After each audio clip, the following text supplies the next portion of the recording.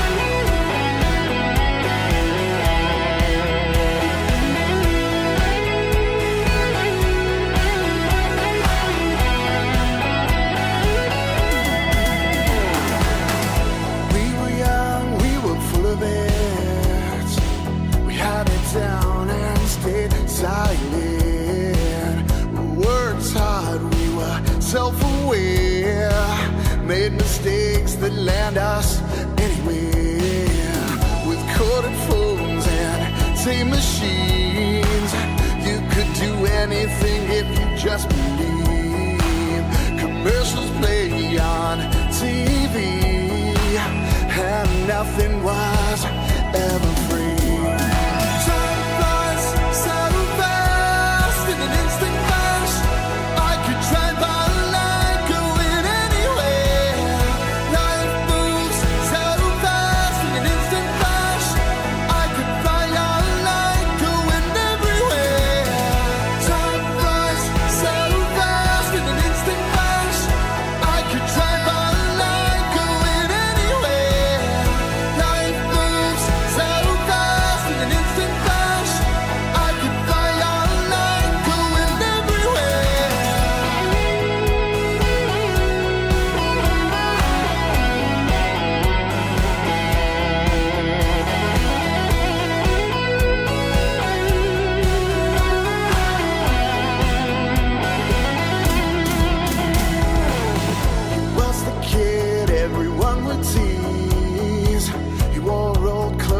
Fake Nikes. He liked computers and Atari games.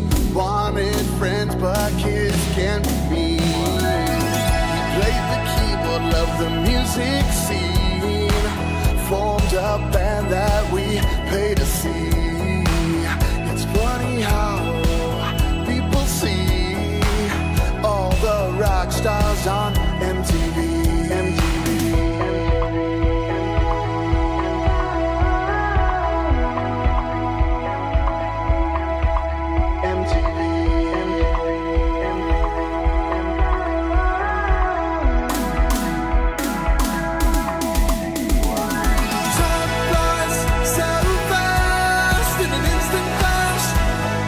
Drive by line, going anywhere. Life moves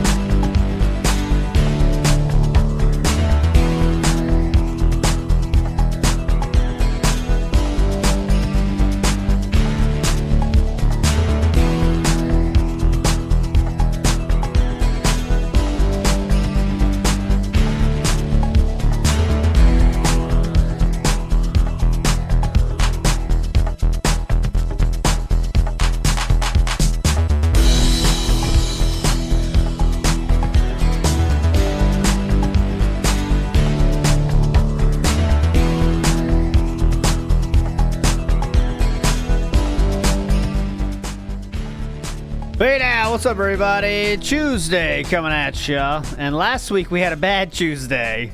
But many Tuesdays are better than what we saw last week. So I'm hoping this week turns out to be a good Tuesday. But you never know how it goes. You never quite know how it goes on the Tuesday. So we're going to start with the breaking news, and the most recent news, I should say. Before we get to that, though, business style announcements. Okay, so too many hours. It really has been feeling these days like when I first started the pool system, when it's all I want to do is get this thing working. So it's just like endless. The band system is online. Now it is tracking YouTube and Kick. And it should work. It's hard to test it, right? Because you got to wait till he's streaming and shit. You know, I know I could set up tests and other thing, but it's not exact. So it should work. It's tracking both YouTube and Kick and they're separated so we can see how many bands he has on Kick, how many bands he has on YouTube, that kind of shit. But we'll see. Not everything's in play yet, of course. But should be when we start seeing the bands roll in, we'll see if it's working or not. You know. And I also have the last message as well. Sometimes the last messages are super long on Kick, so you can't see them all. But we'll see how it goes. Okay, this is testing on the fly, right? And tonight on Kick, I'll probably do a little on Kick and WPIG TV. I'll do a little bit of I'll play probably what's it called, Heavy Rain, until he goes live.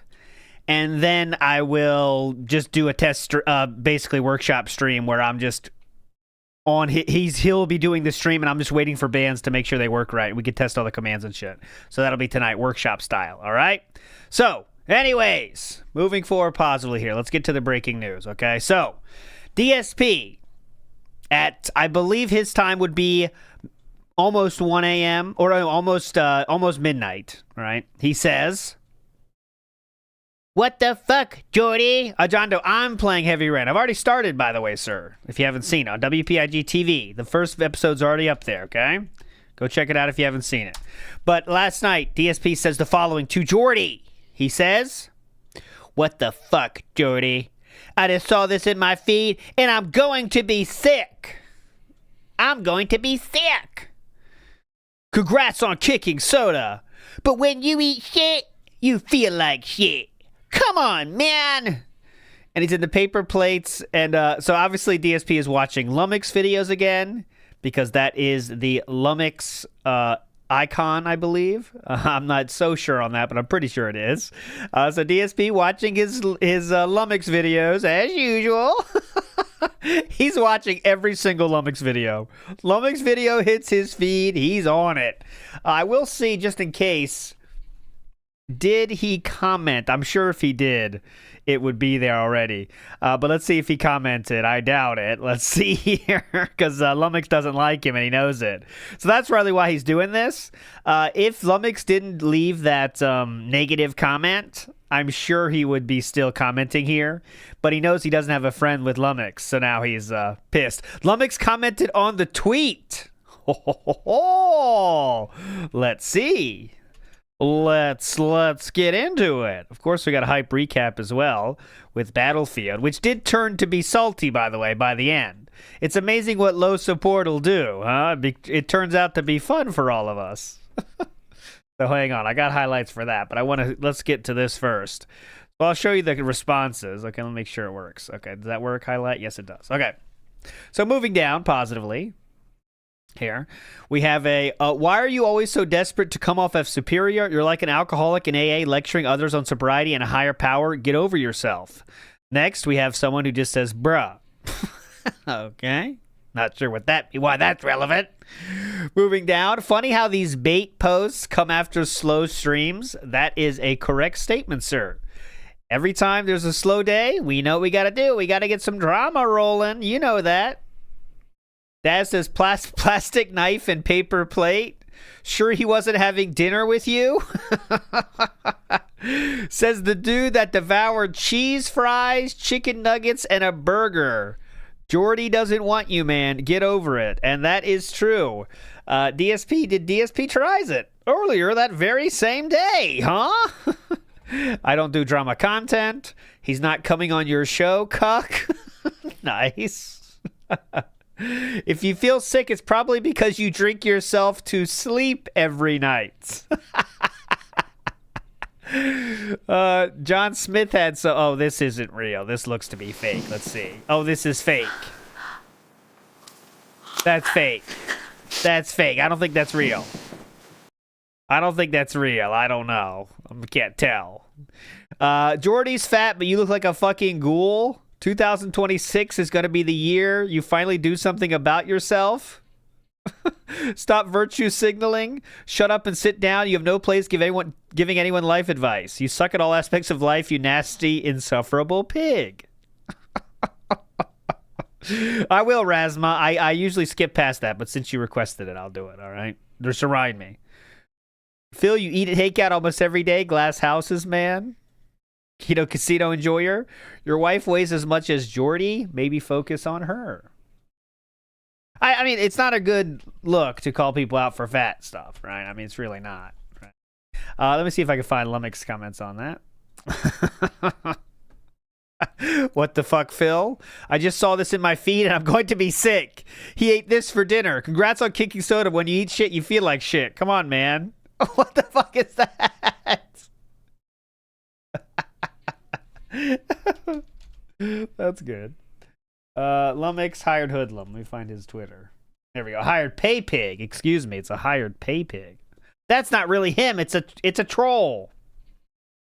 I can't find the real response, but it's fine. It's not a big.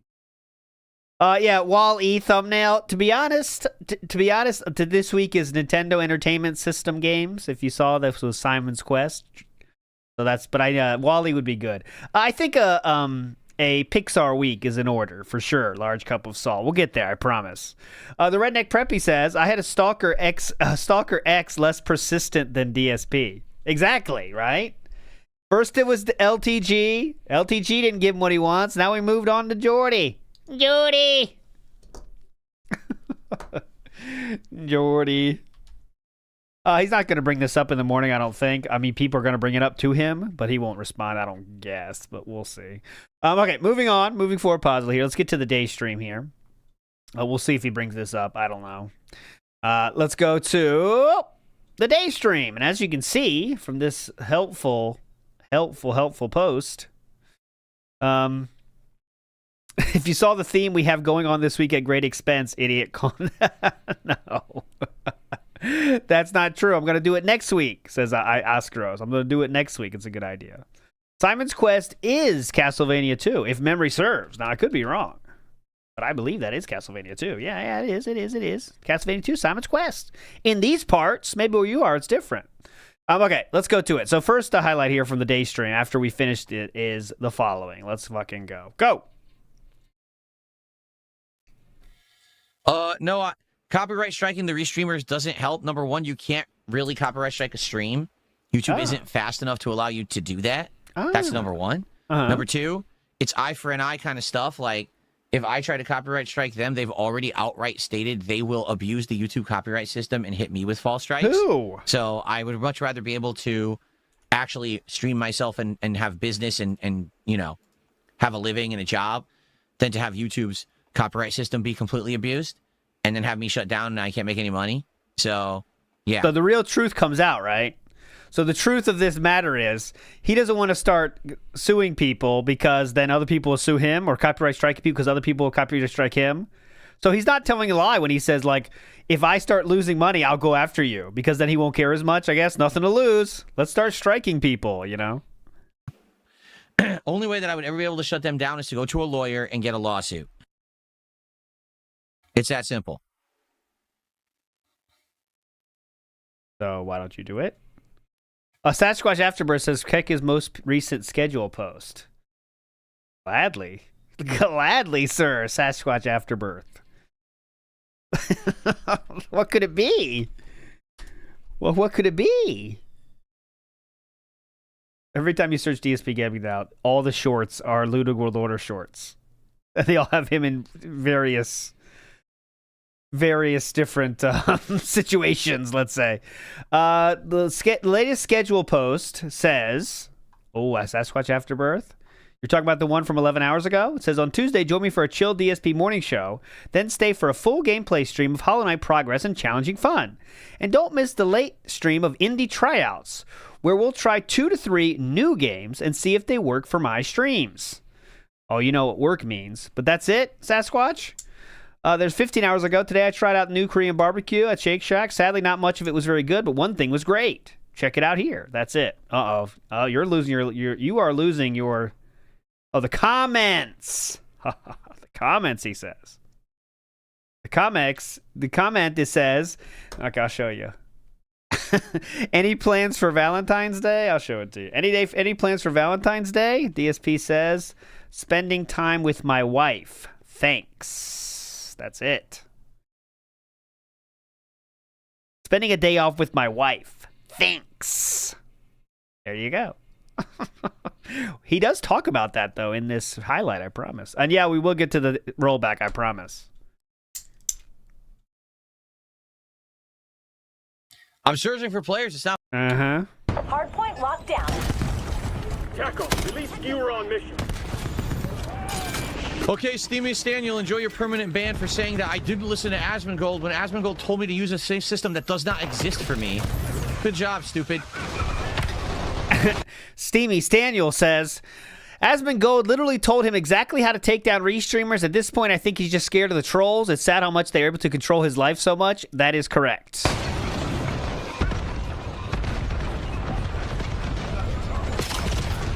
Oh my god, what happened? Blind. That is correct. Just gonna use the restroom. I'll be right back and we'll continue. Okay? Be back in a sec here. I'll let you watch the guy walk around. Okay. So let's go. Please support Call of Duty if you like it. If you want this in the rotation for variety every once in a while, please support this stream. As you can see, it's not me. I'm doing good. I'm kicking ass. But it's the audience that apparently, I don't know, they're just not like... I thought that was incredible wording. Me, I'm doing good for variety every once in a while. It's not me. I'm doing great. You guys are sucking. And when he's saying sucking, he means not giving him enough money. While, please support Call of Duty if you like it. If you want this in the rotation for variety every once in a while, please support this stream. As you can see, it's not me. I'm doing good. I'm kicking ass. Yeah. But it's the audience that apparently, I don't know, they're just not liking the game. Please support it if you like it. I'm enjoying it. Let's go. Hey, you dumb shits. It's not me. All right. So, he, as you can see, he had to get up for his stroll. Now, let's see what happens when he comes back. He's come back now. Okay, everybody, welcome back. It's time for the second hour of Call of Duty Black Ops 7 for today. First hour, I did quite well. Every single match, I was kicking butt. Yeah. So let's see if I can continue that trend here. Sounds so fun. I was kicking butt. It's my teammate. And he will keep saying how awesome he's doing many times. Here we go. LTG mention.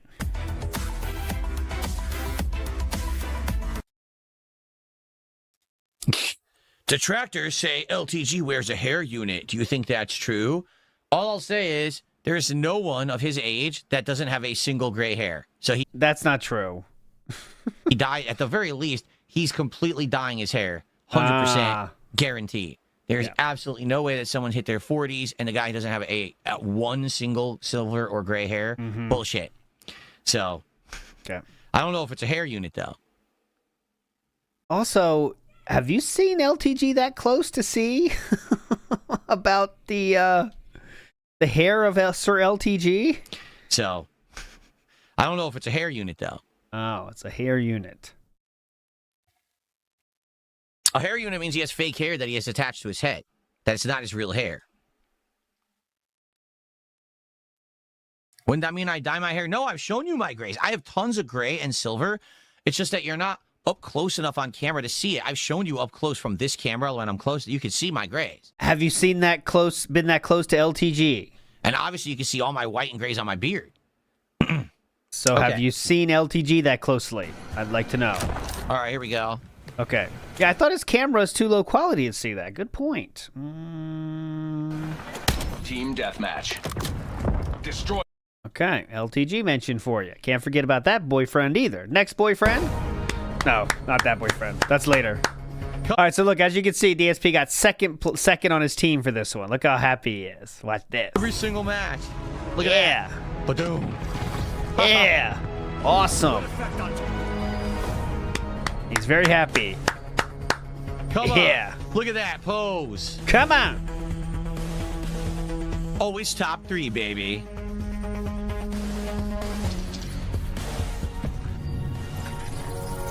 Come on, let's go. You know you like it. If you're here, you like it. So here's what's wrong. He got locked. He didn't know what to say. Here's the truth. Here's the bottom line. Here's what's wrong. Oh, you know you like it. If you're here, you like it. So here's what's wrong. He broke. He broke. Malfunctioned. The truth of the matter, the bottom line, if you're Oh, you know you like it. If you're here, you like it. So here's what's wrong. Everyone who comes for Call of Duty is just what's the bottom line is. Come on, let's go. You know you like it. If you're here, you like it. So here's what's wrong.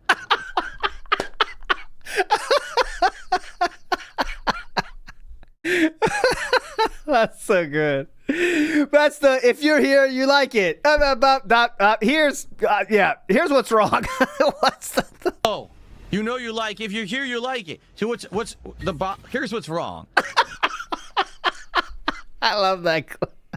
I'll put that on Twitter later. That's good. That's the bottom line. It wants to go. The truth. Here's what's wrong. Give me money, please. Oh, you know you like it. If you're here, you like it. So here's what's wrong. Everyone who comes for Call of Duty is a troll usually. There are some positive viewers here, don't get me wrong, but a lot of the viewing audience right now are rooting for me to fail. Yeah, I'm not definitely. failing. So now they're all pissed. They're like, oh. Would they have given you money if you start failing, though? That's the thing. I don't think they're connected, honestly. He's kicking ass. This is good kill-death ratio, good kill streaks every game. So they still wouldn't give money, though. So I'm wondering why you're bringing that up. They're very upset. Very upset with me for actually being good at this game. So now what? What is that belt feeds? Are they going to start giving you money? Wow, guys, DSP is doing awesome. Please, let's give him money now. He's doing so great. Let's do it. I've changed. System. I'm keeping that one. It's the DSP Gaming logo, and it shows that you basically are watching it officially on the channel. So that's $2. Did I add that to the leaderboard? I don't even know if I did. Did I? I don't even know if I did. I guess I'll add. If I didn't, I'll add it now. I don't know if I did or not. At this point, I think, guys, to support the stream. Oh, if you really? like Call of Duty, I'm doing I didn't know that. You're asking for contributions? incredibly well today. I think, guys, to support the stream. If you like Call of Duty, I'm doing incredibly well today. It's the best day ever, gameplay-wise. But no one supports the stream, I can't make you like Call of Duty, and I give up on this game, which sucks. Now here I am. If no one supports the stream, I can't make you like this game. I know he said it out of order, but still, it's very funny. Supports the stream, I can't make you like gameplay-wise. But no one supports the stream, I can't. He's not doing well today, huh? Yep. No one supports the stream. I can't make you like it. Gameplay-wise. But no one supports the stream, I can't make you like Call of Duty, and I give up on this game, which sucks. Now here I am, actually doing well, kicking major ass at the game. Yeah. You literally can't blame me. I'm just destroying everybody, right? That means you should get money? I just got a Fury kill. Wow. Okay, well, here's money, actually. He had a stroke! He's mushmouth! Axel Donkey says, Phil.exe has encountered an error and needs to close. Yeah, reboot him. Reboot him! Big ups, Axel Donkey. Look at this. How can you not support? Yeah. He's having a lot of fun. As you can see, it's the best day ever. Do I still watch Wings? I never actively watched Wings. Everyone's... Sir? Remember, this is before the tweet I showed you that he made at midnight. Once in a while, if he's live streaming and I see it in my feed, I pop in there to see what he's doing. Also, when Lumix releases a video, I watch it from start to finish and used to comment on all of them until Lumix made fun of me.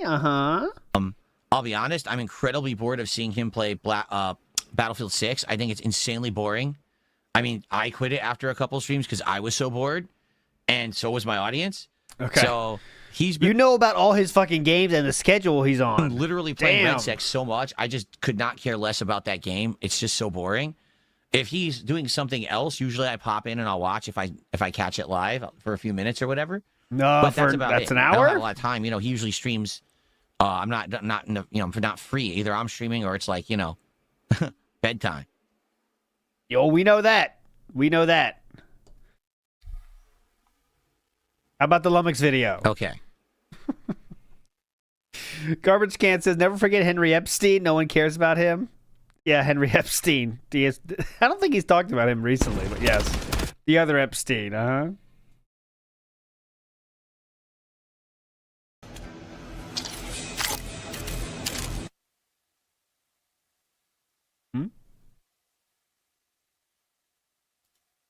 And we'll do some highlights. It'll be like a 10-minute break.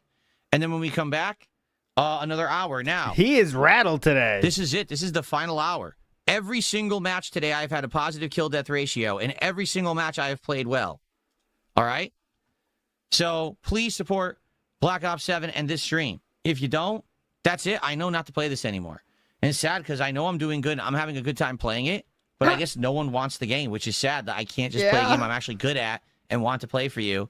That people aren't supporting it. I don't know what else to say. I've tried everything with this game. I'm actually doing ridiculously well today. Okay, so there's like no excuse. It's not, oh, you suck at this game or whatever. No, I'm actually doing incredibly well, but I can't make people not like or like Call of Duty. It seems like people don't.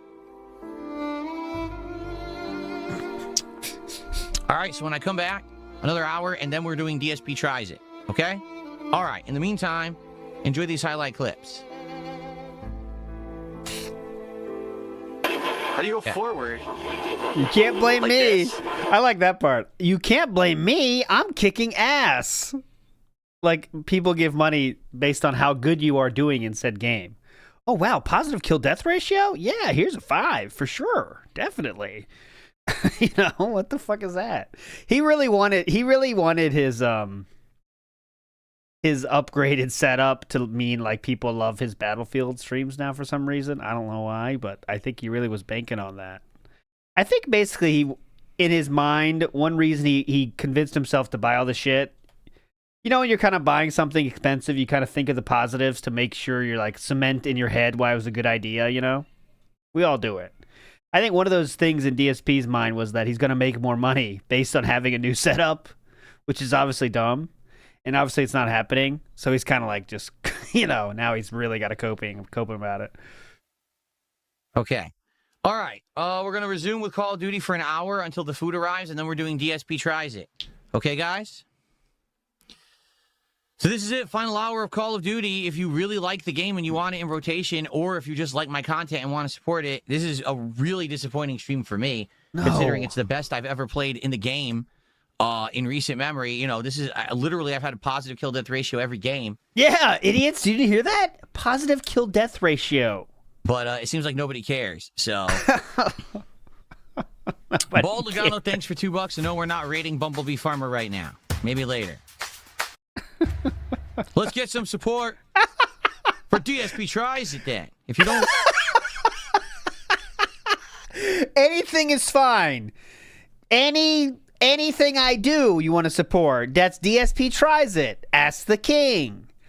What else? Project 7 I've done before. The Hateful Truth I've done before. Staycations. If you liked any of this content, please. Let's get some support for DSP Tries It then. If you don't like this, support DSP Tries It, which is right after. We're going to play this for one more hour. Oh. The morning show. Excuse me. The extremely successful morning show. We're going to play this for one more hour, and then we're going to do DSP Tries It live, okay? Oh, great. Mr. Extravagant Ass, just wanted to make sure I heard correctly. You said you'll be streaming on Kick and WPIG TV both tonight, correct? Or are you trolling? Not trolling. I already did it once, actually. I did it last Sunday night, my friend. And I'll do it again tonight. I'll play until he goes. Well, we'll see. We'll see how it goes. Remember, that's the thing. There's no schedule over there, so you can't expect anything. That's the key. That is true, chill, hangout, meaningful. No schedule. It doesn't matter what. I can do whatever I want, so no complaining. All right, here we go. Every match, positive kill death ratio, and good performance. Oh, yeah, I fixed my controller to get the half circles better. Apparently, it's a known bug, by the way, not me failing. The half circle shit on Heavy Rain, and I adjusted the Steam input, so it should work. I haven't tested it, though, so watch it not work. Ratio and good performance. Okay. What was positive it? Kill death ratio. Let's continue the streak of every match, positive kill death ratio, and good performance. Yeah, let's continue the streak. How can we help? Must be a reason I put this in. No, I didn't pull any good Hogans because I don't play WWE Champions anymore, but I hope that you enjoyed the band that you just pulled. Ooh. It'll be good. Good time for you. Ooh. Now what? Got him. Belted. Okay.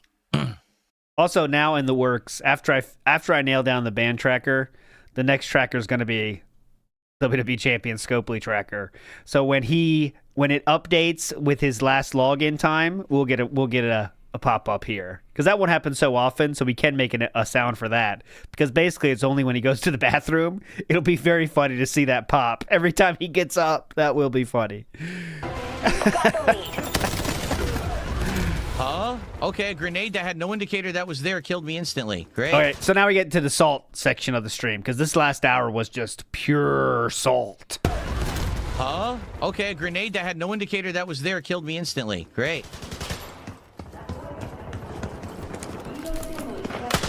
Pure, unfiltered. Requesting UAV on station.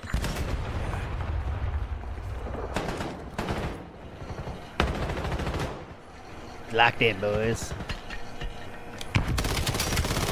He didn't die. Of course he didn't.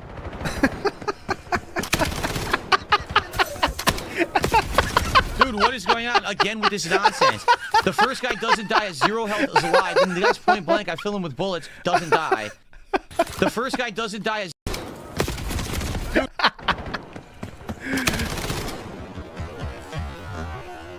I'll get you. Hang on a second, you dirty troll. Come over here. I'll get you. Whoa, hang on. Wall, wall, wall, wall. Got him, wall. Dude, what is going on again with this nonsense? The first guy doesn't die, has 0 health, is alive. Then the guy's point blank, I fill him with bullets, he doesn't die. If it happens again, I'm just going to delete the game. Fuck this game. It is awful. It really is terrible performance, this game. That was your teammate, sir. What's this? Awful. I'll really get you terrible, too, dumb shit. Performance, this game. Fuck. Sorry about that. Oh. Nothing I can do about that. The game is just so bad online compared to other Call of Duties. Like I said, this really is the most low effort they've ever put into a Call of Duty in a long time. Yeah, no effort, dude. A lot of people are Pathetic. saying that. Yeah, a lot of people are saying that. Okay, more. Don't worry. There's more. Mason authorizing skewer. Authorization, Mason. Thank you. He got Finally a him at fucking least. kill. Yeah.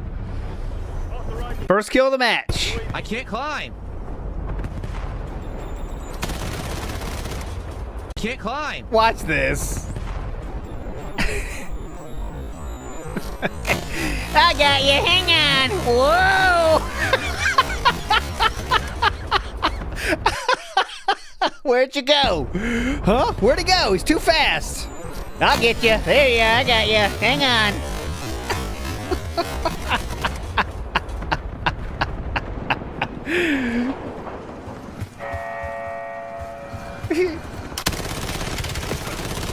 He won't die. Are you kidding? Look how laggy. Oh my god, you see how laggy this shit is? What the fuck is wrong with this game? He gets very So salty on this laggy. one. Now, yeah, when he starts losing, it's all laggy. They're on the ropes. Don't let them fucking breathe. TACOM, get me a UAV. He's coming for you. How did I die first? Fuck this laggy shit. God damn this game. This lag. How did I die first? Fuck this laggy shit. Yeah. God damn this game. God damn this game. Well, I still had a positive kill-death ratio despite the fact the game runs like shit. That was awful. 10 eliminations, 8 deaths. Good job. That was literally Crushed awful. him. You crushed him, dude. Oh my god. What a performance. I thought you said you always get top 3.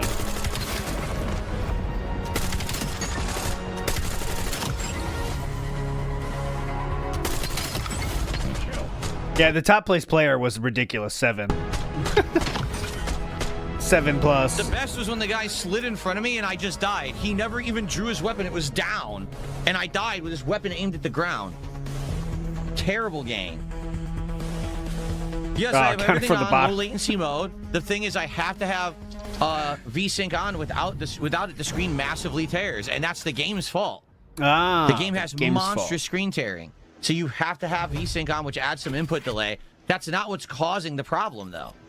I don't think you have to have VSync on. At all, in any way. You can see it's their netcode is garbage. Oh. Their netcode is so atrocious. That the matches look fine, but then all of a sudden, like, how did I die? Would he psychically wish me ill in his brain and I exploded or something? He never fired his weapon. He psychically wished me ill. Wish me ill in his brain and I exploded or something? He never fired his weapon. No, I can't use G-Sync because I have a capture device, and the capture device doesn't support G-Sync. So I know, because G-Sync would be great to use, but I can't use it. You don't have to have VSync on, sir. But anyways. I already saw that one. Next.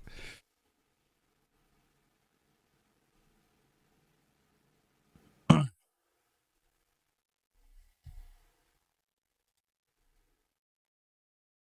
right, stalking tigers in his sights. All right, let's go. Let's go. So stalking tiger is definitely... Stalking Tiger for $13. He says, I watch a lot of your matches of Street Fighter 6 on the replay. You mash a lot on incorrect inputs. Wrong. The replay is representative of what the server thinks you did. Oh, the server thinks you did. It's like psychically. It's past the netcode.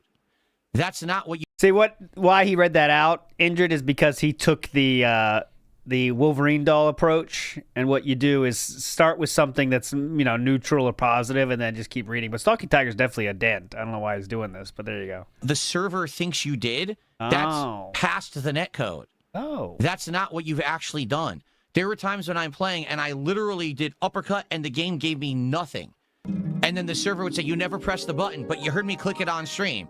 When you read those, when you see those replays, that's not accurate. That's past their busted, broken netcode. You can never watch a replay with the button inputs and learn a thing. It's all garbage. So it doesn't matter what you think. If you really want to trust that netcode, you're a fool. Keep in mind, I know the people who wrote the fucking netcode, and they're all dishonest. They literally wrote the netcode to hide the lag of the game and make it look good, even though it lags like crazy. So, yeah, I don't care. It doesn't matter. I mash a lot. Wrong. You did the wrong thing. Wrong. No, I didn't. You can even hear me pushing the buttons on the stream. Yeah, you can hear me pushing buttons. Oh, does that prove anything, sir? You can hear me pushing buttons. But thanks for $13. And then Brutus River Chip, thanks for $2. I have no idea what you're talking about. But thanks for the $15 of support right there. In fact, that's our biggest super chat of the day. Yeah, pretty cool. He's not done talking about that, by the way. You're watching a replay. Here we go. Told you he is not done coping and seething about that comment. Stalking Tiger, for real, I want you to think about what you just said. Yeah, I'm not done with you, Stalking Tiger. Come back here. Watching a replay, all right, on the internet of a fighting game. The replay is based on what the server thinks you pushed. Oh. Okay? But that's representative of their netcode.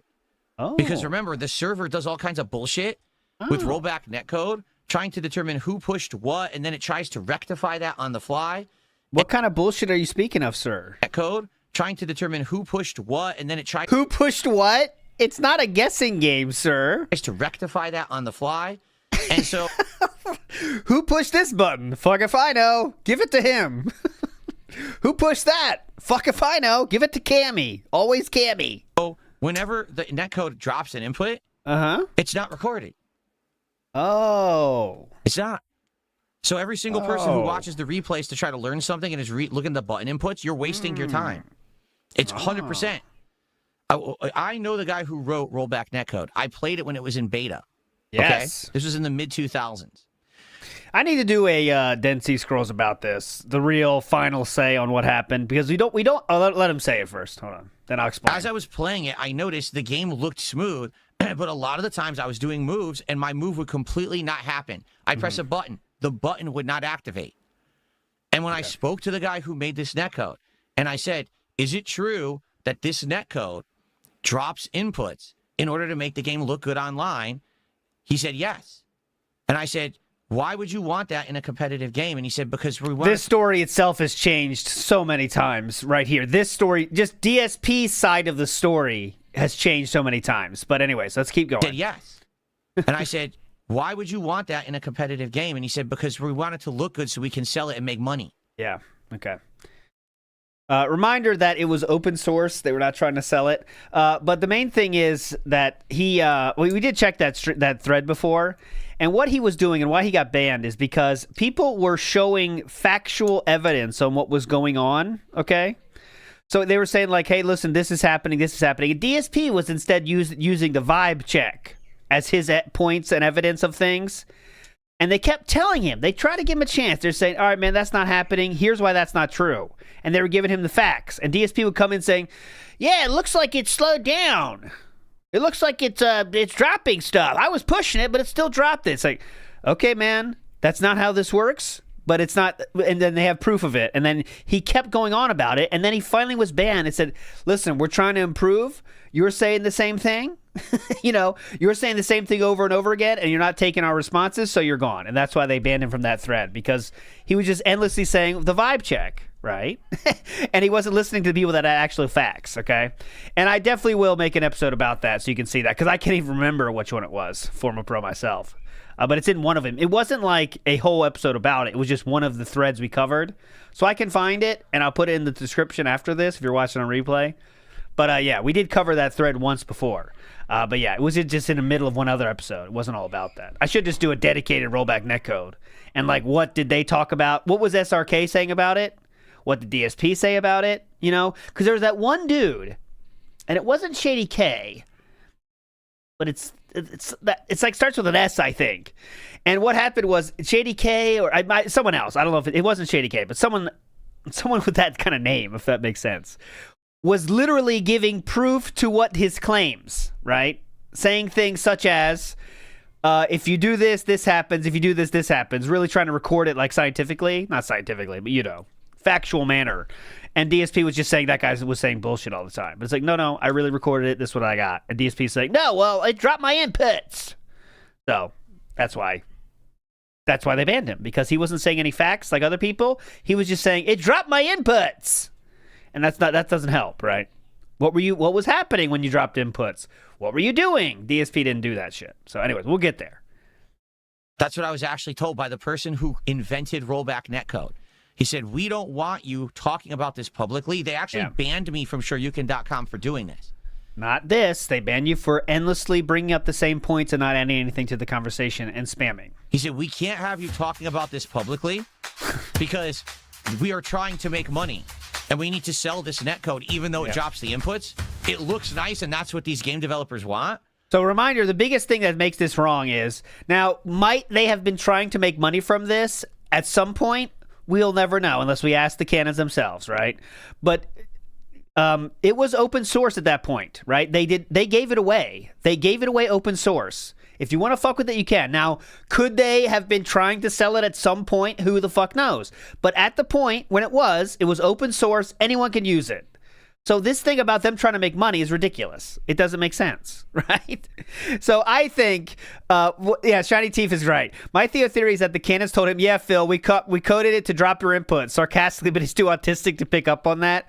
I think it's more, they said, yeah, whatever you want. Yep, you're right. Yep, you're right, Phil. At some point, people are like that, and you just give up because they're too stupid, When I worked at the bank, there was these douchebag people that would try to work, come in and say shit, and then eventually be like, yep, that's it. Yep. We have to do it. We have to charge you this much money to, because they're greedy. And, it's true. But, when you're working there, it's like, yep, yep, that's right. You're right. Okay. Yep. Well, don't come back. Yep. I don't think you should come back here anymore. Yep. You're right. Yep. That's correct. Yes, we do suck. Yes. Incredibly greedy owners we have. That's correct. Yes. I'm greedy too. I recommend you don't come back. That kind of thing. That's what my thought. Grief says Cannon Brothers have a solid defamation case versus Phil, but what are they going to get, right? That's the thing. It would be fun for us, but what are they going to get, What are you going to get? Logan K says DSP is lucky he's too insignificant to sue. Exactly. If they wanted to, Tom and Tony could put him on a payment plan for the rest of his life. Oh, that's the way. You're right. There you go, Greaves. Give them the payment plan. That'd be bad. Tell this netcode, even though it drops the inputs, it looks nice, and that's what these game developers want. So we need you to shut up. Yeah. He says, I don't believe you. I don't care if you believe me. I'm telling you it happened. I have no reason to make it up. I'm not telling you I'm the best player at Street Fighter. You have incredible reason to make it up because you want to pretend to be some kind of cool guy in the FGC that tells it like it is. He has amazing reason to lie about this. I'm not even good at this point, in my opinion. I'm telling you what happened in the mid-2000s between me and the person who wrote the rollback netcode. He outright admitted that it drops inputs frequently to make the game look good. And he wanted to make money. Why did he want to make... he banned me from SRK. Okay. Well, he was banned so many times. Who the fuck knows what's keeping up with that one? But yeah. So it literally doesn't matter what you believe or not. I'm telling you the fact. Pretty cool, huh? Everything's fun when you say that, huh? It doesn't matter if you think that's not true. I believe it to be true. So, checkmate, bitch. Ha ha ha.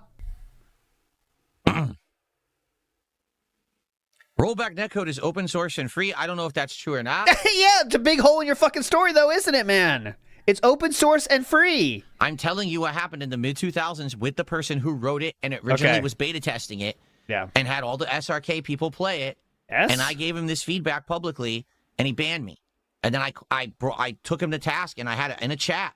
I said, dude, why would you do that? And I took him to task. He said, because we're trying to make money. Yeah. He says, so you don't want people to know the truth about the rollback netcode? No.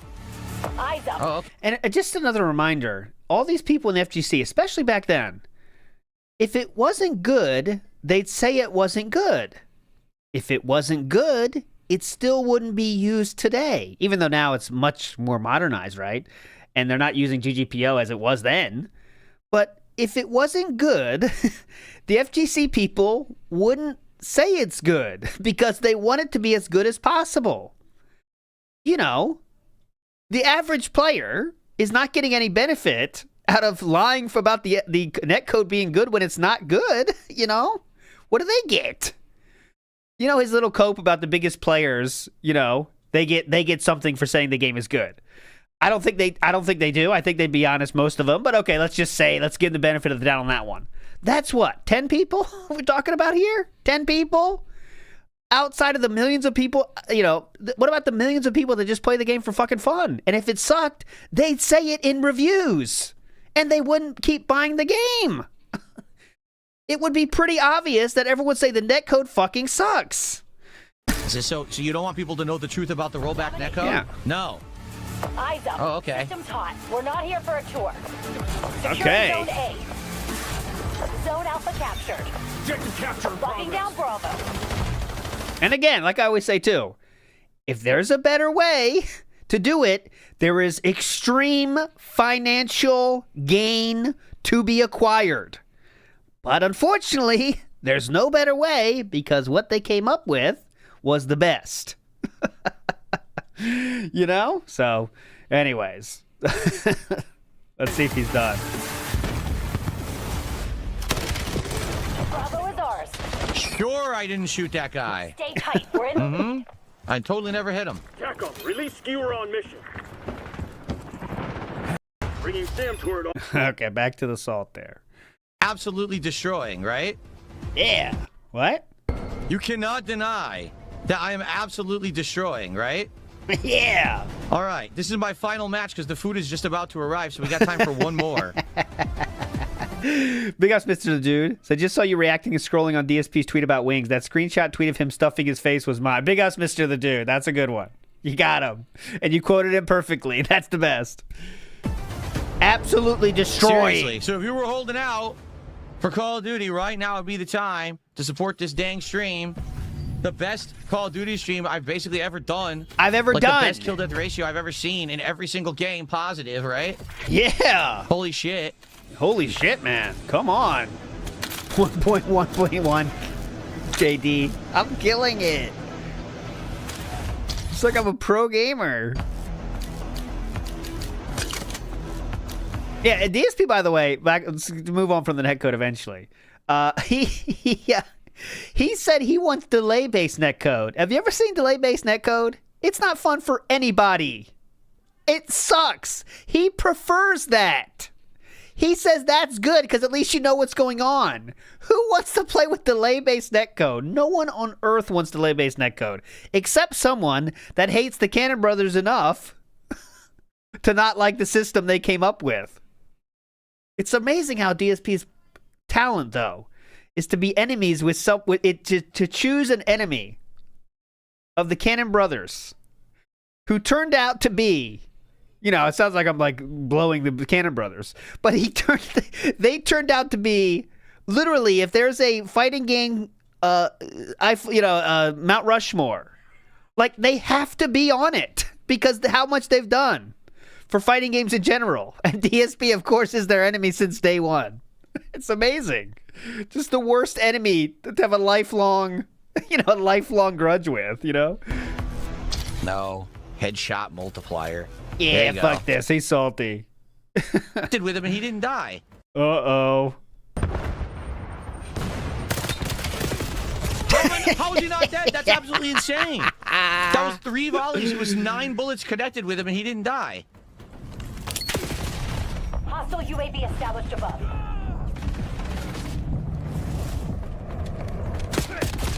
What? They shot me through the fucking wall. I wasn't even peeking out and they shot me through the wall. Shot me through the fucking wall. I wasn't even peeking out and they shot me through the wall. Let's see. Okay, sir. He claims he's not peeking out. He claims. Let's see. I'm not even peeking out. Huh? Look. Look, you can't see him yet? No damage. Hello? Hello? What? They shot me through the fucking wall. I wasn't even peeking out and they shot me through the wall. So the connection is god fucking awful. Ah, yeah, yes. Look, it's awful. I can't even aim straight. Dude. This is ass. Fuck this. You know, fuck this. Fuck this shit. Yeah, all that 4. What? All that 4. I had enough. I really had enough. Fuck this laggy garbage. All that 4. Make them regret it.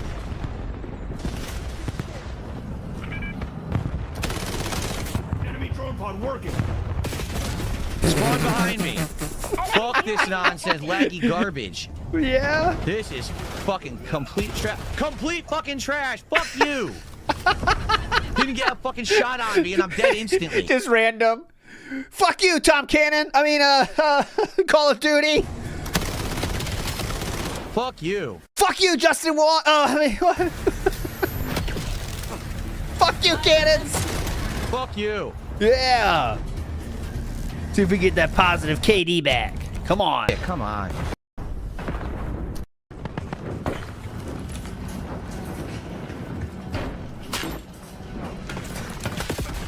What the fuck? What is going on? And they didn't die. Are you? Dude, this is insanity. Are you out of your mind?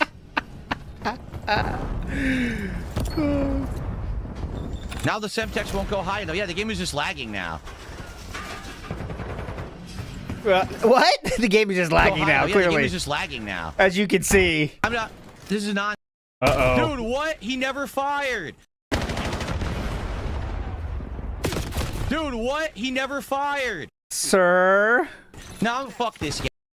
Sir? What do you mean he never fired? What do you mean he never fired? Dude, what? He never fired. What? No, fuck this game. This is nonsense. I don't count this fucking game. No, fuck this game. Oh my God. This is nonsense. I don't count this fucking game. I don't count this one. You remember doing that when you were about 5? Yeah, that game doesn't count. What happened to the KD? Oh, shit. Big ups, Rolling 86. Dragon Ball used delay base. Trust me, he hated it. No, but that's what his... No. But his cope is that's better. You know that, right, Cerulean? His cope is that's better. Fucking game. This is laggy garbage. That one doesn't fucking count. Fired on me. Yeah, that doesn't count. Yeah. This game doesn't count.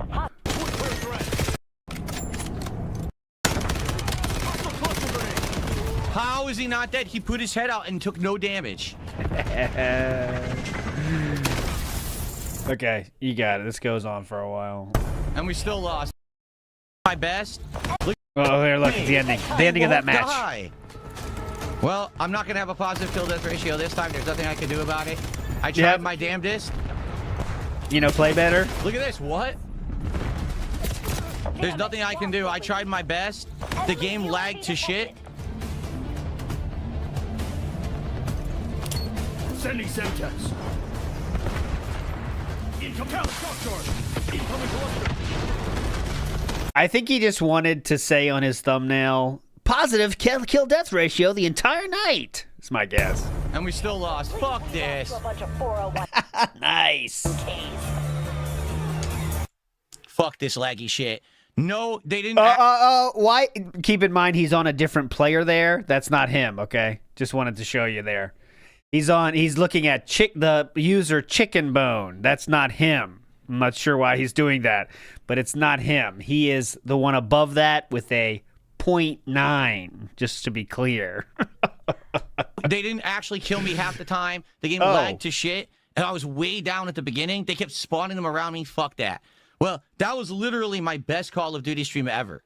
Right? Best, dude. It was. Best. That was literally my best Call of Duty stream ever. Incredible. It was. So that's the best I awesome. can do. Every single match, positive kill death ratio, except the final match being lagged to shit because it was terrible. Mm-hmm. Sorry that I guess you guys just hate the game this year. I don't even know what else. Sorry, you guys just hate the game. It's terrible. Sorry that I guess you guys just hate the game this year. I don't know what else to say. Like, it's definitely not me at this point. I'm not taking any blame. I'm actually doing incredibly well in the game. I'm not taking any blame. And people will not support it, so I give up. I legit give up. There's not much I can really do, but how would I improve that performance, right? How could I improve on that performance? That was my best performance I guess ever. It's officially retired until next year. It sucks.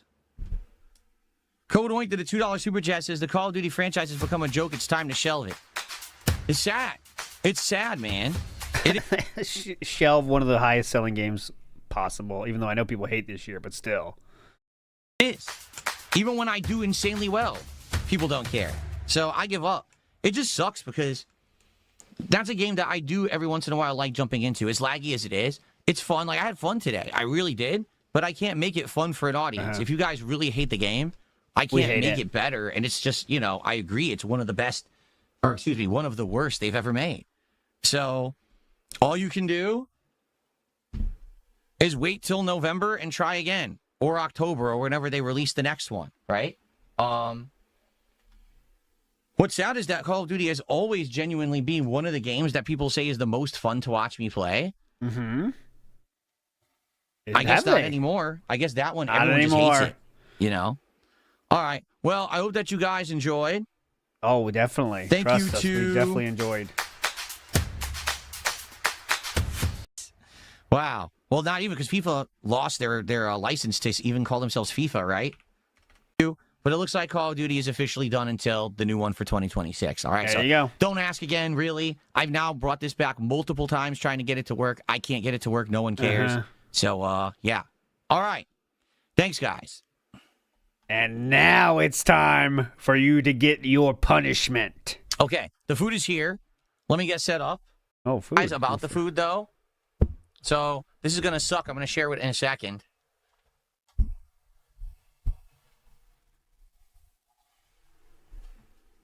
Uh-oh. All right, you said to search for a fork thing, right? Let me find So, that. here's the bad news regarding DSP Tries It. Okay, we Uh-oh. are doing Get ready. the Get ready. the new Korean menu Great. from Shake Shack. Okay, it just came out like a couple days ago. And so... speaking of Korean, me and Shannon Brand recorded the next episode of VR Chat, and there was some Koreans in the chat there, and DSP was talking to them, as you might expect. So it was a lot of fun. There was also some Chinese people, so DSP had a lot of fun with them. We had a lot of fun today. I'm not to spoil anything, but I will say, what could I spoil? Let's see. We did talk to someone that I thought had the perfect profile for a DSP fan. Now, unfortunately, they didn't know who DSP was. I did ask. They didn't know who it was. But they were interested in the gimmicks of DSP, and we laid them out for that person. Now, I'm not sure that's going to make the video, but it was very fun. Went to order, and guess what? They're not allowing you to order the entire menu. They're only allowing you to order certain things. No. So I ordered the burger and the chicken bites and the cheese barbecue fries. Yeah. I could not order the shake. I had every intention of ordering the shake, but they would not deliver any shake today. What? For some reason. The shakes weren't even on the menu. It's almost like they don't want you to get a shitty shake after DoorDashing it 20 minutes to where the fuck you are. So I was not able to order a shake. I don't know why the shakes were not on the menu.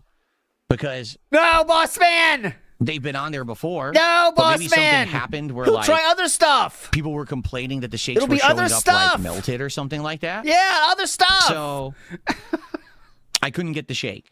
All right? Yeah, that's what happens, because the shakes come there like shit, and then people complain, and they're like, fuck it. Or here's the fork request. It's like, you know, like think about it. If people order shakes and they get to their house after DoorDashing it and people review and say, the shakes suck. It's like, all right, fuck you then. No shakes, bitch. Here. They give you this, like, cardboard wooden fork to eat it with. I have a real plastic fork. Oh! That'll be better, but I'll try it with their fork that they gave me, okay? This is an authentic fork he has.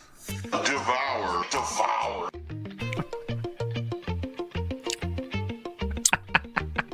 Real authentic plastic. Oh, pretty cool. Okay, moving on. This is the end of the code. DSP Tries It, and I'll see you next time. Now is the berating time. Excuse me. I jumped the gun on that one. Okay, folks. So, hard, intense EDM. Skip that. Okay. Chimchar, thanks for $2. All right, folks. So here's the deal. A couple things. Number one, we are done with Black Ops 7. No. For those who missed it, today was actually my best day ever playing Call of Duty for the most part. I mean, I'd argue probably in the past, like years and years ago. Like maybe when I was playing original Black Ops or like Modern Warfare 2, I did good. Today I did exceptionally well. Exceptionally well. Every match. I got a positive kill-death ratio besides the last one because the last one was laggy as hell. And every match, I was top 3. I was getting crazy kill streaks, unlocking all the rewards and stuff. No one cared. Everyone was just disengaged, and no one supported the stream. I take that back. There was probably, no lie, $20 to $30 to support for Call of Duty today. Yeah. No lie. So we're done. Black Ops 7 is done officially. Please don't ask me to play it again. If you wanted to see me play it, you should have been here today and supported the stream. You weren't. Okay? Just being dead honest. Okay? I gave it a final try after all these other tries where I tried it and it didn't work. I told you it was the final try. Still didn't work. I'm done with it. You did this. You killed Call of Duty. And you fucking forget it. DSP Tries It was okay. I'm actually full now. I'm happy I don't have to eat anymore. I'll be back tonight. Okay? Tonight on the late stream. Okay, we only hit a schedule. All right, so that was the day stream. Did not hit the goal. Very salty boy. Cerulean86 in the house again says 1.3 to 2 kill death ratio is not exceptional. For him, it's exceptional. You know what I mean? He's doing it from the scale of DSP. Pretend you're a gaming journalist. That's what he wants you to think about. I'm exceptional. Purple Thighs in the house. I can't make it fun for an audience. That's your job. Yeah. I can't make it fun for you if you guys don't support. Come on. I did everything I could do. Look how awesome I'm doing. Big up, Sir Harold. Here you go. You'll get the gist. You get this one. Let's try this. I'm a fucking genius! Bingo. That's for you, Sir Harold. All right. Night stream starts with this. Show that lasted about an hour. It was pretty good. During that discussion show, I got over $50 of support. I was like, Yeah. oh, that's so nice of people to support so early. That's so nice of people to support. Then I played 3 hours of Call of Duty Black Ops 7. You ready for this?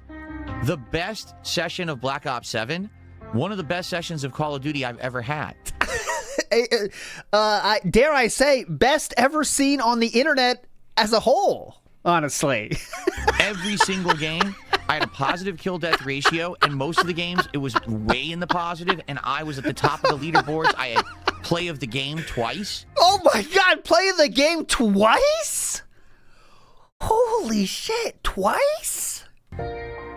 No exaggeration. What? Arguably, I hair in my mouth. Arguably, I hate when this happens. some say one of the the devs are featuring it on their website. Arguably, I hair in my mouth. I hate when Arguably. this happens. One of the best I've ever done. In fact, the only game that wasn't good was the very last game. Oh. The game was lagging, and it was very annoying. You can see people were teleporting, and I was Nope. trying to shoot them, and they, it wasn't registering. So the Nope, you were just missing them. last game sucked, but the entire session, me dominating, kicking major ass, getting kill Kicking streaks, major finished the challenge, ass. got akimbo guns, all kinds of stuff. Amazing stream. You ready for this? Yeah, what? I didn't even get $40 of support during that stream. What? No. You have got to be shitting me. No, boss man. He didn't get, he only got $40 during that stream. Uh-huh. Yeah, he got 50, but that was during the morning show. He doesn't count those, boss man. Don't worry, he'll make it back. Don't worry. You can pay up today. $40 of support during that stream. No. No. No one You was ready for supporting. this? I think we got like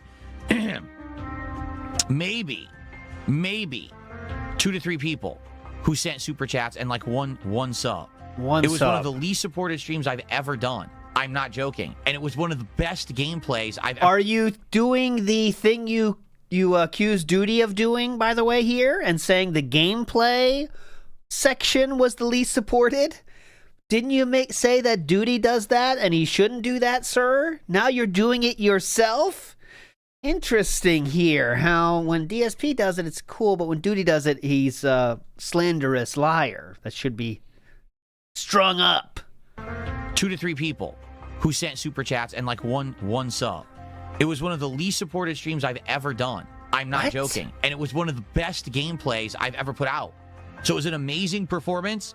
No one cared. In fact, when I stopped playing Call of Duty and we started with DSP Tries It, I received $20. Yeah, I'm looking right now. Yeah. Yeah, look at this. I stopped playing and there was $10, $20. DSP does what Duty does too. When I stopped playing. What? So, what? I basically give up totally 100%. I just don't care anymore about this game. I've now tried multiple times to make Call of Duty work. So all the complaints I had were invalid. First it was, oh, well, your setup sucks, your gameplay sucks. Yes, correct. Everything has been dramatically improved. I'm playing on keyboard and mouse. I'm kicking major ass. I'm dominating the leaderboards when I play. Positive kill. Sir, dominating the leaderboards? You mean third place twice? What the fuck are you talking about? Dominating the leaderboards. Do people at the Olympics say that when they get bronze medal? I was dominating that winner's stand. Death ratio all day, destroying the I was dominating the podium. What? When I got bronze. opposition. People still don't support. I tap out. That's it. I'm done. I'm not going to listen to anyone else asking for it. Anyone who asks, the answer is no. I'm not playing it again. I'm not wasting my time. So there you go. That simple. Don't ask for Call of Duty Black Ops 7 again. The next time I'll be playing Call of Duty is when the new one comes out in the fall on Game Pass. I'll check it out then. I'm not wasting any more time. I actually like the game. I do like... Understandably, Black Ops 7 is not a good game. I think we can all agree there. But it's fun to watch me play it, right? Is it not? It's kind of cool to have this in the rotation as a multiplayer game. Oh, it's so fun. I think it was working, but I cannot keep playing this game if people come to just basically sit here, watch, and be toxic, because there is a lot of trolls come out when I play Call of Duty, but then almost no one supports the game. Yeah. $50 of support before the game. $20 of support after the game. And almost nothing during 3 hours of gameplay. That's you're telling me through your actions. He is so fucking salty. I know he does this all the time. We shouldn't be shocked, but sometimes it still is. It still is shocking, right? One slow stream sends him into this spiral that has to continue for how fucking long now? What the fuck is going on? $20 of support after the game. And almost nothing during 3 hours of gameplay. That's you're telling me through your actions, forget this game. So I will. Okay? That simple. No more Call of Duty Black Ops 7 this year. We'll wait till the next one that comes out in the fall. Okay? Don't even mention it, or you get the belt. So there we go. There we go. Don't even mention it again. Piece of shit. Yeah, good point. Cerulean86 says 4th place Evo. He dominated leaderboard. He dominated America in that tournament. I mean, safe to say, he dominated the America completely. Oh, Jah's in the house. Big up, sir. Sorry for calling you out, but I hope you heard the rollback netcode shit today. Since you have a better understanding of that time than me. Is right. We can. Robert Williams says, with the way the year has gone, I'm expecting the incident level crash out for GTA 6 if it comes out and gets a wage quit. Oh, he'll expect that to be, obviously, that's funding the entire year when that game comes out. Okay? If it is a slow stream in the first week, it's going to be problems. But yeah, I'm sure it'll get well at the beginning, Godfather, but it won't last forever. Now he's on this new system where if it's slow for one stream, it's all gone. We get to play games that are lesser known. We get to play games that are silly, quick fun, not ultra serious, right? We can kind of mess up games that are less. Okay, so this night stream, the theme of the night stream is sharks and minnows. And what I mean about sharks and minnows. Well, I think DSP was overly positive about sharks and minnows, if you know what I mean. And I'm going to give you some examples, and then I'm going to give you a little bit more evidence as to why I think DSP was being overly positive about sharks and minnows for a reason. Oh, shit. Get back in the corner, you dumb shit. Okay, here we go. Lesser known, we get to play games that are silly, quick fun, not ultra serious, right? Yeah, we not can ultra kind of serious. mess around, have a good time. People really like Terminator, so I'm excited to play more of that tonight. And this Sharks and Minnows is a shockingly good game. Like, seriously, it was shockingly good. Shockingly good. Shockingly good. Oh, my God. So shockingly good. I'm excited for tonight. I hope that you guys will hang out for the next couple of hours with me. And if you do... Oh, what do we got to do? And you support tonight's stream, essentially what you're telling me is, we like this, more of the same. Oh. Okay. And then I'll do more of this kind of content of covering smaller scale indie games, doing, you know, shorter games that are only a few streams. I'm down for that. Totally. He's totally 100%. down for that. In fact, we started doing that earlier last year, if you You're remember. telling me if we give you $150, you'll do the same thing? More? Oh, my God. That's shocking to hear. Remember? We did do a lot of these kind of games, and then we got busy with other stuff and kind of stopped, but now I'd love to pick that up again. I wouldn't have guessed that. As long as you guys are here for it, okay? So let's go. Let's get some support for the indies tonight. Oh, apparently we have been upgraded, boys. It has been upgraded to a podcast. And someone very funny says, no morning show today? And DSP says, I have enough to talk about to do a full podcast. And this will happen from time to time as news and topics develop overnight. Oh, what do you mean develop overnight? You saw Lummox's video? Is that what you mean? I was looking forward to the morning show. Where's the morning show? Well, that could be fun. Big up Sir Hale Richards in the house. His first time ever pay-picking a streamer. Big up, sir. You've earned it, Unk. Phil is on Ozempic. Evidence weight loss and rapid aging. Working out as a smokescreen. Some have said that could be the case. My question is, how hard is it to get Ozempic? Guys, is it just go to the doctor and say, I want to lose 10 pounds and they give it to you? Because I think you have to get it from the doctor, right? I thought. It's not hard. It's easy. Oh, see, well, that's the problem. Well, then, there goes my thought then. Not hard at all. Well, then, if easy as Viagra? Oh, well, I don't need that. I need the opposite. What's the opposite of Viagra? Do we have the Diagra? Because I need the opposite. Trust me. All So right. what I had to do was I had to freeze my Persona 5 playthrough for a year. Okay, here we go. Real Understand. quick, just because I wanted to show you here. He's talking about Persona still. Why they hit you with the strike? Because you didn't violate anything. So what I had to do was I had to freeze my Persona 5 playthrough for a year. Oh. I had to wait for everyone else on the internet to beat the game. Okay? Then Yeah? a year later, literally the next summer, I resumed the playthrough and did the second half of the game and was able to get through it and didn't get any issues with copyright further. Okay, so listen how he describes that playthrough. The problem was, because that happened, a lot of the, momentum for the playthrough died. So the playthrough actually was doing very well for its first half. Like, I remember, this is when I was still on Twitch, right? I was actually getting hype trains. People were competing who could gift the most subscriptions, who could do the biggest super chat during these streams. People were. It's not worth looking back to see if this is true or not, but I think he's just like mixing all of his Twitch time together into one playthrough for some reason. But yeah, listen to this, how he describes it. Subscriptions, who could do the biggest super chat during these streams. Oh People my were actually God. having a wild time. It was like a party atmosphere when I was playing Persona 5. It was a party atmosphere. It was a party atmosphere. Oh, man. Persona 5, let's fucking go. Yeah. Come on, boys. Give Philip donations. Woo, yeah. And all that had to go away because Don't stop the party. Atlas Japan decided to hit me with a copyright strike for no reason. And then when I brought it back the next year, Keep the tipping going. Come on. Don't stop the party. didn't nearly have as much hype behind it, as much attendance, as much support, because people were like, we already saw other people play this, or we played it ourselves. There was nothing I could do about that. That was just Nothing a I could bad do. circumstance. To this day, I've gotten no explanation. No one understands it at all. All right. Pretty stupid. Actually, it's very clear what happened, and they did explain it. The Japanese company was very strict about the copyright shit, and they said, here's a strike, don't do it. Even though they did give outlines and guidelines, they would sometimes just strike you anyway. So, anyways. NW News says, but wait, what about the OLED monitor, wrist rest, and the 2 cameras? Why are we quitting games? I don't know. We got to quit games all the time now. That's hype.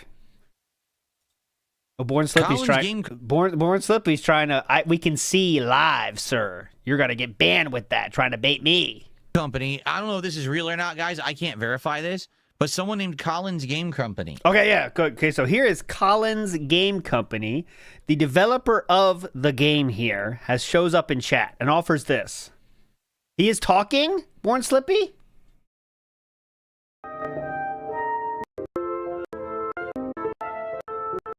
Raw Phil doesn't have it. Let me check. He's saying the same bullshit. Oh yeah, someone did say hi, so he's probably saying, "Grab a snack." Let's see. I'll show it to you though. I got to go to him, but it's don't ban him. He's earning a contract here. I was baited, but it's real because chat is telling me it's real too on his chat. Hi Phil, dude. He has like 10 people there. Why is he talking to them? I think he's talking to he has 50 people there, and he's talking to them.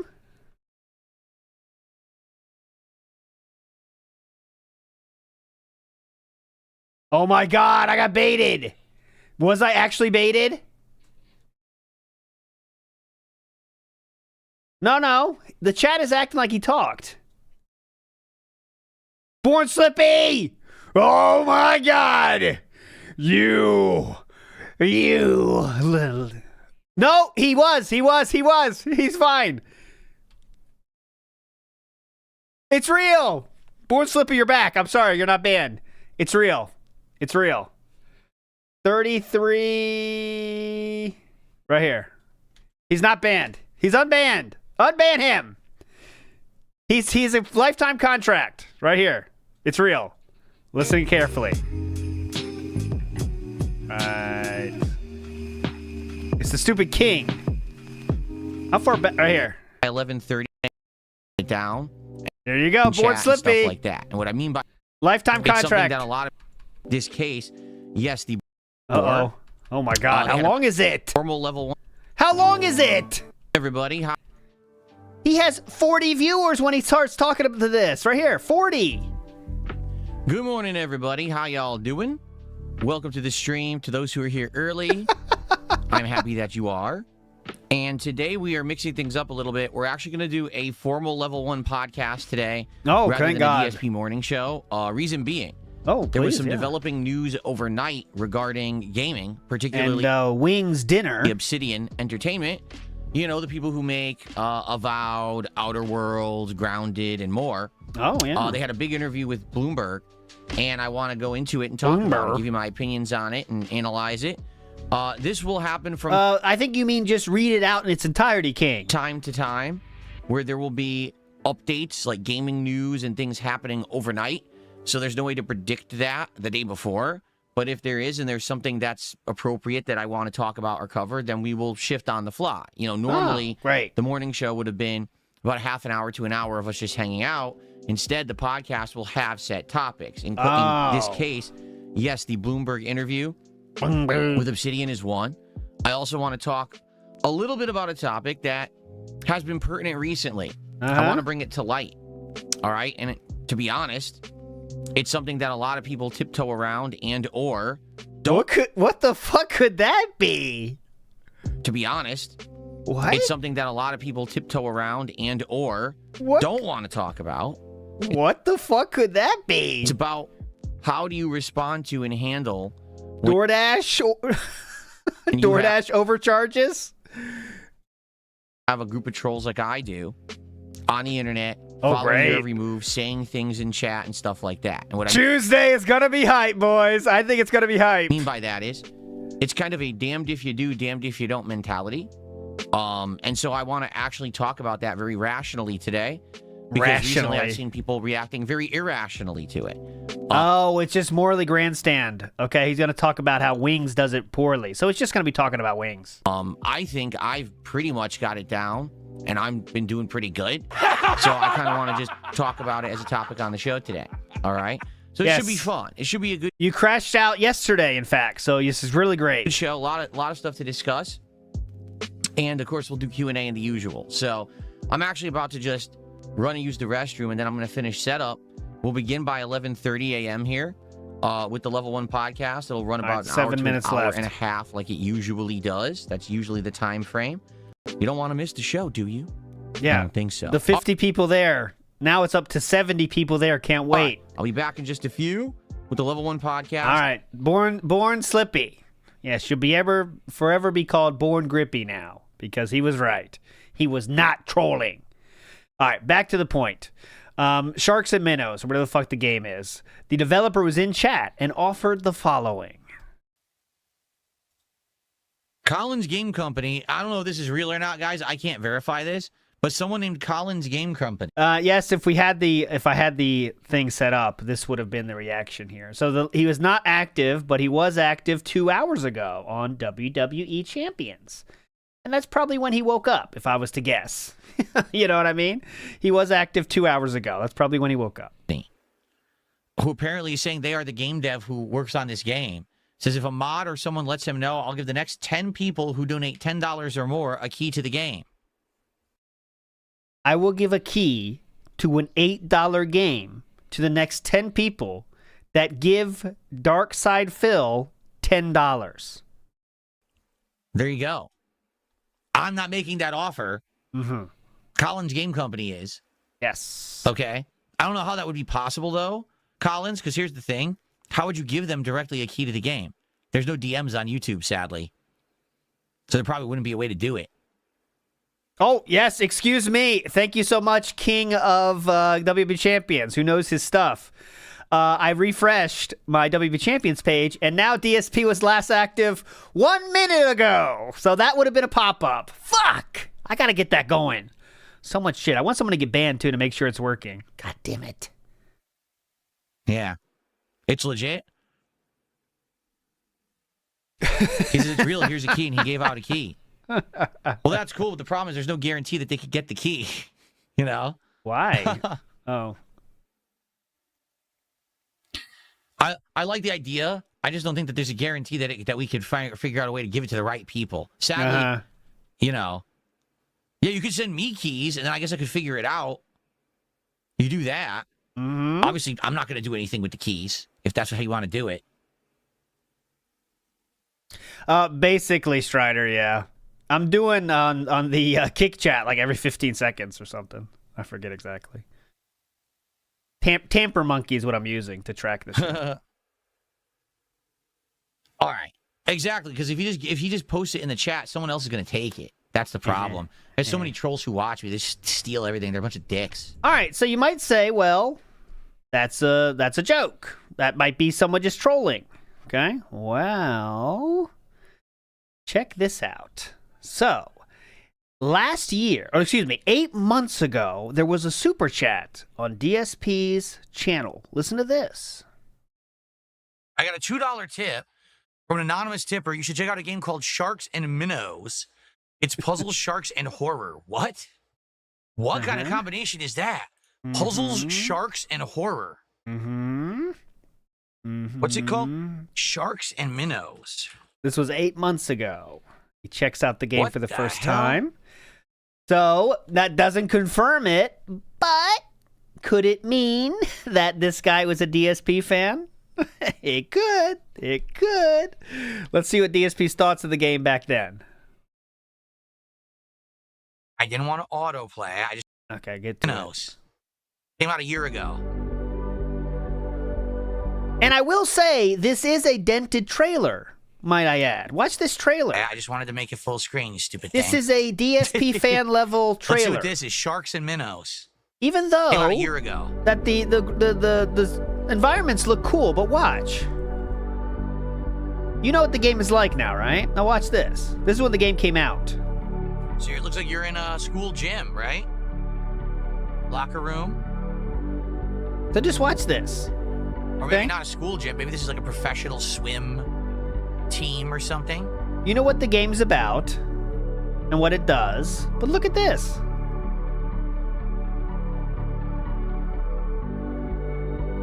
What is going on? What is happening? So he's not positive about it yet. Okay. Oh, it's flooding with dark water. That's kind of creepy. Sharks and Minnows wishlist now on That's Steam. the trailer. That's it. Enjoy the game, guys. Like what? What? How is that a trailer? You don't even have the shark in there? Get the shark in there. Sharks and Minnows wishlist now on Steam. That's it. That's the trailer. What?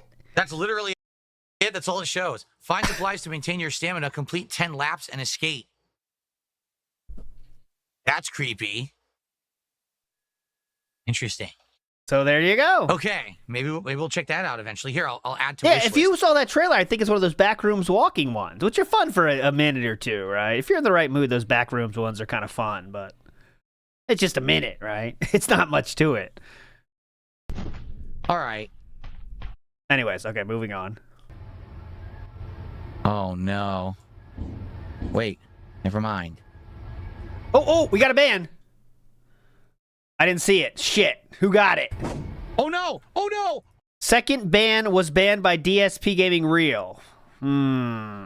Second ban of the day. I don't think that's his name, unless that is his name. Let me see.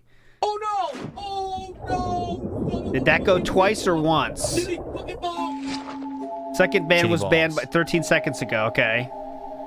Thanks, Talking Tiger, for $1.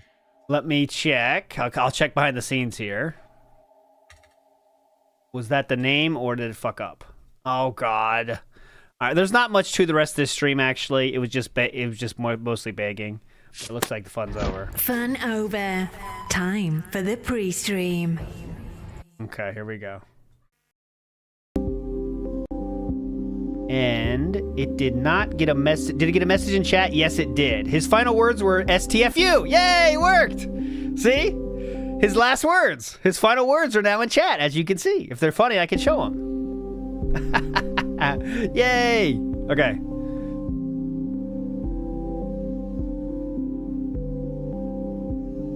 Eyes. That's right. Today, fuck. we're doing a level 1 podcast. And originally, this was not on the menu. we were actually just going to do a morning show, but this will happen from time to time where something... Yes, the name was Second Band, by the way. The name was Second Band. That wasn't a glitch. Will happen overnight, some gaming news or some other happenstance, and I'll want to cover it. So today on the show, we're going to be talking about a Bloomberg interview with Obsidian Entertainment, the makers of games such as Avowed, Outer Worlds, Grounded, and who previously had made Fallout New Vegas. It's a very telling interview talking about what happened in 2025 and their strategy moving forward. My God. I found it absolutely fascinating, and I want to give you my thoughts about it on today's show. In addition, my God. Hold on. Today we're going to talk about a topic that a lot of people don't really want to talk about. They dance around it or they ignore it. Today I want to talk to you about basically the reality of having a group of people on the internet that hound you and stalk you. They call you a lol cow. They try to elicit a reaction from you. And I want to talk to you about basically how you're kind of damned if you do, damned if you don't, and how you react to these people. I've changed my philosophy for the most part. No one saw anything on how I react to these people recently. You didn't see anything. It's to different levels of result. I basically just want to tear into this topic, okay? Tear into this topic. On today's show and more. There's a lot to talk about.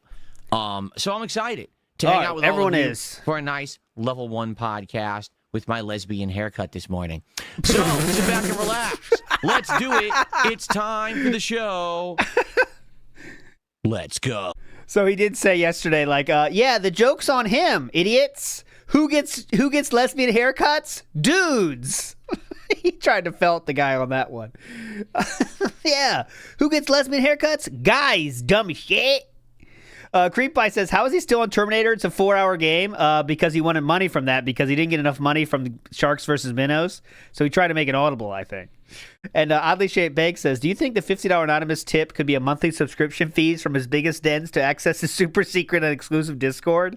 No, but I do think it's like a 1 Minute Man, an enhanced edition, kind of, right? I think that's what's going on. And he did get that last night, but still didn't even hit the goal.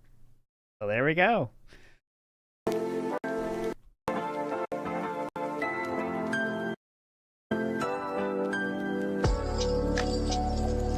One Minute Man has, upgraded. Alrighty, everybody. Good morning, good morning, and welcome to the show. Today is Tuesday, the 3rd of February, 2026. I'm DSP, and this is the Level 1 podcast here on DSP Gaming. I hope that you're all doing well, having a chill time today, and you're ready to hang out. I am. Today we got some good topics to talk about, so I'm happy to do a full podcast today. We will do whatever show is appropriate, dependent on what happens. We'll pivot, we'll move, we'll change it up, because there's going to be some days when there's a lot more to talk about or a lot more going on, and there's going to be some days when there's just not that much going on. And so we could change that on the fly, dependent on, what we want to do. Today, particularly, this interview that Bloomberg did with Obsidian, I feel is something that's very important and pertinent to talk about, particularly because last year, Obsidian had a very busy year for games, but not a very good one. We just talked about the 3 games. We mentioned them. There was Avowed, there was Grounded 2, and there was Outer Worlds 2. Well, I played 2 out of those 3 games, and the 2 that I played were basically either follow-ups to the style that I'm used to or a brand new outing trying to copy someone else, and quite frankly, they were both failures. All right, in my estimation. Well, this morning, Obsidian has confirmed they were also failures in the eyes of Microsoft, their parent company. Whoa. So we're going to talk about why. Can't wait. And we're going to analyze their strategies moving forward as a game development company. Now, that's news. That's important. And that's why I said, hey, you know what?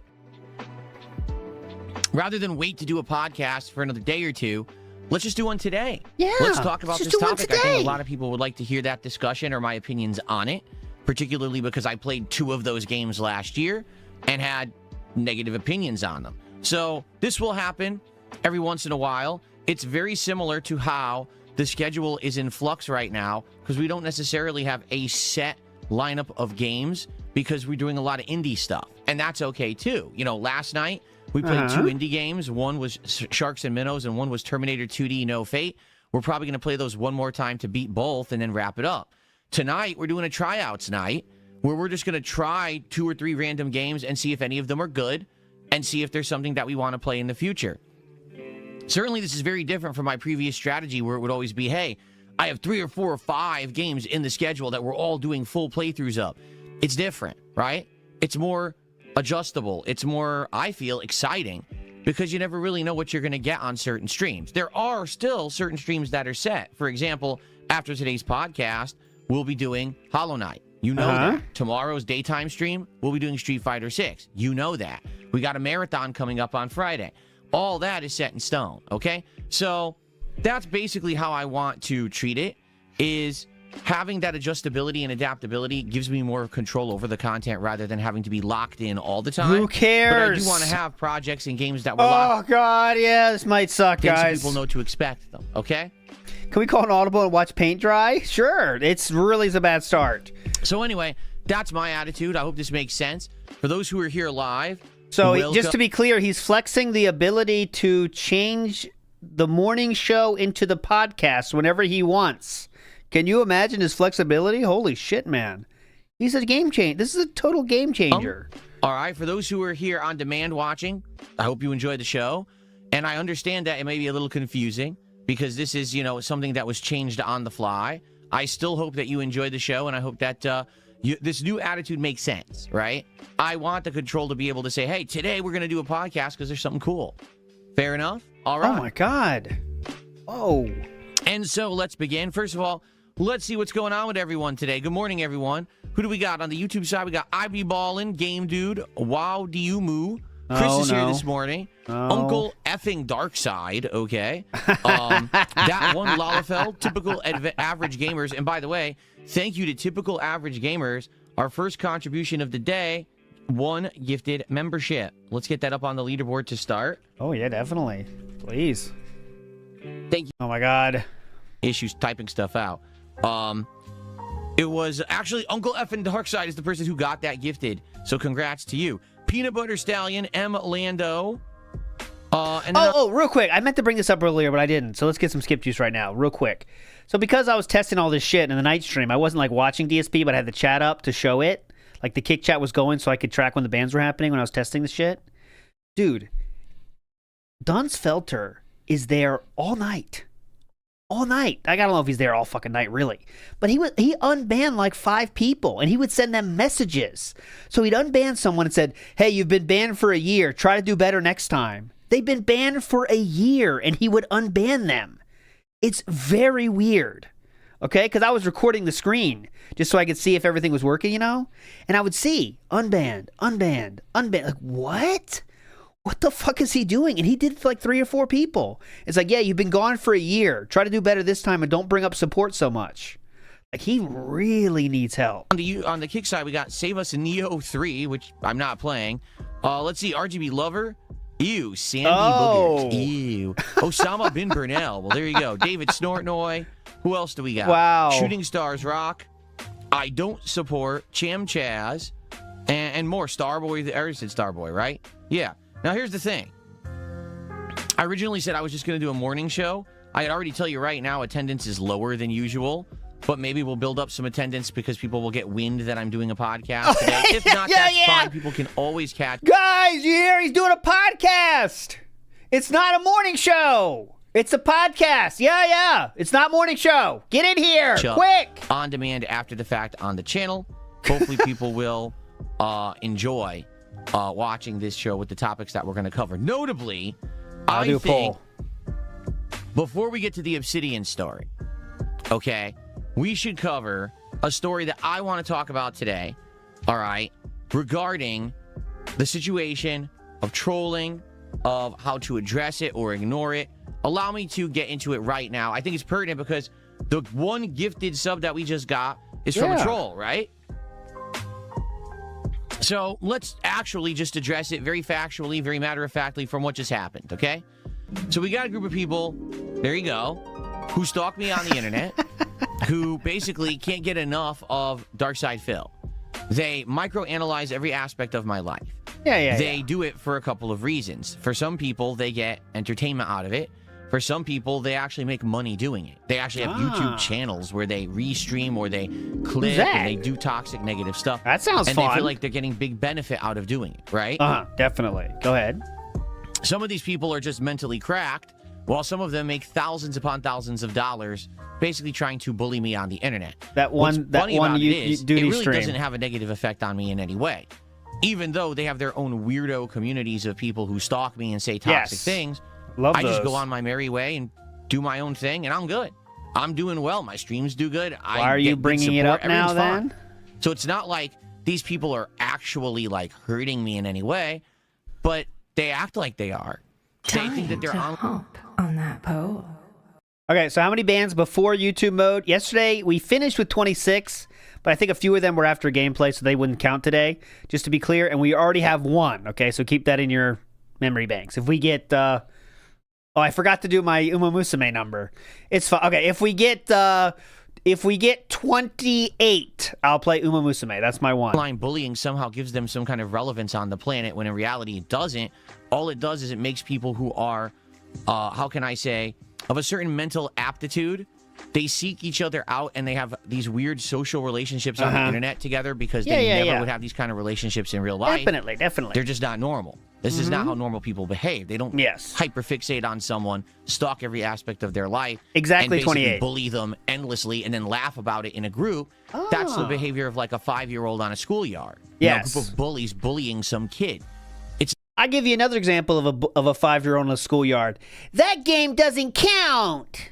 I did amazing today. That one doesn't count. It's not what adults do. And certainly it's not what intelligent, mature people do, because they have busy things to do with their lives. You know, they got to pay $20 to name a Pokemon. They have families, they have kids, they have jobs, they have school. They have things they have to do that are more important to them because it's constructive to them. They don't spend all of their time hyperfixating on others on the outside because they're so busy with their own lives. I agree with this exactly. I 100% agree with this. Most people are too busy to comment on other people's lives, right? Because if you comment on other people's lives, that means you feel bad about yourself. I'm just interested in why this tweet was made then. But this group of people don't have their own lives. Their life is sitting eternally on the internet hating on people. Okay? Some of these people probably don't just fixate on me, but fixate on a few different people who they bounce between every day and laugh at, making fun of, despite the fact that their lives are absolutely miserable. That sounds fun. Like so you why and do I Wings. bring this up? Wings and LTG, right? It just happened, right? These people do what they can to try to interject into the content. Here we go again. To try to interject into my life. And for the most part, I found ways to basically just move on and ignore it. Doesn't affect me at all. At this point, to be honest, I'm bulletproof to this shit. It just doesn't have any kind of control. I'm bulletproof, nothing to lose, fire away. I won't play it, but you know. But if you know, you know. Every once in a while, things, sadly, either do affect stuff, and I have to bring them up and explain what's going on or why. And then people are like, well, why are you bringing up the trolls? Right? Or in the case in point of this person who literally has like 10 accounts on Kick and just drops gifted subs left and right with supposedly insulting names on them. People are like, well, number one, why does that happen on your stream? And number two, you know, are you going to bring it up? Do you ignore it? What do you do? Right? Well, in this case particularly, I can tell you, Kick has a problem. Kick has a problem where even if you ban someone, they could still contribute to your stream. Yeah, now, don't does that you make want any that? sense? No. On YouTube, if you get banned, can you contribute to someone's stream? Because you actually want that. Because if you knew how to use your equipment and services, you can make a pop-up not fire based on who it is. So, sir, you could, if you want, keep getting money from someone that wouldn't even get the pop-up. But unfortunately, DSP doesn't know how to do that. No. On Twitch, if you get banned, can you contribute to someone's stream? No. But Kick is stupid. Kick is kind of playing catch-up with everyone else. Not to say that they're not a good streaming service. They are, but they have these loopholes. I mean, hell, they had a loophole where people could use the channel points to say things on your channel when they were banned. It's just so dumb. So this is a loophole in their system. Will they eventually patch it? I don't know. No, they never will because they don't have to. For them, maybe they just want more money. Remember, they get a little cut of everything, so maybe they just want more money and they figure this is the way to make it. I don't know. Exactly. Yes, that's true. You don't have to have a pop-up for everybody. But for me, if I don't have pop-ups for Kick, right? If people who contribute on Kick don't see a pop-up on the screen, likely they're going to feel left out. They're going to feel like, well, that's not fair. Why don't I get credit for my contribution? So it's a choice of all or nothing. Either that is not true. All pop-ups show up, including legit supportive people and trolls, or no pop-ups pop up, and therefore no one will ever get credit for this stuff, right? Wrong. So I've chosen essentially the I guess lesser of two evils. I would much rather have everyone get credit for their contributions rather than no one get credit, if you know what I'm saying. So that's why I just kind of put up with it, right? But then the question is, do I address it? Do I ignore it? Right? Duncan, could you just tell DSP about this, Duncan? He needs your update, okay? How do I handle it? And this has been an ongoing question ever since I started on the internet. You know, when I first started facing this online bullying and harassment way back when, my very first, I guess, person who really was upset with me and started trolling me. Hey, lesbian cut real. Second ban of the day. Was actually a former, I guess, fan who, I guess, felt slighted because I guess they either wanted attention or something. I guess they thought there was some kind of a transaction or a interaction I had with them that I treated them poorly. They quit my community and they made an account called DSP Cult Leader. That was 2. Okay. Then they actually legitimately started making troll posts and videos saying DSP is actually not a gamer. He's a cultist. He's trying to have a cult of children on the internet that he's trying to brainwash and follow him. Now, when you say that, that sounds pretty crazy, doesn't it?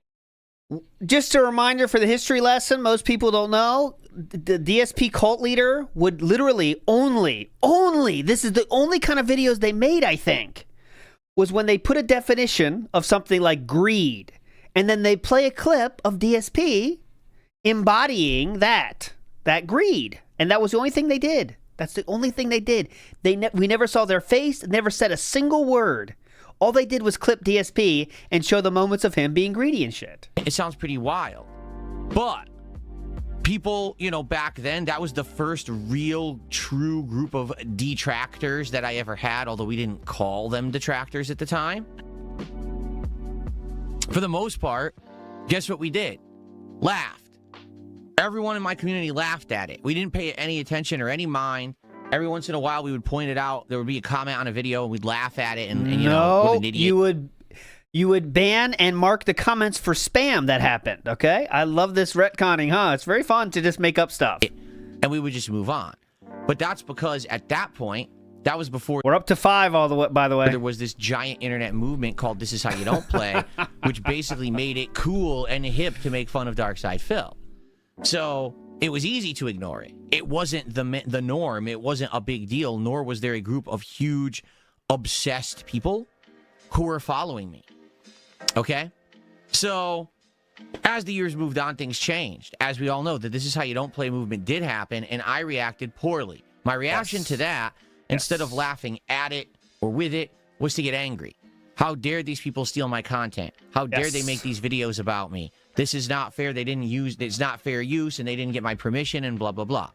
Now, obviously, my attitudes have completely changed over the years, but back then, that was my initial reaction, and so the internet reacted appropriately to that, saying, oh, so this guy thinks his shit doesn't stink and thinks that he's above reproach and no one can criticize him. Screw this guy, he sucks. Not and really. The entire internet's attitude toward me changed, except... Nah, that happened way before the This Is How You Don't Play. For my hardcore fan base. Okay. So although I retained enough of a viewership to keep going and maintain a business, the whole major feeling toward me by the internet was toxic and what negative. What are we doing here positive. today? Instead of people being along for the ride, laughing at the joke of the content that I was putting out, they were instead saying, oh, it's no longer good. I won't watch Darkside Phil anymore. Instead, I'll just go watch the This Is How You Don't Play highlight so we can all laugh at him and he gets nothing out of it. He doesn't benefit from it, right? And that lasted a while.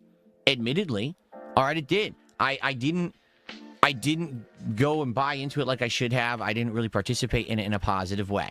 All right. Then over the years, I grew up, I matured, I became an interactive streamer. And really, that's kind of when things changed. When I started actually just hanging out with the audience every day and having a good time and having conversation, rather than it being me offline making a video, uploading it, and hoping that you consume it. It was us hanging out together every day, kind of making the content together, if that makes sense. It doesn't, because you ignored them. Changed everything. Oh. And now we're going on 9 years that I've been an interactive streamer. I absolutely love it way more than what I did offline before. I really do. I think that it's better content.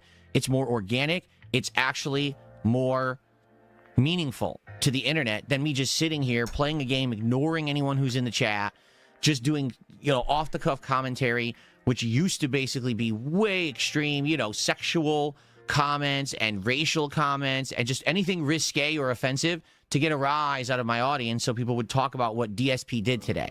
Instead, it's more natural. When you watch my content today, you're getting the real Phil as opposed to some character who I was trying to portray some over-the-top exaggeration in order to try to get you to laugh. My bad. And so, I keep fucking with shit I shouldn't be fucking with. And over the last, 10 years. Yes. I have tried to evolve to become a better person and a better creator, to learn to laugh at myself and my mistakes, to try to improve as a person. But what's happened is, this audience, who at one point were hyper-fixated on me because I was this full of myself, feeling like I was above reproach content creator, said, well, wait a minute. All these years we've been making fun of Phil. We've been getting views and popularity based off of it. Okay. But now he's changing, and that's not good for us, because that means that what are we going to make fun of now, right? What are we... The shit you do every day, like we just spent the last 2 hours doing? going to do? Oh. So what ended up happening was they would hyperfixate on more nuanced stuff that really wasn't part of my content. Yeah, like the crash outs that we did last night? Oh. Gee, I wonder what Phil spends his money on behind the scenes, mobile games and shit like that. Which you admitted to doing. Hey, I know. Let's harass Phil's wife. That's a good idea. Someone who's not even part of his business or content. Bad example, King, because the people that called you out for spending money on mobile games were proven 1,000% correct. By your own admission, sir. So, bad example to bring up first, okay? But yeah, keep going. Let's find out stuff about her and try to harass her on the internet and say horrible things about her, right? That's what it's become now. Rather than it being actually based on, oh, Phil's a bad actor online and we wish that he would get better and let's make fun of him. No one ever thought that. It's become, let's just start horrible memes that maybe aren't even based anywhere factually in reality, but just pass them on and regurgitate them over and over until it becomes so normalized to bully Phil that it's a joke. That's the what bullying now that was the great plan of the SOK.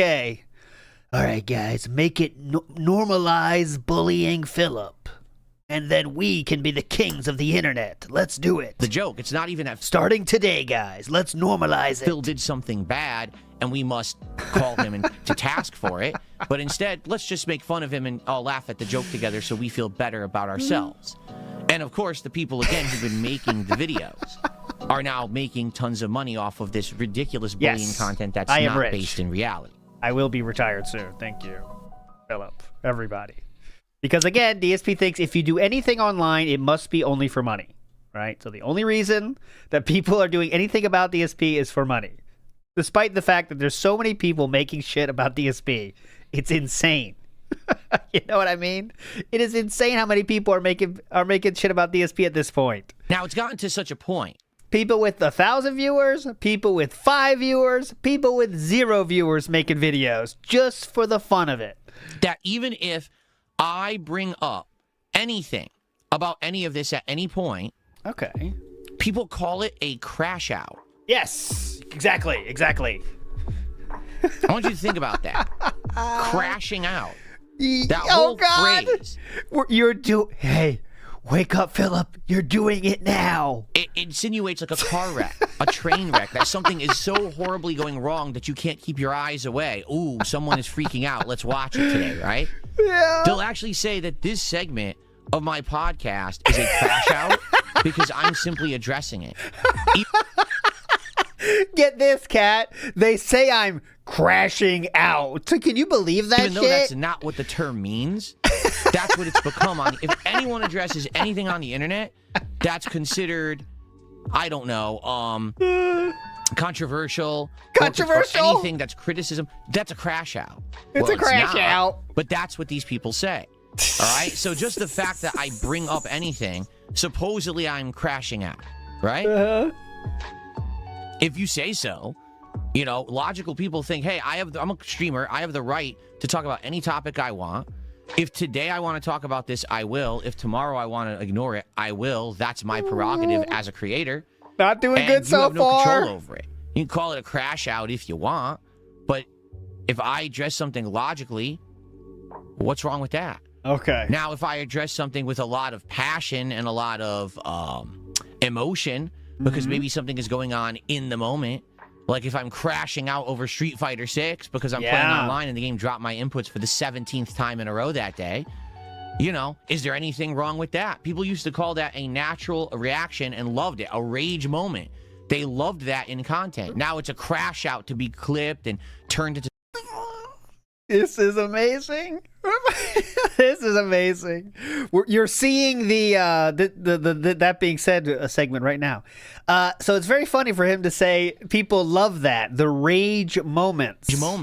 They loved that in content. Now it's a crash out to be clipped and turned into some kind of sensationalist content, and then you say, oh, it's a horrible thing. They did bully the person. No, that's called being human, actually. If you're not aware, humans get emotional over things. They get worked up. Their adrenaline gets pumped up. Their blood pressure goes up, and they have reactions. That's part of the natural course of life. It happens offline. It happens online. It happens everywhere. But these people have turned this now into like a clip farm where anyone who reacts to anything, it's a crash out and get attention on it for yourself, right? Yes. So you could say, well, you should just ignore it all. Don't ever address trolls. Ignore them completely. Act like they don't exist. I have tried to do that. If you haven't noticed, there's pop-ups on the screen of people who are gifting these stupid subs, and I can't stop that unless I turn off all pop-ups. That's not true. You can block individual people on those pop-ups. So I just choose to not address it and ignore it. Okay. But then, oh, look, they got attention on Phil's stream. So you see, he's a lolcow because we got the attention we wanted when the pop-up happened. But I ignored it. Doesn't matter. See? So if you address the trolls, that's a crash out. They got your attention. They win. If you ignore the trolls, they still got the attention they wanted. They win. Isn't that kind of weird? They set up situations where they feel like no matter how the person reacts, they still got the response that they wanted. Because you always give it. That's just the fact of the matter. You always give the reaction that people want. There's not like a specific reaction, but you always give a reaction that's worthy of laughing at. That's why we do the recaps every day, because there's always something. There is literally always something. Benjamin Church says, I feel better about myself after seeing Phil's lesbian haircut. Stop normalizing hate. And therefore, they win, and they get the clip, and they get the content. So do you see the point that I'm trying to make here? I have no idea of the point you are trying to make. I don't think anyone does on this planet, living or dead, has any idea of the point you are trying to make right now. Let's see if he wraps it up, though. Here we go. We did miss one ban, by the way. It came back-to-back very quickly on YouTube. I got to fix that. We're up to 9, by the way. We're up to 9. That when you're in a situation like I am, and many others are, it's not just me. There are many other people on the internet who have these weird, obsessed communities around them that stalk their every move, that spin every action they do into something negative, toxic, a crash out, per se. Okay. Well, no matter what we do, go ahead. We're wrong. There's no way that we could possibly do something right in the eyes of these people. You want to make a union? Because the only way they get their jollies off is to say that we did something wrong. So, how do you address it then? How do you ignore it? Do you completely take it head on? What do you do? I'll give you an example. Oh, please. Please, yesterday, okay, as my late stream was ending, okay, I had raised around $100 in support for playing 2 indie games last night. Okay. Personally, I find that's fine. That's good. But for indie games, a 2-hour stream, that's great support. I have no problem with that at all. Philip, the endless and relentless begging that happens during that stream is the part that's funny and that people clip. And then you crashing out when it's over, that you didn't hit support, is what people clip. And they will clip that until the end of time. All right.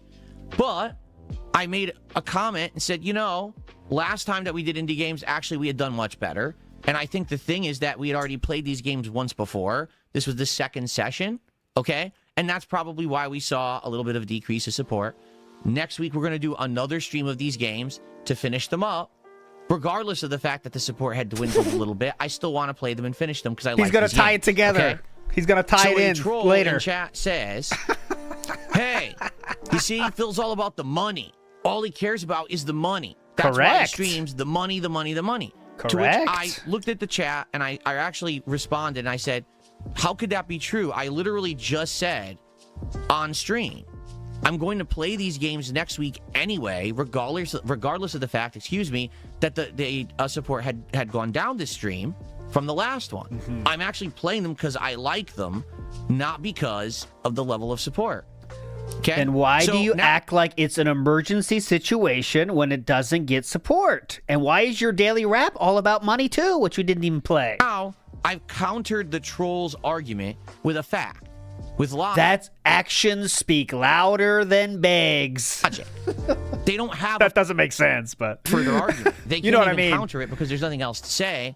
Begging speaks louder than I'll get there later. I'll think about it. So what do?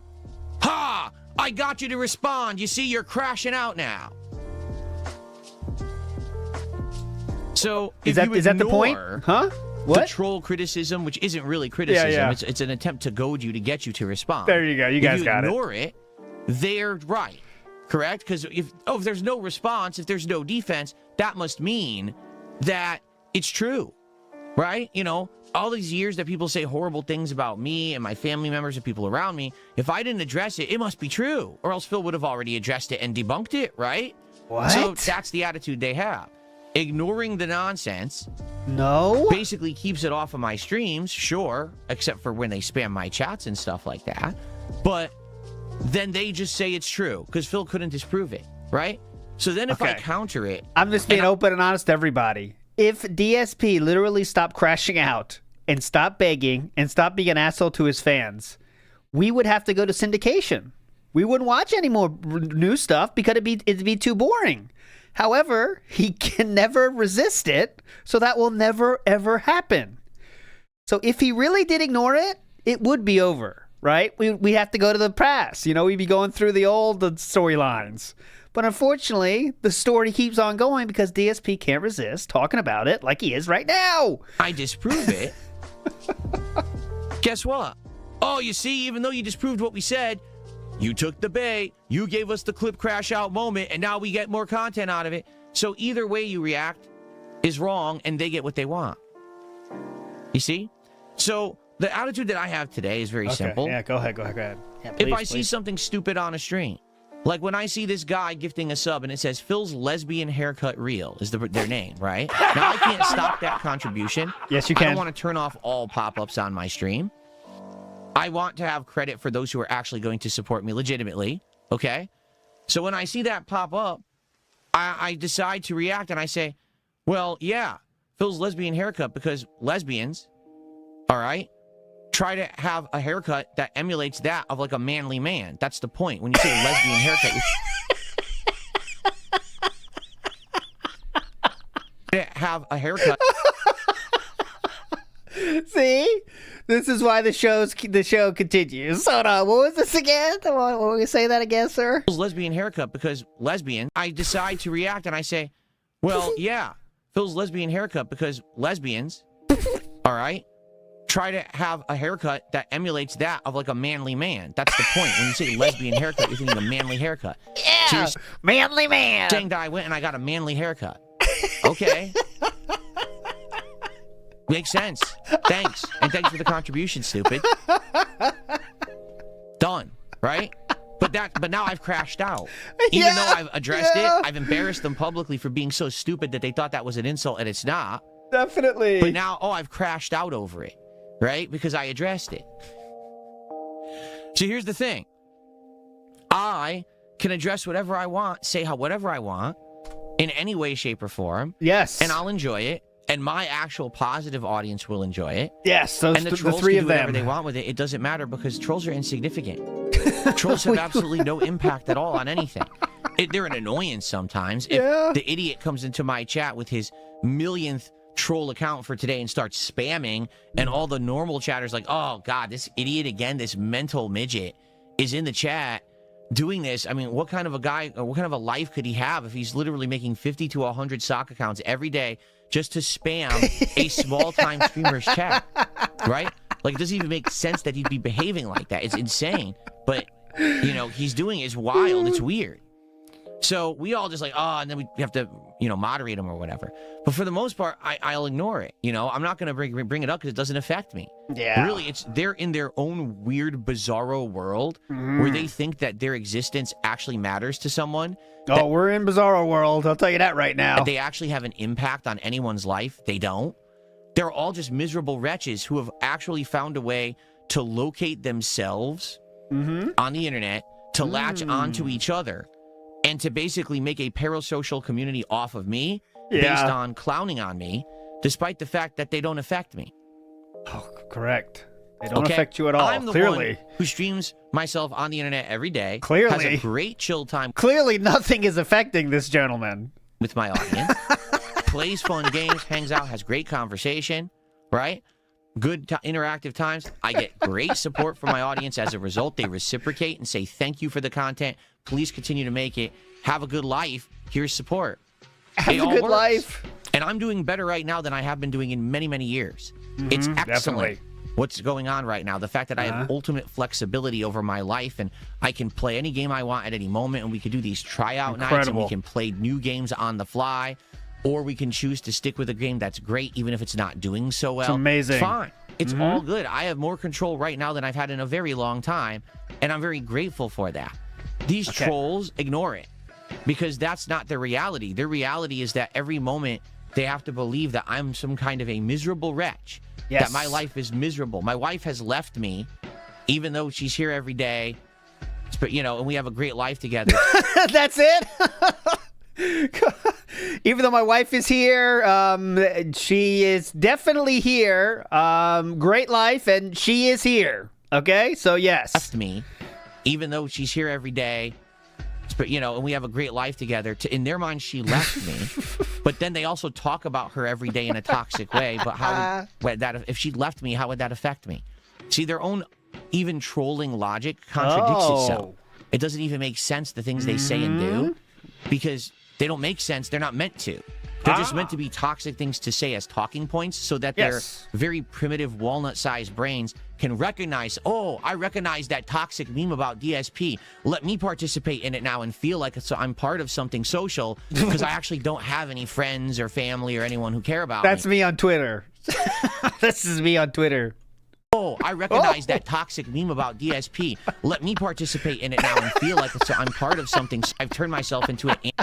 That's you, Nerd Brew, with your memes. This is what Nerd Brew does. Let's take a quick check into Nerd Brew. Actually don't have any friends or family in it now and recognize, oh, I recognize that toxic meme opportunity. Let me make it. About DSP. Let me participate in it now and feel like I'm part of something social because I actually don't have any friends or family or anyone who care about me. Correct. Because I've turned myself into an antisocial loser who just hyperfixates on Phil on the internet and becomes part of a social group of cultists who dump on him every day. Correct. Do you see? Like, it's not... Oh, I see. ...actual improve with something that he's done wrong. Yes. It's let's just focus on some kind of a weird, bizarre, hyper-fixated, almost autistic level of obsession over something Phil said or did once, like the banana song in Donkey Kong. Yeah! I love that song. Something Phil said or did once, like the banana song in Donkey Kong. Yeah, idiots. Which to this day makes no sense to anyone ever cared about it.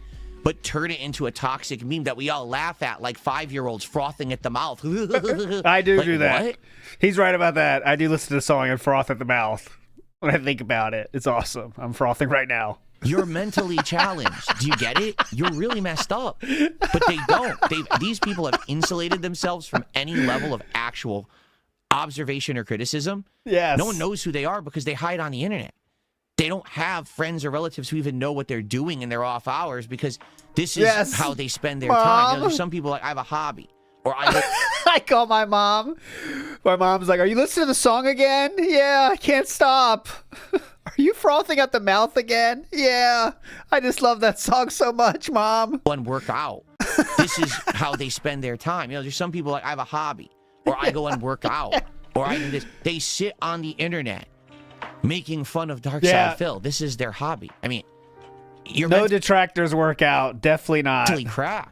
You say, I'm crashing out every day when you sit. It's more intense as the minutes go on, sir, this crash out. At first, you kind of started calm, but now we've crossed the barrier of intense crash out. Down and you just hate on someone on the internet for no reason and it makes you feel good about yourself. That's way more of any kind of a crash out than someone on the internet could have because they were emotional about something. Do you understand? Oh. Like having a human response to something with emotion or passion is a natural thing. What you're doing, actually deciding to spend your time to be toxic to someone on the internet you don't even know, and you feel good about yourself about it because you did. Oh, I feel great. That is so much more worse than anything that anyone. So much more worse. I walk around like Vince McMahon. You know the walk? I made fun of DSP today, boys. Watch out. Chew loves it when I do that walk. When you've ever called a lol cow has ever done on the internet. But you wouldn't understand that because you don't look in the mirror. You just look at the people you like to make fun of to feel better about that horrible reflection that you have in your own mirror. I'm just going to bring this up one more time, King. Apologies. At midnight, your time, you made fun of Jordy, which I believe is another lol cow, who you might say is down on his luck and has trolls following him that hate their own life, so they make fun of Wings of Redemption. I wonder why you did this if your life is so meaningful and positive. Bit strange. Let's go on.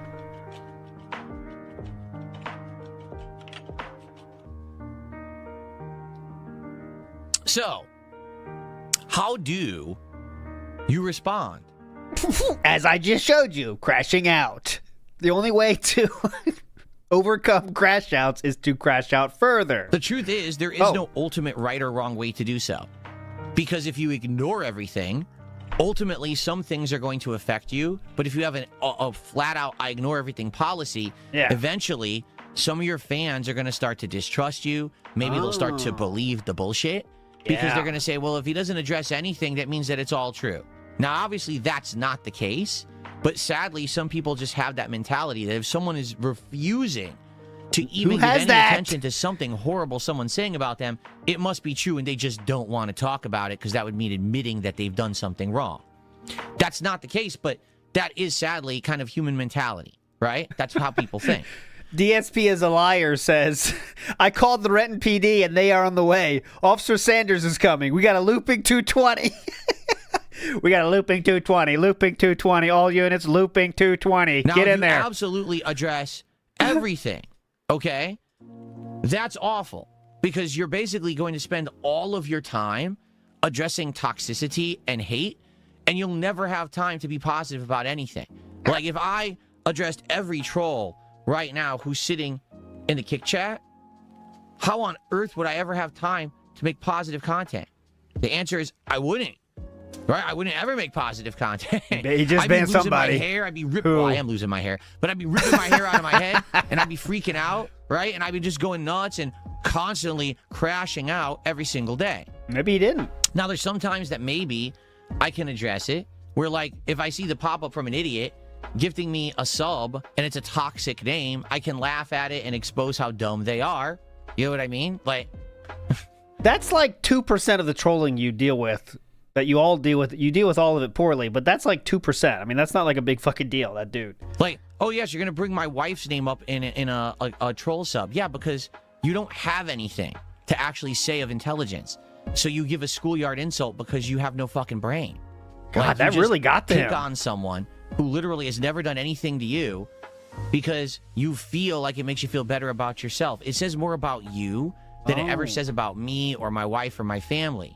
You see, it really does. It says that you are a very, very sad person, that your life is horrible, you're probably poor, you're just sitting there miserable. Poor, and the only way that you can ever have a modicum, a tiny piece of happiness, is to try to bring others down. We're heating up with the bands Your now. existence is worthless. 12.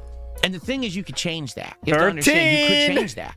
If you actually motivated yourself to do something constructive and positive with your life, go work out, right? Go get a job. Get a hobby that's constructive. Get some friends.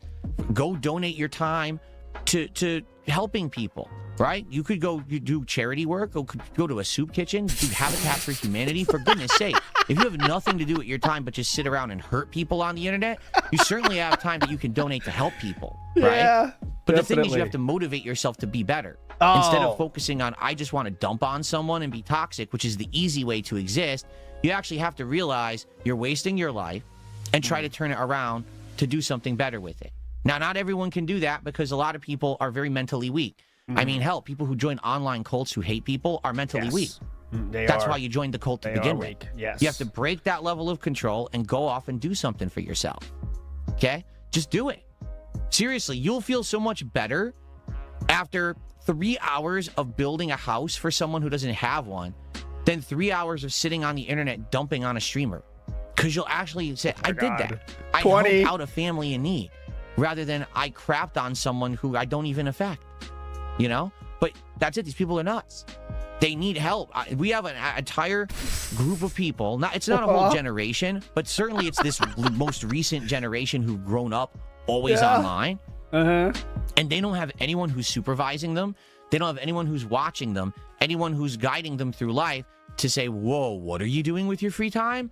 That's not right. This is how humans have existed before and been healthy and happy. This is what you should seek with your time. Not this new toxic online culture. Oh my God. This is actually the worst possible thing that you could do with your time. But no one's looking at it. And what's happening is we're seeing a whole generation of people grow up broken. They're not socially trained.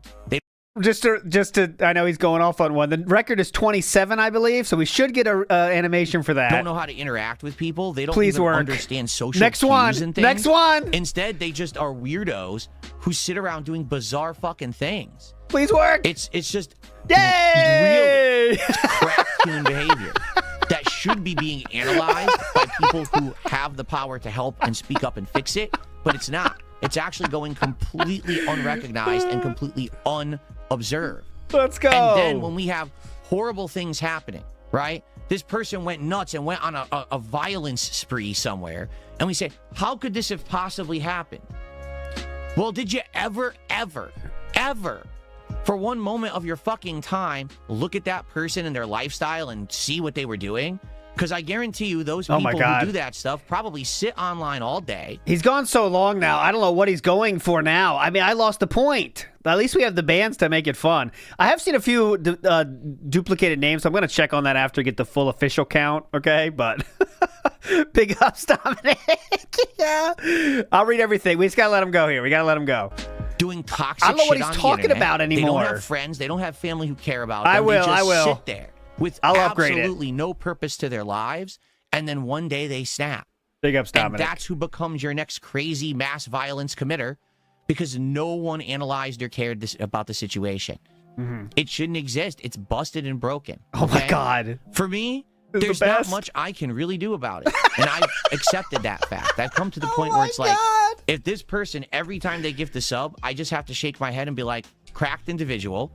Can't stop it. No reason to really address it. But if I want to say, hey, look, even your joke is stupid. A lesbian haircut is a manly haircut, so I have a good haircut. Thanks. I can do that if I want. It's my prerogative. I don't have to ignore everything. I can make a joke. If I have to, sadly, do some moderation on a stream or something because the moderators aren't around, I can do that. I can joke about it. I can take it seriously. I can ignore it. It's all within my power. The truth is, no matter how I react, it's a crash out to them, so it doesn't really matter. But for my audience, I want you to understand the reason that I felt like I wanted to talk about this today very rationally and calmly is because I've been seeing it pop up more and more. It's definitely repeating now. I've seen a few twice now. I'm wondering what's going on, but of course I'll check and give you the official count. I'll fix it. Don't worry. Who literally sits here with 50 sock accounts a day, the guy's not well. And we all know that. Like, the thing is, at one point, it's like, okay, it's kind of funny, the guy's coming back. But once he does it the millionth day in a row, and once everyone in chat's like, dude, what is going on with this guy? Yeah, we all recognize the guy's nuts. Oh, no, and there is a lot. It's just crazy that these people have actually normalized this level of behavior to think that this is fine, this is normal, this is fun stuff for the internet. It's not. Still it's going. busted and broken, but we get it because we're of sound mind. These people are not. That's why they behave like this, and that's why they think it's Who's okay of to. sound They've mind? actually familiarized themselves with another group of people who are cracked just like them, and they have these weird social groups and cult-like discussions on Discord about this shit. Yeah, It's definitely. bizarre shit. I never wanted to get into it, but people send me the information and say, look what happened to them. Oh my God. These people actually are just, they're not well. And no one talks to them about it. No one tries to help them. They're just left to their own devices. That's why we're having the situation we have with humanity right now. Quite frankly, we've advanced technology so much. We can have all these relationships over the internet. But humanity's not really ready for it, right? We're not. We've lost the point. What are we talking about anymore? The problem is, I can see now 10 people at least have the same exact message.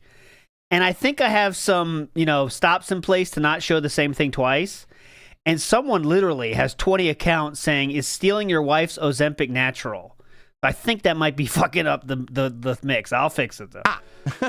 We've got communities of people who are broken, and now they've formed toxic groups of hating love, if that makes sense. They love to hate. That's not human thought process. That's actual, illness. I'll get the final number, though. Don't worry. It still is, ooh, mama. It's 40-ish for real. I'm not going to address it all the time, but I might every once in a while and laugh at it. But understand, I just want to make this abundantly clear. It doesn't affect me.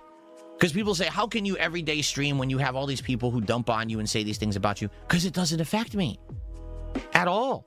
It doesn't. There are people who are committing crimes against me every day, stealing my content. 37 right now. 37 is the correct number. So we're above the polls, above 31 anyway, but we're 37 actually. It doesn't. He keeps adding. Sorry, keeps adding against me every day, stealing my content illegally, live restreaming it. That sadly does affect me business-wise. But as a person, or as a creator, or as someone who has fun with the content he puts out, who cares what these idiots say? They're not you. They're not me. We're having a good time together, right? Ew. Why would anyone give a crap about this stuff? Oh no, you gave me more money. Oh shucks, what a horrible thing, right? So it is what it is, from time to time you may notice, sadly, I do have to address it. I do have to go and moderate or something like that. You know what I'm saying? Yeah, definitely. Yes, it's worth watching. I can do. That's just the reality of being a full-time creator, is that sometimes I do have to address it. But understand, when everything for them, they've tried to organize into a win, it's not a win. Every crash out that they address means that they lose. Because it means they have no life, and they actually think that it's important to say that Phil freaked out about something today, when in reality, it's not important at all. I'm just some dude on the internet streaming games. Who gives a shit if Phil crashed out? If the biggest thing in your life today was saying Phil crashed out and I observed it, you have no life. Yeah, that's the best part of my day. Done. Let's do some shout outs. Oh my God. What the fuck was that? That was unbelievable. Unbelievable. I think my ban tracker is now broken. It just keeps going on and on and on. He keeps banning people, though, so it's not like it's done, because he's still literally banned. That's what he's going to do right now. As you can see, we're not that far behind, though. We're only 10 minutes behind. But holy fuck. Here, let's just see the banning right now. 98 tip. I have no idea why they go out. Someone did a $1.98 tip. I have no idea why they go out of their way to do like $1 and change. But they said, I think your haircut looks good considering you have hair recession. Many men your age are slick bald. You seem to have a full head of thick hair. A blessing at your age. My friend was bald by 29. See, now, people will say, well, you see, that's not a fully positive comment. So if Phil addresses that, he's taken the bait. No. And now people will clip farm it. Like, what's wrong with me addressing getting older? Have I not said that my goal is to age gracefully, that I'm not going to be doing things like dyeing my hair, hair club for men, or anything like that? I'll do things nothing wrong with that. Naturally I can do to improve myself. I'll change my diet. I'll work out and lose weight, and I'll get, more muscular because I want to live longer. I want to be there longer with my wife, right? But I'm not going to do these crazy, I'm going to dye my hair, I'm going to do this crap. I'm not. I'm just not going to do that, okay? But for me to address this $2 tip apparently is a horrible thing. It's a crash out, right? What? Who said that? No, Who you're the crash who are you out. talking to? You're the weirdo who thinks that if I actually factually address this comment in a normal way, that it's a bad thing. Of course I have a receding hairline. I've had a receding hairline my whole life.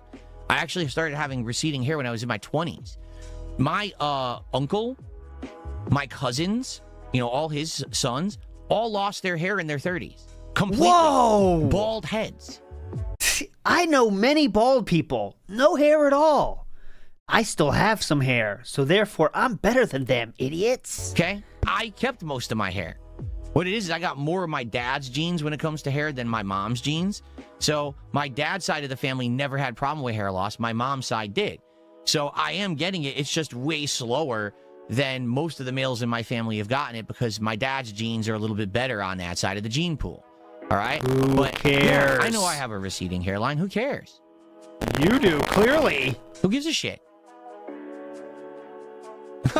Nobody cares, Baldy. Nobody cares, Baldy. Shiny Teeth says, don't call it a crash out. I'm this close to tears. I know that's a song. You do this many times, Shiny Teeth, and I don't recognize the reference. Shit. Oh, fuck.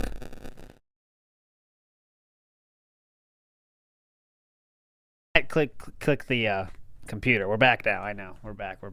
I'll double check so I don't get baited. Hang on. I don't want to crash out. I don't want to crash out here. Crash out. We're back.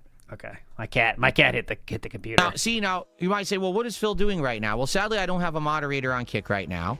And that guy who has his bot farm just used 10 or more accounts. Here they to go. all say the same spam comment in chat. Yeah. So I have to take a moment of the stream here to sit here and ban the 10 bots or whatever they are. It's about 10. I'm shocked it's only 10 because they've done way more than that before. I will give the final count. We're a little bit high right now. It's more about 50 or so right now because some of these things are going through double. I'm trying to fix it behind the scenes as we speak. Okay, Okay, and there you go. There still is a fuck ton right now, though. Trust me, there's a fuck ton, and we will get the final amount. I promise it'll be accurate. That's what I mean. Do I have to address it? I mean, I kind of had to there. Obviously, I don't want my entire kick. And there's still new ones coming all the time, as you can see. Then no one can talk. But it is what it is. So I don't know why this person is tipping such weird amounts. It was like $1.90 something. I suppose I could round it up and count it as $2.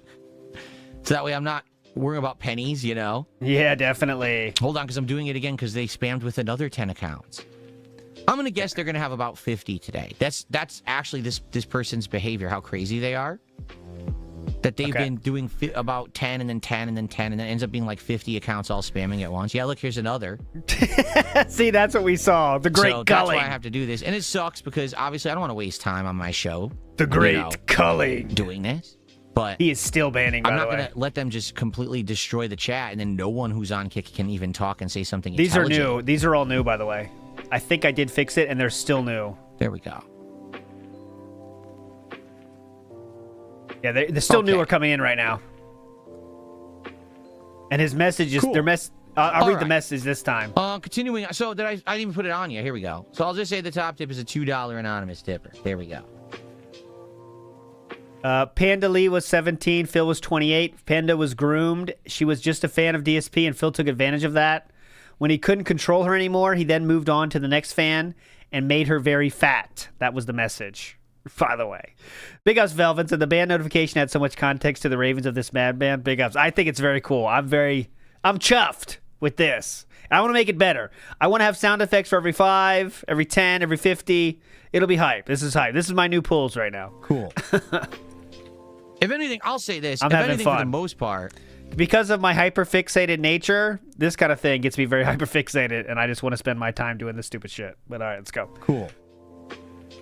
If anything, I'll say this. If anything, for the most part, I definitely feel like today I've improved on the way that I handle this stuff. Like I said, admittedly, back in the day, I would always get over-emotional.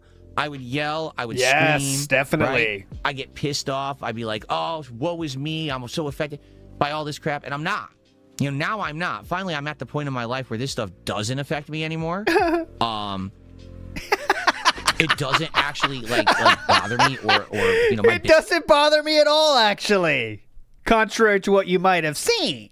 this is fine, despite the fact that they try so much to hurt it. It doesn't. Ignore the last 30. So, you know, I feel like I'm a lot more cooler. You know, razzing them back, right, with a joke back, or just laughing at it, or just ignoring it is much better than getting angry about it. Because getting angry about it, there's just no point. Like, what's the point? You're not going to stop them. These people are cracked, and they're going to do what they want, and they're weird cracked because no one looks in on them or cares about them. So they sit there eternally lonely, latching onto each other and laughing at horrible things that normal people would like be like, oh my God. Yeah, it's my horrible, God. Right? And I can't make that change. So why get angry about it? Instead, just, hey, go on my merry way and enjoy my life, which I have been doing for the record. Too. Things have been great. You know, recently, as you guys know, not only fully improving my setup here, but my real life stuff has been getting better. You know, I'm actually in the process of like cleaning out my house and redoing certain rooms. Like I said, I'm working on possibly having like a rec room / like gym. Okay. This is just midlife crisis now we're moving into. My house, I'm cleaning my house. I'm getting a little rec room for myself. Romper room. Excuse me, I had to clear my throat. Where I'm looking to get like some good equipment so I can actually work out even more professionally, because right now I'm not. Right now I'm just, you know, I've got, you know, 2 dumbbells that I do exercises with, which is good. It's fine. But I want to get better than that. I want to be able to do all my muscle groups. I want to be able to do it safely. You know, right now I'm at a limit of what I can do with these dumbbells. If I had like a machine where I could change weights and it's safe, that'd be much better. And also that would last a long time. You know what I mean? Like right now, I bought a cheap bench to do exercises on. That thing is already a piece of junk. I've only had it for a few months. It's creaky as shit. And I've tried like adjusting it. It's just garbage. It's like made in China garbage, you know? You gotta get something much better than that if you're serious about, you know, working out regularly. So that's what I'm working on now. You know, I've got the means to do it. It's really more time than anything else. Like I don't really have a lot of free time to work on that stuff. So when I have a chance to look at it or do something with it, I do. But I work a lot. So, you know, I have to adjust that, and I have to try to squeeze in the time between streams and stuff to work on that stuff. Right now, I'm working with my wife. We're cleaning out the house. Like she just cleaned the master bedroom and the nook that's connected to it. She fully deep cleaned it with our carpet cleaner. Those are things that should happen regularly from time to time, right? If you want to do that deep cleaning of your bedroom. I don't think it's normal for adults to announce they cleaned the bedroom. Hey guys, just an announcement. I did clean my bedroom yesterday. And now she's got to do it with the room across the hall. We also have to deep clean our garage because our garage is completely cleaned out now. And we're going to power wash that once it gets warmer. And then we're going to decide what do we actually want to do with all of this stuff, right? Like, what do we do with it? Do we use this room for this or this for this? And the truth is, I've never had a chance to do any of that. Now I do, which is amazing. That I now have that freedom. I have the financial freedom and everything. I can do it. I'm healthy enough to do physical stuff, you know? Like cleaning. It's a great feeling actually having control of your life for the first time in a long time. And things are going great for me. Absolutely. 100%. All it takes is one day of not hitting the goals twice. People here on the internet just can't handle it. They have to try to make up these fallacy arguments and stories because they really don't want to believe that someone on the internet that they have made fun of all these years has improved and is having a good time. But it couldn't be further from the truth. I am. So I don't really give a shit what they say. It doesn't affect me. You know what I mean? Okay. So continuing on here.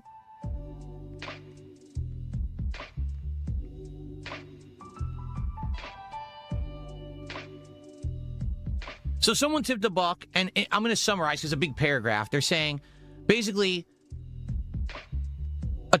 when your trolls say these things that aren't valid criticism, that's all fine. But how do you help yourself to discern that from real criticism? Because sometimes it might be a real criticism. Oh, great. And you ignore it because you think it's a troll thing. Yes. Yeah, that's tough.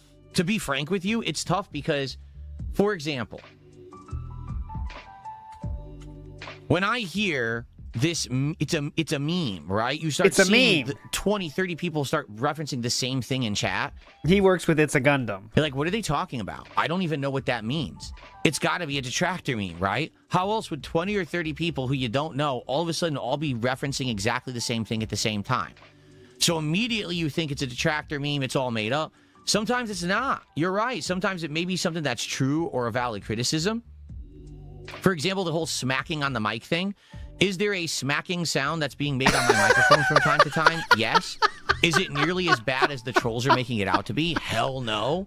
It's barely noticeable. And in fact, unless someone calls... Just making sure you trolls know, everything you say about him, he absolutely catalogs in his mind. And it gets his own apartment, its own living quarters. It's amazing. Every single thing detractors say. It's just he knows it better than any of us. He knows every single thing people say. It outright and says, really listen for it. Most of the time you don't hear it. But every once in a while it's apparent. There are days when, like I told you guys, I have some medical stuff. I've got stupid post-nasal drip. Yeah. And because of that, some days my sinuses, my mouth can be kind of screwed up. Oh yeah, and some days it's not. Like some days I'll have a mouth that's dry. Some days I'll have a mouth that's different. You know, there's nothing I can do about that. It's my. All right, if he talks about gout, I won't be able to handle it. I'll pass out. My body's like that. It's always been like that. Don't bring up the gout, please. Don't do it. A normal person would never ever be criticized for it, but because I'm on the internet every day on a microphone, people have to bring up nonsense like that. That doesn't even affect anything. You know, it's only annoying if you're hyperfixated on it because you're an obsessed weirdo on the internet. Normal people didn't even notice it until they started bringing it up. Okay. Now, is it a valid criticism? Well, technically it's happening. It's just not as bad as they say. And I already adjusted my mic that half of those sounds already are being cut out. So it was a valid criticism then, sir? Iwamoto's right. This stream is expecting the psychiatrist to pay you. And Zombies Everywhere says, waiting for DSP to hit the 1 million band goal. Oh, yeah, we can track it now, but it's only when I'm live. I'm tracking fully adjusted it because the reason it's happening, frankly, is because I'm using different technology now. The technology I used to use was noise canceling. Now I'm using noise accentuating. What does that mean? What it well, let me explain. And you can also use both of those things, sir. Used to be is that all the noises that went into the microphone would be blocked out except for my voice. Now it's taking everything at a very low level and it's taking my voice and it's making it louder. Okay, it's the opposite technology of what used to be done, and this is what everyone uses now for their mic. It's the new modern thing. Everyone stopped using the old technology and started using this new one. But the problem is when you adjust to something new, there's bugs to be worked out. And so what's happening is it's now picking up little nuanced sounds like the smacking of my lips that it didn't used to pick up. So it is valid criticism then? And there's nothing I can do about that. All I can do is continue to tweak it and get a little better, right?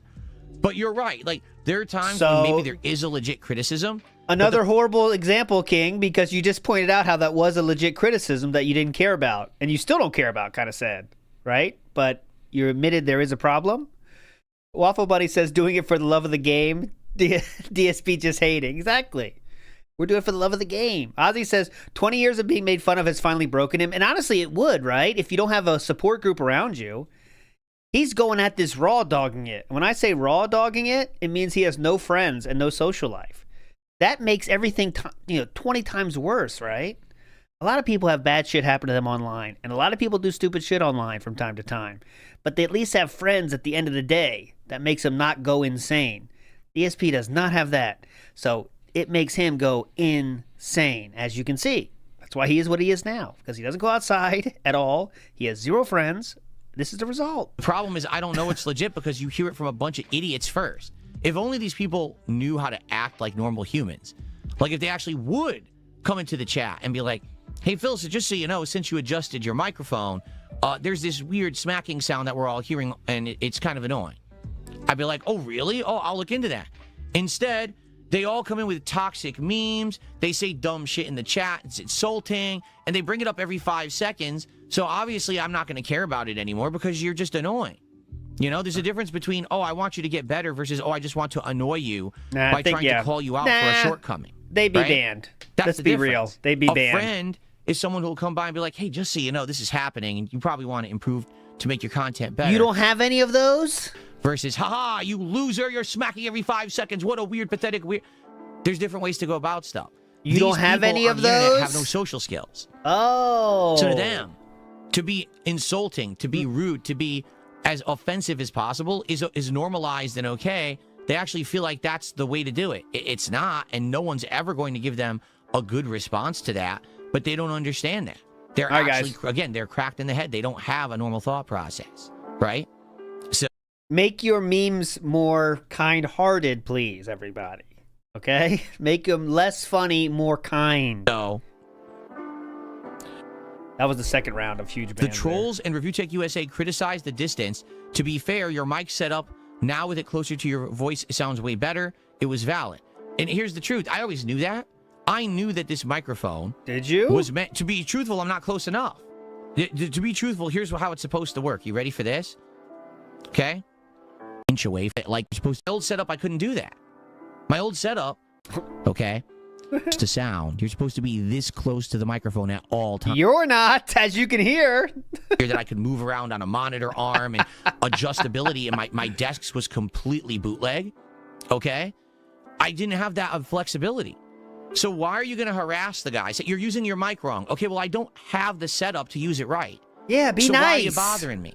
Doesn't my content at least sound passable? Because it did. My content didn't sound terrible or anything. Yeah, it could have been better for sure, but it wasn't awful. So why are you criticizing, and why are you're ragging on a guy? All right, he's still going. Getting by the best he can with the setup, the best he can do. Right? Because what does ragging on mean? It means, hey, your mic setup is shit. Stop ragging on me. Be nice to me, please. But that's it. These people are dickheads. They want to absolutely analyze and hyper focus on something because they just want to say it's bad, not because they want it to improve or because they feel like their criticism would improve something. They don't care about that. They just want to make fun of you. Do you really think Review Tech brought that up because he was like, I want you to fix your mic? It's like, no, I just want to do it because I want to say I'm better than Phil and I do it right and he doesn't. Similar to what you're doing to Wings, even as recently as less than 12 hours ago, King. So this is really weird and doesn't seem very sincere, does it? When you made fun of Wings of Redemption 12 hours ago about something he did, this doesn't sound like you really want him to improve. Look, this doesn't sound... You could have made this much, much nicer, Philip. Not that he wanted me to fix it. He just wanted to point out that I wasn't doing something perfectly that he felt is better. Now, keep in mind, that's probably the only thing in history he's ever done better than me. Everything else he's done is a fucking train wreck. He's a horrible person and a horrible creator. Whoa, hang on, but that's Philip. the one thing, so that's what I'll bring up, right? But fair point. I agree. If I can improve things, I will. I want to know things that I can improve in my setup. You know what I'm saying? I love to know things that I can improve in my setup. And, if there's a valid thing I can do, I'll do it. But that's a fair point that people would criticize. And I'd be like, well, I can't really know if this is true or not. You know what I'm saying?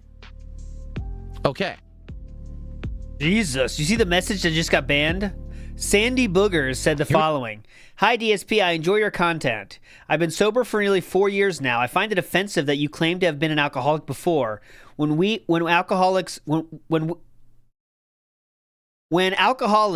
alcoholics, I'll change it for them, we aren't ever cured. It's either drink or don't, no gray areas. Alcohol is literally a poison and really bad. That was what got banned. Here we go again. Say it nicer, Sandy Boogers.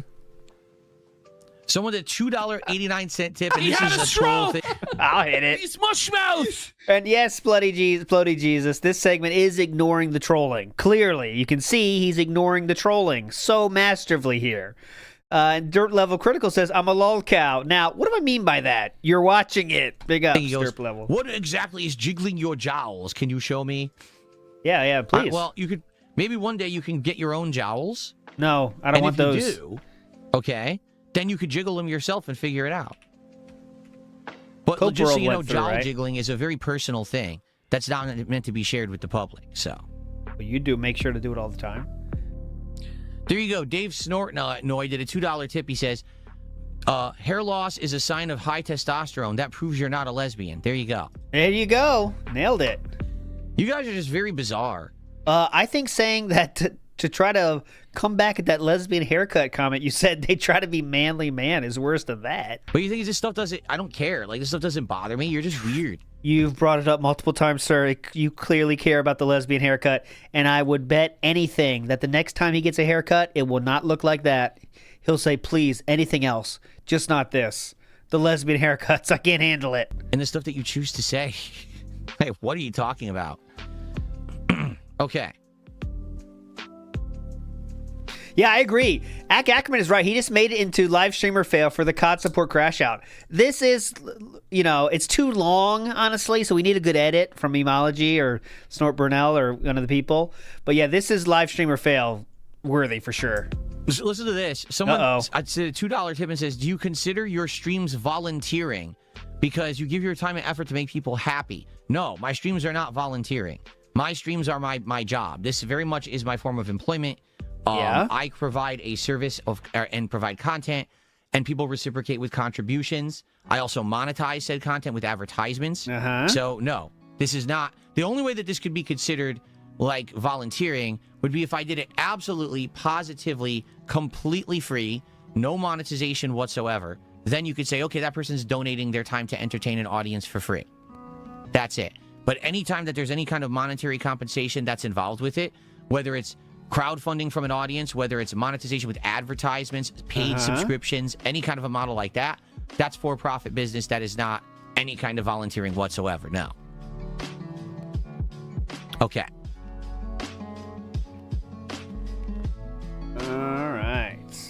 All right, well, let's see here. Any other support? Someone said something in Kick Chat. I'll address it, and then I want to get to the Obsidian story. Oh, great. Yeah, so I forgot about that. Following. It would be nice if they wouldn't spam the chat, but they're spamming like an idiot, so I'll address it. Oh, please. Please address this. Why don't you play as the top-tier characters in Street Fighter 6 so you'd show how easy and brainless they are? Okay. What have I always said about Street Fighter 6 and its top tiers? I've always said that the top tiers of the game... Now, by the way, for the record, I don't even know who the current top tiers are because I didn't play it for a year. You seem to know. And then I came back to it.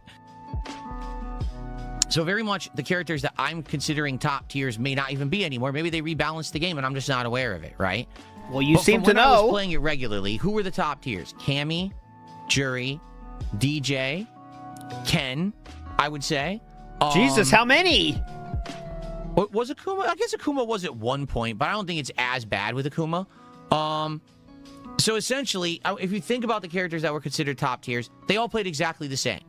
Endless rushdown, endless pressure to the corner. Everything is insanely safe for no reason. Like, there's no justification that those characters have so many safe moves. They just do. While other characters don't have a ton of safe moves, those characters had an entire repertoire, an entire encyclopedia of safe moves that they could just throw out at any moment. And as long as they didn't do it from the wrong distance, they were completely safe in doing it, and then they had frame advantage after and could follow up with more pressure and constantly pushing you to the corner. I mean, to be honest, Cammy, Jury, and Ken at one point, unless they got burned out because they used all their meter, literally would have advantage on almost every character in the game almost all the time. That's not fair. That's busted. So you might say, well, why? Okay, updating the total now. I did send it. It's 75 bans, and that's counting the people that have multiple names. Okay, we're at 75 today. Okay, it's all that includes the people with the same message, which we could not count if you want, but why don't you play those characters then? I don't like them. That to me, that's not fun. To pick a character that has such a natural advantage, and that's the reason you won, is not satisfying to me in any way, shape, or form. Okay? It's just not. Like, for example, in Super Street Fighter 2 Turbo, okay? Vega, one of the best characters in the game, okay? One of the reasons he's considered one of the best characters in the game is because if you play certain versions of the game, okay, you can knock an enemy down, do his wall dive, and there's a situation you can set it up where it's called a fuzzy block. He does his wall dive from a certain distance and speed that you have no idea what side it's going to hit you on, and he can just randomly Updated hit the you totals. and down you, and then do it again, and then down you, and then do it again, and then down you, and he wins the whole round. And it's just a guess. You're guessing 50-50 what side he's going to hit you on. There's not even a way to know. It's just a prediction. It's 100% an incredibly valid strategy with Vega in Super Turbo. Pros use it. I don't.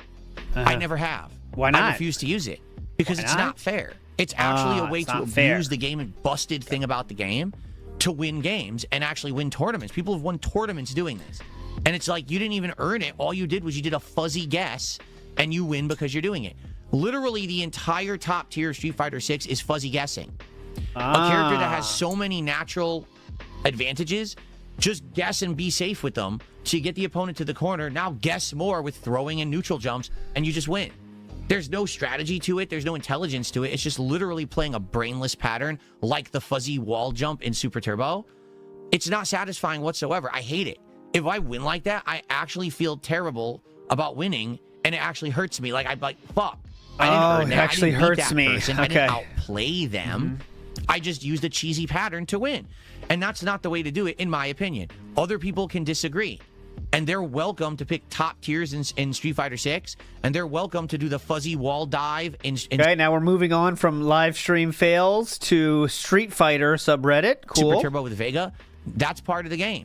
People got to deal with it. Now, I don't have to like it, but I do have to accept it. Street Fighter 6 is a game that's imperfect and very frustrating because it has this level of gameplay. And either I accept it or I don't. If I don't, well, you know, then stop playing the game. Well, I did for a year. I did. Yep. I got so frustrated with it, I just didn't want to play the game anymore. You see? Now I'm coming back to it, and we're getting to the point where I'm at Masters again, and we're going to start seeing it nonstop again. And that's the game. So, you know, I'll just have to adopt it. Now, here's the thing. I may have to accept it, and I may have to understand it, but I don't have to like it, and I don't have to do it myself. I don't. I don't have to play that way if I get no satisfaction whatsoever out of it, you know. I agree. I don't want to sit here, learn Cammy's pattern, do it ad nauseum, and turbo myself to master, and turbo myself through I don't care. Okay. There's no feeling of accomplishment.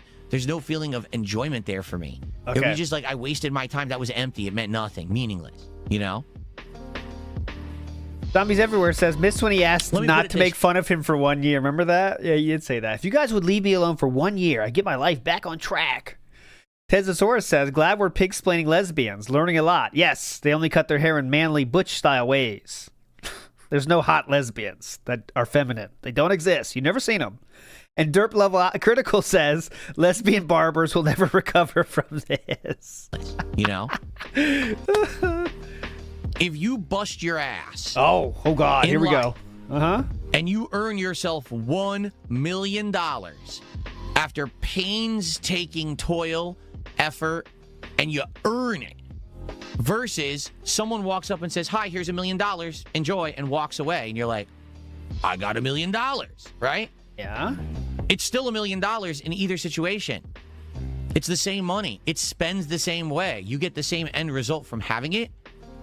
But it feels different if you've earned it versus if someone just hands it to you. It does. Because you've got it the hard way. You appreciate it more. You're probably going to treat it with more respect because you realize how hard it is to get it and you may never get it again. Yeah. That's a lot different than someone just handing you something. Is that why you beg so much? If you play Street Fighter 6 with this top-tier garbage, you're literally being handed the opportunity to get wins and rank up, and you didn't earn it. You just picked that character on the select screen and coasted versus someone who actually did it the hard way.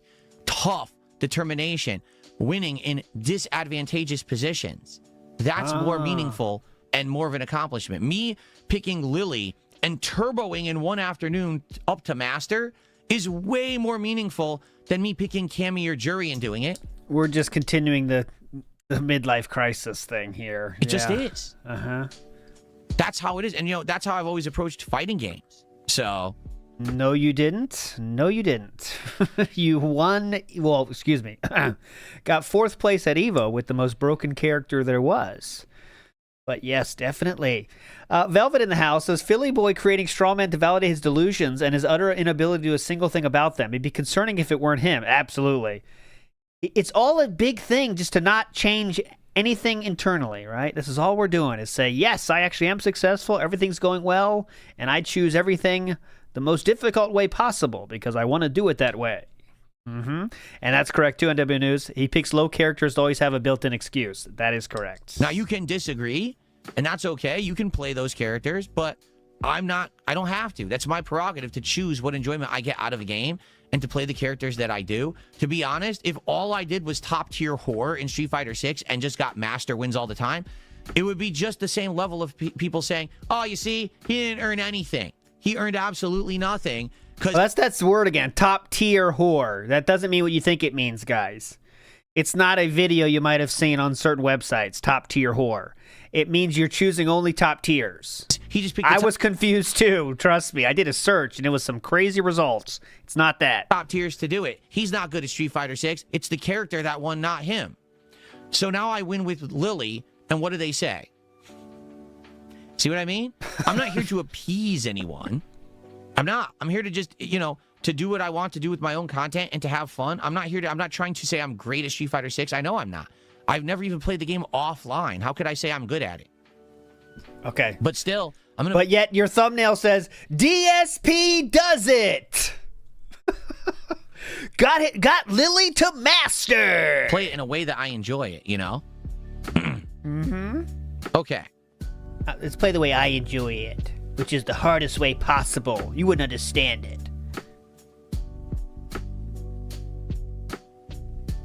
Huh? Someone tipped $2 and said, did you spam the same moves over and over and use a flowchart to get a #1 ranking in the US back in the FGC days, or am I wrong? I thought that's what June said in his documentary. Yes. If June said that in his documentary, he has absolutely no understanding whatsoever of competitive fighting games and what I did back in the day. He's just regurgitating detractor memes. Detractor memes! I don't know if he said that in the documentary or not. I don't remember. Vega was a detractor meme. No. In fact, the characters that I used Vega, who was top tier, but I never did the wall dive abuse. I used Balrog, but I never used the throw loop that was considered his top tier abuse. And the other character I was good with was DJ, who's a mid-tier character and not abusable at all. Talby, can you send me the link to that? I know it's on film, isn't it? That match. I believe it is. See, this I would believe. Cammy, Jury, and Ken are not top tier anymore on the pro tier list. JP and Mai are generally considered the best characters in the game now. Other top tiers are now Ed, Ryu, and Blanca. I would definitely believe Ryu. He seems like he's been dramatically improved. His normals now just seem way better. I don't know if they're faster or if they extended the hitboxes or whatever, but they just seem like they reach a lot more. And like his low medium kick stuffs almost everything. People are doing drive rush, standing fierce punch, and it stuffs like everything. Like, what on earth? It stuffs everything. What is going on? Vivian, of course, spouting nonsense. You got 4th place in a tournament that was boycotted by the majority of the FGC because it was a broken port of Super Turbo. Correct. Then why was John Choi in the tournament? Then why was Mike Watson in the tournament? They didn't practice for it. Why was Jason Cole in the tournament? Why? Should I keep going? Why was Jason Wilson in the tournament? Why was Bob Painter in the tournament? Oh, Bob Painter. Why were all the Japanese players in the tournament? Yeah, that's why they all got better than you? That's why you got 3rd. You got 4th in that tournament. The only person that boycotted it was Alex Valle. Well, one person. One pro had a stink about it. Everyone else entered and played. You're factually wrong what you're saying.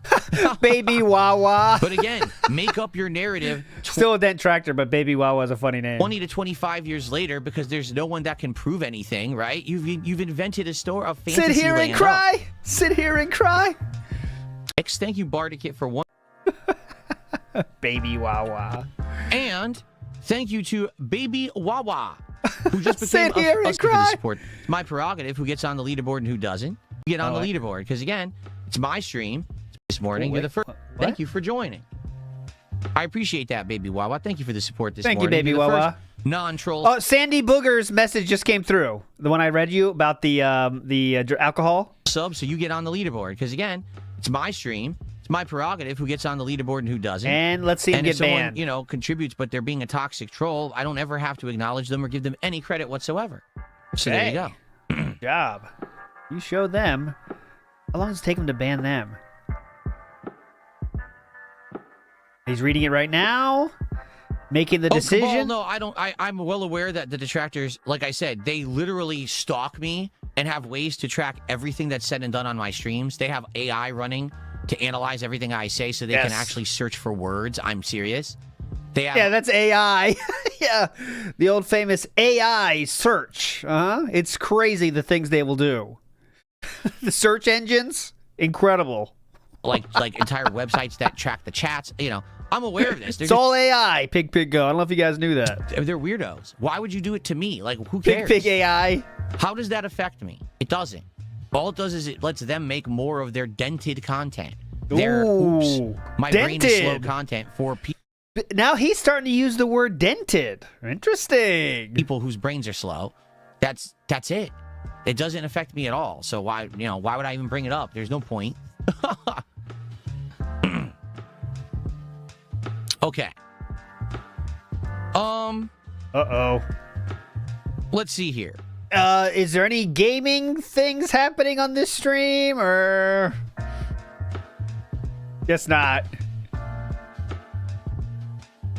I thought we had some news stories. Okay. Or so now, what I'd like to do is kind of as me from time to time, but troll in that regard. What? Defeat DSP is kind of not really a troll in that regard, but kind of someone who does stick it to me and razzes me from time to time, but is not really offensive, and therefore I don't mind that they do what they do. That's the difference between someone who, like, okay, every once in a while we'll take Phil to task and we'll say something. It's a meme and we laugh together. As opposed to, oh, I think I'm going to completely be awful to Phil and his family and everything. That's the difference. Being awful and actually really offensive versus someone who's there to kind of joke around a bit and every once in a while. And I know that they've been critical of me, but at the same time, they support the content too. There's nothing wrong with that. That's the only thing that matters. There's a big difference, but that I think, honestly, that's the level of maturity that some people have and some people don't. What? Right? So giving you money is the level of maturity you're looking for? You really did buy a handcart the other day? Well, there you go. I'm glad that you did. All right, interesting today. Someone tipped at $2.50. This will be a quick one. Phil, I'm wondering if you saw the Epstein situation going on right now. I've been feeling really down and worthless knowing our lives are controlled by bigger, more powerful people. It's really got me thinking, what is the purpose of life if it's controlled by others? I've said this for years. Have I not? I've actually said this in my content. Crashing out. He's having a weird moment. Like, wow, what? Phil's crazy. What is he talking about? What? Again, he's crashing out. Oh, God, here we go. In his brain or whatever. No, guys. Human society is controlled by the 1%. The 1% of people on this planet who have almost all of the wealth control almost everything about life. They do. They run everything. You understand that, right? They run the governments. They run... I'm going to change this to cool because it's playing the same song like 3 times during the podcast. I'm tired of it myself. Let's change the song. They own everything. They own all the corporations. So he said, by the way, he's talking about the 1% is the group he's speaking of right now. Okay? They own... Quite frankly, they control things behind the scenes like religion. Mm-hmm. They control the governments through lobbying and other means. They do. That's just life. And people call it out all the time and be like, oh, that guy's crazy. No, that's actually life. Oh, you said this before? Like it's some deep comment? Oh, it's been like that forever. There's no way to really stop it unless you plan on burning the whole system down. Hang on. 1% control everything? Wait a minute. Does anyone else know this? Have you told anyone else about this, Philip? You want a full-scale revolution? Destroy the life as we know it and start over? Hang on. Because I don't think many people are willing to do that. Like, for example, in our society, okay, most people are happy in general with the way that things work. They're happy that they can feel like they're at least semi-safe. Oh my God, this Asmon? Yeah, this is an Asmon audition, isn't it? In general with the way that things work. Asmon, as you can see, I have base takes like this one. The 1% control everything, thanks to lobbying. They're happy that they can feel like they're at least semi-safe when they're at home.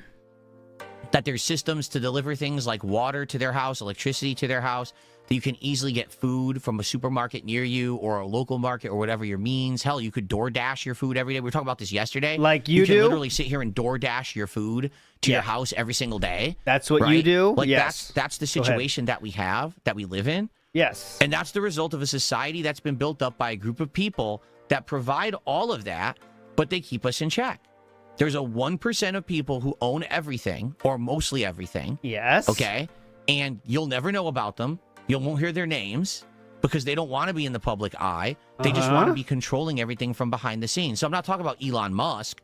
I'm talking about the people you don't know about who actually pull the strings on everything in human society. Whoa. Okay? And hold on a second here. Whoa. This is insane. We live in a world where in order for that to exist, you just have to accept that. Okay? So you might say, well, I don't like that. That's not fair. Life shouldn't be like that. We shouldn't have 1% of the people controlling everything. Yeah. I tend to agree with you. Streamers need to. Are you the one that's going to start the revolution? Are you going to rally up millions of people to go with pitchforks and flaming Molotovs and storm the Capitol buildings and take down the government and say we're starting over because this is wrong? Are you? Because if not, then there's really not much you can really freak out about. Grab a Molotov, Philip. Get in there. What? You're doing that? Like, you're living in a... Holy shit! It went from conspiracy to grab the Molotovs. All right. Damn. Holy fuck, Philip. You sure you want to do that? Because if not, then there's really not much you can really freak out about. Like, you're living in a very complacent life. You got TV, you got the internet all the time, you got safety. For the general purposes, you've got healthcare to some extent. You know what I mean? You got food, you got electricity, you got heat, you got water. You got the things in life that are the essentials provided to you by that 1% who've set the system up that way. So as long as you're happy with that, what are you complaining about? January Re6. Wait a minute. January DSP 6th. is talking about this shit on his Level 1 podcast? Yeah. Yeah. It's a nice icing on the CRASHOUT cake, to be honest. I could have these conversations. No, the internet can't handle what you it. want to talk about, but no one wants to talk about this shit. You want to make fun of me because there's smacking sounds on the microphone. Philip, are you ignoring your real audience that's there for entertainment right now and just worry about trolls? Because it really seems that way. Right? You want to say, oh, you didn't make $150 on your stream last night. Your stream failed because you didn't hit the goal that doesn't exist. That's what he's worried about. Talk about. You don't want to talk about reality. You want to talk about your weird fantasy. Why? Probably because it makes you not think about reality. Wow. You feel better about your own existence because you make fun of me all day. Wow. And then you don't have to think about how the 1% actually controls the world. Yeah. We should be detracting the 1%, not DSP. Let's go after the 1%ers. That'll be a fun podcast. Come on, guys. Let's grab them. Well, I'm taking Philip's advice. I want to be clear to any YouTube representative. Grab the Molotovs. We're going for the 1%. That was parody, by the way. Anyway, thank you, Spartan. I had a lip smack there. Thank you, Spartan A054 Moose, for a $2. Appreciate that. What the fuck is going on? So thank you for that. This is, again, a single day of not hitting the goal 2 times. What the fuck? That support. Level 1%. 82 bans was Uma Musume. I think that's gone now too, so Haiti, even though it had a chance at the time. Larry Alpha says, banning 90 plus people in 20 minutes is definitely not a crash out. We're almost there really now, by the way. Shall we talk about Obsidian now? Nah. To end the show, I guess, right? Who gives a fuck about that? To show you, because there's the full article and then there's the summary. So what I like to do is show you what the article looks like if you want to read the whole thing for yourself. Nah. What's today's bans? Okay. So the article in question is by Jason Schreier, games journalist who we've talked about many, many times for Bloomberg. Okay. Bloomberg. This is the full article if you're interested in reading it for yourself off of Bloomberg. Big ups, Lunar Guardian. What I'm just going to do is just go to the people who have summarized it. Yeah. Okay? So in general, Jason Schreier AI? interviewed the head of Obsidian Entertainment. This is this game studio that back in the day made Fallout New Vegas. Okay. But that was a very, very long time ago. Recently, 83 real bans today. 83. I'll make sure the count is correct for the history books, but we're at around 83 right now. They've worked on games like Outer Worlds, which Outer Worlds 1 was a big hit for them, okay? They made a Grounded one. That was a big hit for them. Grounded actually went very well for them. I believe they have another game called Penitent. I've never played that one, so I don't know about that. Apparently, they say that one was also a hit for them. Good for them, but I don't know what that is. Later do Messiah. Last year, Obsidian released 3 games. Avowed, Grounded 2, and Outer Worlds 2. Okay? So, based on this interview, here are the takeaways from said interview with Obsidian Entertainment. The studio is now around 280 developers / employees working for them. That's huge compared to what it used to be. Okay? No one cares. 3. I know no one cares. Is done. Like, that franchise is now dead, and they're not... 3. The game is done. Like, that franchise is now dead, and they're not going to make another one. Okay. So, the line says, currently no plans for Outer Worlds 3, but we have to, of course, make it very dramatic. You know what that tells me? Outer Worlds 2 did not sell at all. No! Get out of here with that. What? You're telling me that Outer Worlds 2 didn't sell well, and that's why they didn't make Outer Worlds 3? Outer Worlds 2 what? Just completely tanked. How does this guy get this? How does this guy get this inside info? Pushing it as if it was going to be their biggest game of 2025, to them now saying we're canceling the whole IP. That means that game monstrously underperformed, and no one must have bought it. If you look above, it says Outer Worlds 2 and Avowed failed to meet sales expectations. That's what they said. Interestingly enough, it's a Game Pass game. You got to wonder the metrics there, because you would think that anyone who had Game Pass probably downloaded it and played it. Does that even factor in at all? Or they're not counting that stuff anymore? Because they used to tout their Game Pass games as big wins. They didn't say they're counting. Okay, I'll just read what it actually says, because DSP is, again, doing his version. It says, the Outer Worlds 2 and Avowed failed to meet sales expectations. And then the next line says, currently there's no plans for the Outer Worlds 3. That is all the information that they have, that DSP has, but he's extrapolating all this. At all? Or they're not counting that stuff anymore, because they used to tout their Game Pass games as big wins for them. Oh, millions of downloads on Game Pass. But that doesn't mean people actually played the game more than an hour. You know, me, I played it one stream, said, wow, this is boring, and I never Later, played homie it again. girl. So it's not really a real representation of success when you really think about it. So, I don't know. I wonder if, if they're even looking at those numbers anymore, okay? Josh Sawyer says that launching 3 games in 2025 wasn't ideal, but rather the result of internal planning issues. So with the studio basically having years of nothing, and then all of a sudden releasing 3 games in the same year, they're saying that wasn't a good idea. But here's the thing that I have to question. Oh, yeah, go ahead. All right. Please, why not? What's the big deal with them releasing 3 games in 1 year as long as they were all good? Oh. Because the example I'm going to make here is, please. Let's say you have a company like Capcom, okay? Yeah. And in 1 year, Capcom releases a new Street Fighter game, a new Resident Evil game, and a Monster Hunter game. Now, they're all different genres and they're completely different games, but if they're all good and they sell, who cares, right? I think the problem here is the way they're trying to spin it is, oh, you see? Well, what happened was we just had too many games coming out in 1 year, and they all cannibalized each other. No. Okay, what the guy actually said, again, I have never played any of these games. I have no thoughts about Obsidian Entertainment. I will just read what the article actually says.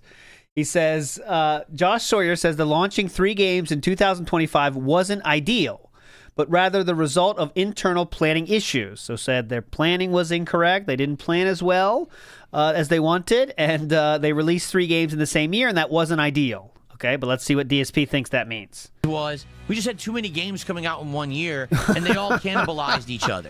No, that's not what happened. What happens is you release 3 games in a year, and 2 of them weren't good. If your games aren't good, they're just not going to sell. Mr. Extravagant. It doesn't matter how many are in 1 year. It matters how many are good. It wasn't like, oh, we released 3 fantasy RPGs in 1 year, and they all undercut each other. You had a fantasy RPG, you had a survival game, and then you had a space RPG. Yes, they're both open world RPGs, but you could consider them, different parts of the same genre, I guess, because of the different topics, and also the combat was completely different. I don't think that Outer Worlds 2 did poorly because so many people bought Avowed earlier in the year. And being successful, and we do not care. We don't so it flopped. They made a sequel to a game that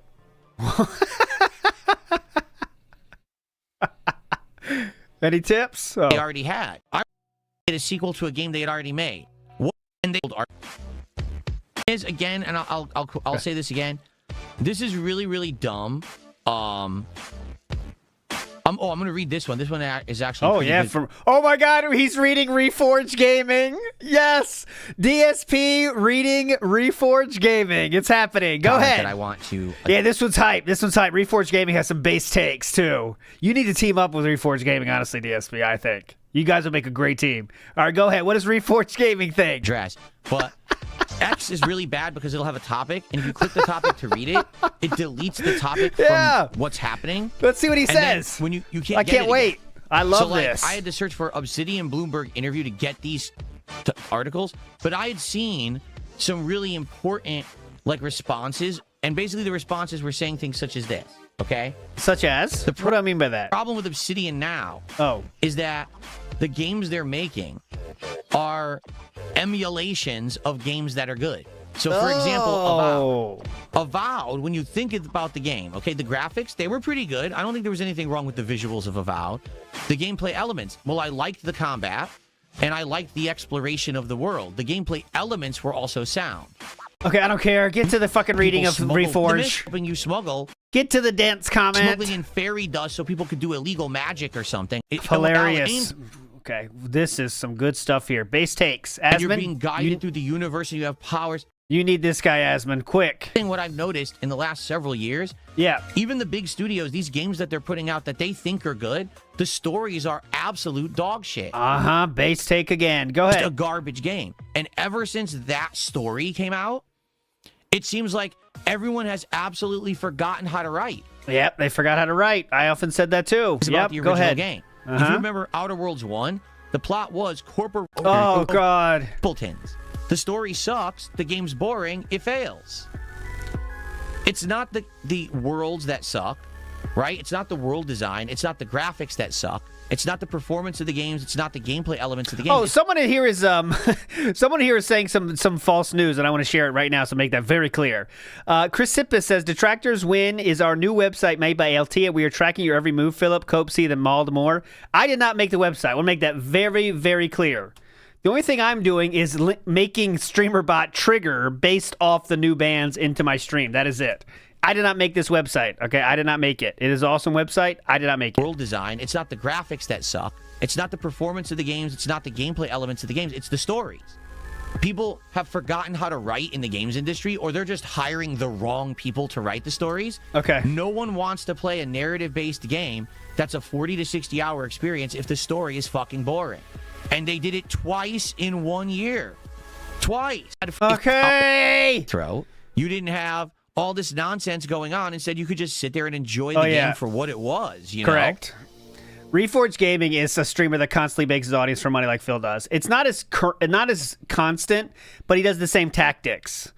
Yeah, guys, hope we can get that sub goal up. We're a little bit behind. That kind of stuff. He has dumb shit takes. There's detractor Twitter accounts about him if you want to find it. It's he says stupid shit. What a concept. It's almost like how all these indie games are currently thriving, right? Why are indie games thriving? Because they're shorter experiences, they're much cheaper, they're digestible, they have addictive gameplay loops, and they don't cost an arm and a leg to invest in to play. So more people today are sitting on their PC playing 2, 3, 4 indie games at a time, jumping between them, than they are investing $80 into one AAA game that they get bored of within 2 hours. Definitely. That's the problem Obsidian needs to tackle. Not, we released too many games in a year, and it's our development cycle that's all screwed up. What they're saying is they now want to rush games out. Instead of having games that take 6 years to make, they want to have it be done in 3 to 4. Okay, but then understand that your games aren't going to be what you're making right now. They have to be different. They have to base take. They get fun from the get-go, and we can enjoy. Reforged Gaming says, here we go. Reforged Gaming. highly respected individual in the gaming space. What does he think? Good. Let's go. What does he think? Reforge Gaming says, I found 2 things worrying from the Bloomberg article on Obsidian. First, they're trying to shrink project timelines into 3 to 4 years instead of 5 to 6. With roughly 300 employees and building games like Avowed and Outer Worlds 2, I feel this will unlikely lead to high quality games. Oh, so that's the thing you just said. So you read his comment that said the same comment, and then now is choosing to read his comment. Gotcha. Cool. Very cool. If they don't have the ability to run, Who cares? Their management doesn't know what. All right, I'll put a timestamp to must skip situation. Orion in the house says, I've always said Reforge and Phil should team up. I agree, man. Trend games that are in a slump because you're still of the big boys spend $5 billion to develop a game. They should. They take 12 years to make it. They have a 5,000-man squad making it, and it comes out and it sells like gangbusters and it blows sales records away. Those days are over. People who you have making them now aren't good at it. Their stories are terrible. Their games are unfinished and untested. No one wants that anymore. Instead, what we want are games that are going to be sound at a lower price point, that maybe we don't spend 60 hours playing, but we get addicted to the loop. And one thing that's not brought up when people say this, well, dumb people like DSP say this, is like indie games are taking over AAA games. Is most indie games, not all, I know, but a lot of indie games don't even care about the story. So they don't have that aspect to shit on. Right? So, for example, DSP, all these indie games are doing awesome this year. And I know Expedition 33 is a little bit of an outlier here, even though it was not a true indie, let's say. Most of the indie games don't even worry about fucking story. We don't even worry about a fucking story. We're playing Balatro. You know what I mean? So he's not like bringing that aspect into it. But a lot of indie games, like, what's the story of fucking Megabonk? You know? And we can say that we you just run around. enjoyed them and then move on to something else, not have to play them for 17 months. That's what people are wanting now. That's what the most successful games are now. So why don't they get that? Why is Microsoft still telling Obsidian to make this style of game that doesn't fucking work? All right, good take, anymore. man. It's sad because it's not that the employees don't have talent. It's that the people in charge keep pushing them towards things that don't work. And I thought you might say that. Uma Musume has a great story, I've heard. Them to do things. Okay, who cares? Tighten the belt and say all of our divisions need to be profitable now. So if they don't start performing in the next 1 to 2 years, these companies are going to be completely just liquidated. Yep. And all these people are going to be unemployed. And the Microsoft gaming division may just end and say, screw it, we failed. They'll just be a game distribution service through the cloud from now on, and they won't make games anymore. It'll be all over. Yep, and it'll that's be all just over. Sad. Don't worry, the 1% will save them, right? They're doing. Okay. And they're pumping out 2 out of 3 games that are literal slop. I just don't get it. I don't get it. Good thing you don't have to get it, and no one cares that you don't get it. That's the best thing. Cream Pie says, shout out to all my fellow mouth droolers. Big ups. That's what we need right now. Ooh, Phil and Kat are Scissor Sisters was just banned. Shout outs to them. And also, do you see, now we have the platform also shows up when you get banned. It should. I want to make sure. I haven't seen a kick one fire off yet, but now you can see the platform that was banned also, as you did, if you haven't noticed it. It's a situation with Obsidian. Okay, who cares? Again, that's a company that made Fallout New Vegas. At one point, that company had talent. But where did it go? The talent obviously left and went elsewhere. It left. They're not with the company anymore. Not with plots and stories like we just saw in 2025 in both Avowed and Outer Worlds 2. Yeah. We dropped frames, so it looks better. Yeah. We want to sell our game. Yep. That's it. It does drop frames. Yes, we know it does. They're no longer with them. So yeah, it drops frames. Yep. We're trying to sell it.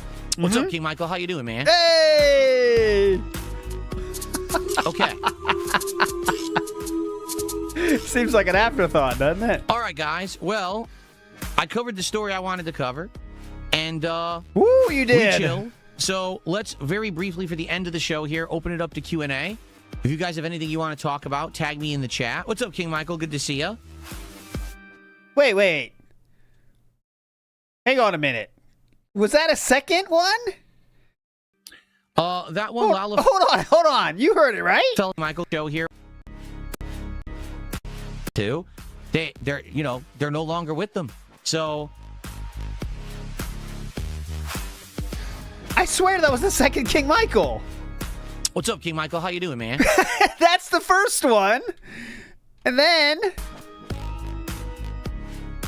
All right, guys. Well, let's very briefly for the end of the show. And, all right, guys. Well, I covered the story I wanted to cover. And, we chilled. So let's very briefly for the end of the show here, open it up to Q&A. If you guys have anything you want to talk about, tag me in the chat. What's up, King Michael? Good to see you. There it is. That was 2. All right, well, we're not going to get it, so I'll do it for fun. This is fan service. My band thing fucked up for today, too, so... Matt Ice says he's not affected by the trolls, clearly. By the pig-splaining of the lesbian haircut and crash out over it. Wait, never mind. Not a crash out. He said so. This is talking with emotion. Dumb shit. Talking with emotion. That one Lalafella says, did you see what happened to Ashes of Creation, a Kickstarted MMO that got rug swept? Now, all I heard is Ashes of Creation is shutting down, and I was like, what? What are you talking about? I don't even know what that is. Huh? I don't know what that is. So sadly, I just don't know the situation there where I can really address that. I was never really involved or interested in the game, so I don't know anything about it to really address it. Yes. Sorry. Big ups. Thanks, Teeling Soldier, for explaining to Joe. My bad. I missed it. We have to get 4. It's a complicated system. You thought Avowed was good? That's fine. Listen, if you like Avowed, good on you. For me, like, I've just played so many games with better plots than that. I liked Avowed. Remember, I played it for, what, like 15 hours? So, I went open world exploring in Avowed. The graphics were great. The gameplay was great when it came to combat and leveling and all your abilities and the looting, exploring. The moment that I had to do the main plot, I hated the game. There was nothing game, chill with the game. I loved it. When I had to do the linear narrative they designed for me, I hated it. Acting like, oh, let's find excuses. Well, it took too long for these games to come out. Well, we had 3 games. Shit. No one cares. Avalon left in 2015. Fallout New Vegas. No one cares. Here we go. Casanova just said, key creative leaders behind Fallout New Vegas left Obsidian Entertainment. There was writer-designer Chris Avalon left in 2015. That's 11 years ago. Lead creative designer John Gonzalez left in 2011. That's 16 years ago. They all left. Oh, I know they all left. They don't work there anymore. That's an eternity. It's the same company in name only, just like Asmongold had said. Yeah. Let's bring him up. We need him. We need him for the hype. Bring him back. Go ahead. What do you want to say about Asmongold? During our interview, that ship of DC, right? If you take away all the pieces of the ship and you rebuild it with new parts, is it still the same ship? No, it's not. In name only. It's just not the same. It's a different thing, and that's the thing with these studios. They've been around now for so long that they act like they're the same people. They're not. They don't have the same talent. They don't have the same skill sets. What a great take you had there, Zach. I still remember it. I would argue. Who could forget that take? If you look at both Outer Worlds 2 and you look at Avowed, what's better about Outer Worlds 2 and Avowed, way better than Fallout New Vegas? The graphics and the gameplay. Fallout New Vegas was a mess. No one cares. No one cares about this. It's all perfectly feasible. No one gives a fuck. Yes. Both Outer Fallout are in there you go. I just received a $1.50 tip. Thanks for the response. Did you know a lot of big game execs like Bobby Kotick are in the Epstein files or their own pleasure? I don't know what that means. Even the gaming industry is rotting from the inside out at the hands of the rich. Seems like there's a genuine rot going on in American culture. Please elaborate. Oh, God. I've already said what I have to say. That's such fucking bait, whoever you are. You're a dent because you sent money, but I know that's such a bait. Please elaborate. Get real, whoever you are. Please elaborate. Who the fuck? Rot going on in American gaming industry. Did he say Henry Epstein too? Thanks for the response. Did you know a lot of big game execs like Bobby Kotick are in the Epstein files? Oh no, he said Epstein files. Rotting great. I've already said what I have. Please elaborate. To say.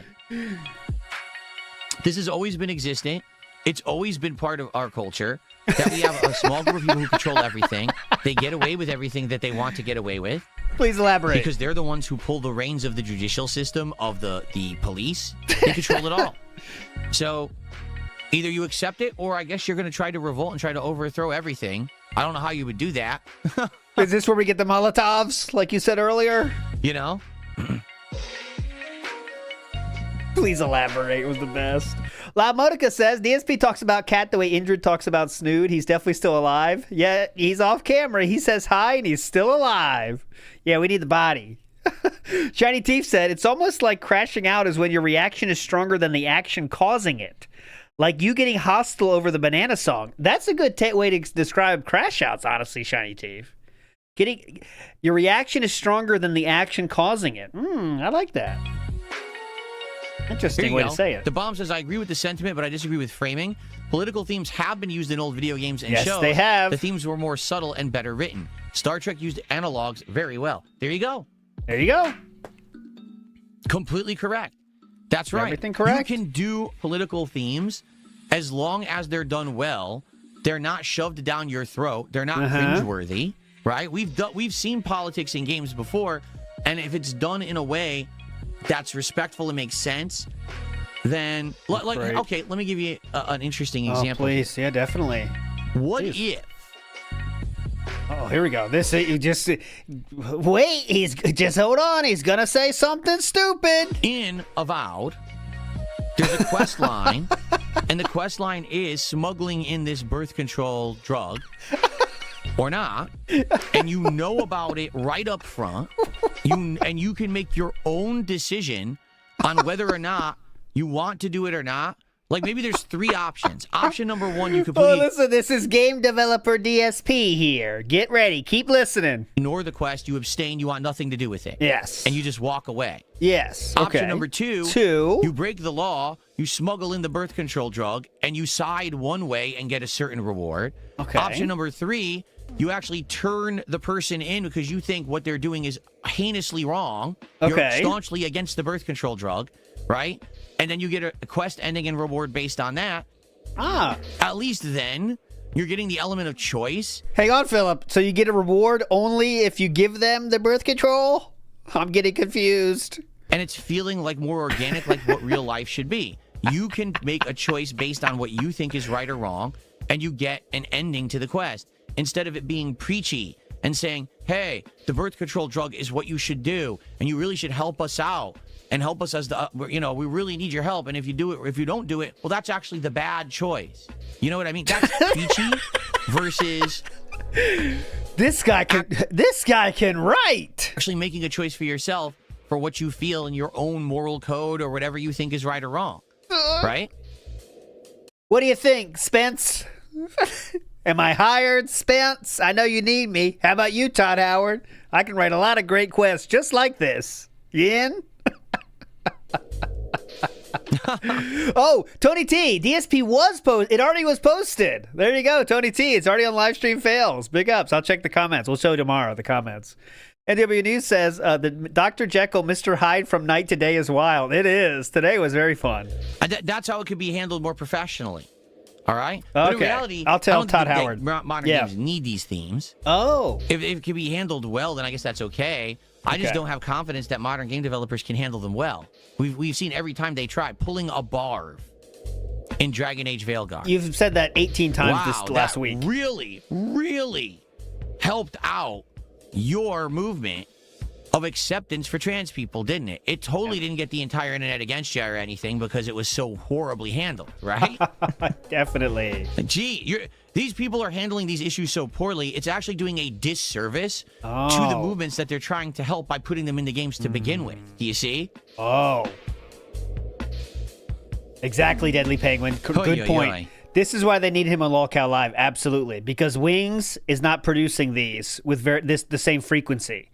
I know in his past he's had some true, insane statements, but he doesn't produce these with the same frequency, right? Larry Alva says, as long as the cow produces milk, it's going to get milked. Once it stops, it becomes beef. Either way, the farmer is fed. Absolutely. Absolutely. One buff weeb is in DSP's chat now asking to interview him. And he said, I'll make it worth your time. Let's see what one buff weeb is doing. Let's search the YouTube channel. Okay. One buff weeb. Anything else, guys? What's up, Satan? How you doing today? What's up, Satan? M. Lando says, how can we request games for tonight? Well, we were going to talk about that this morning, but we got distracted. So honestly, you can't really. I think what we're going to do is tonight for the first half hour, I will take suggestions of games. We'll look at some game trailers and things together. I'll see which ones I'm interested in. And then we'll probably get 8 games, and we'll do a poll. We'll play one for like a half an hour, then we'll do a poll, and we'll play another one for a half an hour. That's probably how tonight's going to go. Okay, originally, this morning was just going to be the DSP morning show. And I'll read you one Buff Weeb's description of his channel. He says, here, I talk about anime, internet weirdos, and whatever unhinged thought decides to pop into my brain that day. So it looks like he's talking about lolcows. So it's kind of like a Rebzion situation, I think. Just want to get DSP on for the DSP bump, let's say. The topic was literally going to be, hey, games for tonight. But then things changed with this story and this other topic I wanted to talk about, and so there you go. Oh, really? They only have 1,000 subscribers. I would expect more if they really were, but there you go. 1.7 thousand subscribers. NW News says, haters are mentally weak. Tophaters.com. Oh, yeah. Can racism work in games? Like, for example, can aliens coexist with humans and stuff? Mass Effect. Mass Effect. The original Mass Effect trilogy, where we had really interesting storylines, such as the Krogan and the Genophage, right? Like, the galaxy had a really racist feeling towards the Krogan to the point where they actually genetically engineered a virus to stop them from being able to procreate because they felt that they were too dangerous to exist in the galaxy. Now what? Custer's Revenge. That was handled well? Personally, I do. Oh, I actually think that was a really great storyline, and that it was handled well. You had that ending in Mass Effect 3 where Mordin has his his big redemption moment, where he decides that he's going to take the ultimate sacrifice in order to cure the Genophage because he feels like it was something that he had made as a huge mistake earlier in his life, right? I like I like how One Piece handles racism. The fish man. There you go. Luffy still shared his blood with Jinbei. Okay. Super Bowl prediction. I don't know enough, Funky Monkey, about how good the Seahawks or Patriots are this year to make any kind of a prediction. I literally have not at all. That's deep. True. Once seen a team play this year in the NFL. I don't even know what sport they're playing. So I don't know. Charlie says the birth control quest shows you intentionally deceived into doing something negative in the universe, like using the white phosphorus in Spec Ops: The Line. It was meant to make you feel used. Yeah, now, do you feel like that has more meaning? Or what if the quest had treated you with respect? Dude, just quit playing games, man. You don't give a fuck about games. You just want to spout this bullshit. But the problem is no one's going to care. That's the thing. That's the real problem. Right? Any thoughts? And what do you think? Hey, here's actually what you're doing. You choose to do it or not. Just quit games, you can man. have dialogue and you can have plot lines. You could have rewards based all off of that. I think that's done more tastefully. Yeah. Sildagrim says, welcome home to Band City. I think it's gonna be tough to top today. I mean, I say that, who knows? But holy shit, man. We're up to 80, whatever the fuck we are today. And I know there's some hype because of the band system, the website being able to track them so easily, but holy shit. My own team to win? Oh, my 88 bands today. Does it really matter? Like, do I feel any pride for the Seattle Seahawks because they're from Seattle and that's one town over from me? There were some duplicates, Torchlight. I got to fix it. If I was following the NFL this year and I had seen how they had persevered and how they were doing so well and everything, and then I was like, yes, they earned it. I'm so excited. Then I'd be like, yeah, I don't follow the NFL. Yeah. So I don't care that excited. Then I'd be like, yeah, I don't. That's a grandpa. Then I'd be like, yeah. Everything. And then I was like, yes, they earned it. I'm so excited. Then I'd be like, yeah, I don't follow the NFL. Yeah. So I don't care that they're in my backyard. My town, Renton, is actually considered the training camp town of the Seahawks. I guess when they train here. It's considered to be? They play in Seattle, but they actually train in Renton. Okay? It's so our considered town always says to be? We are the hometown of the Seahawks. They say that. Of course, it's probably not real, but they just say that, right? It's considered by many. Do I really care? No, because again, I don't care about the NFL. So why would I care about the Seahawks? I just don't, you know?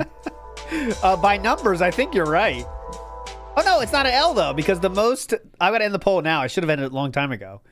The highest votes was received for 21 to 30. So that's not an ALTL. That's called the draw.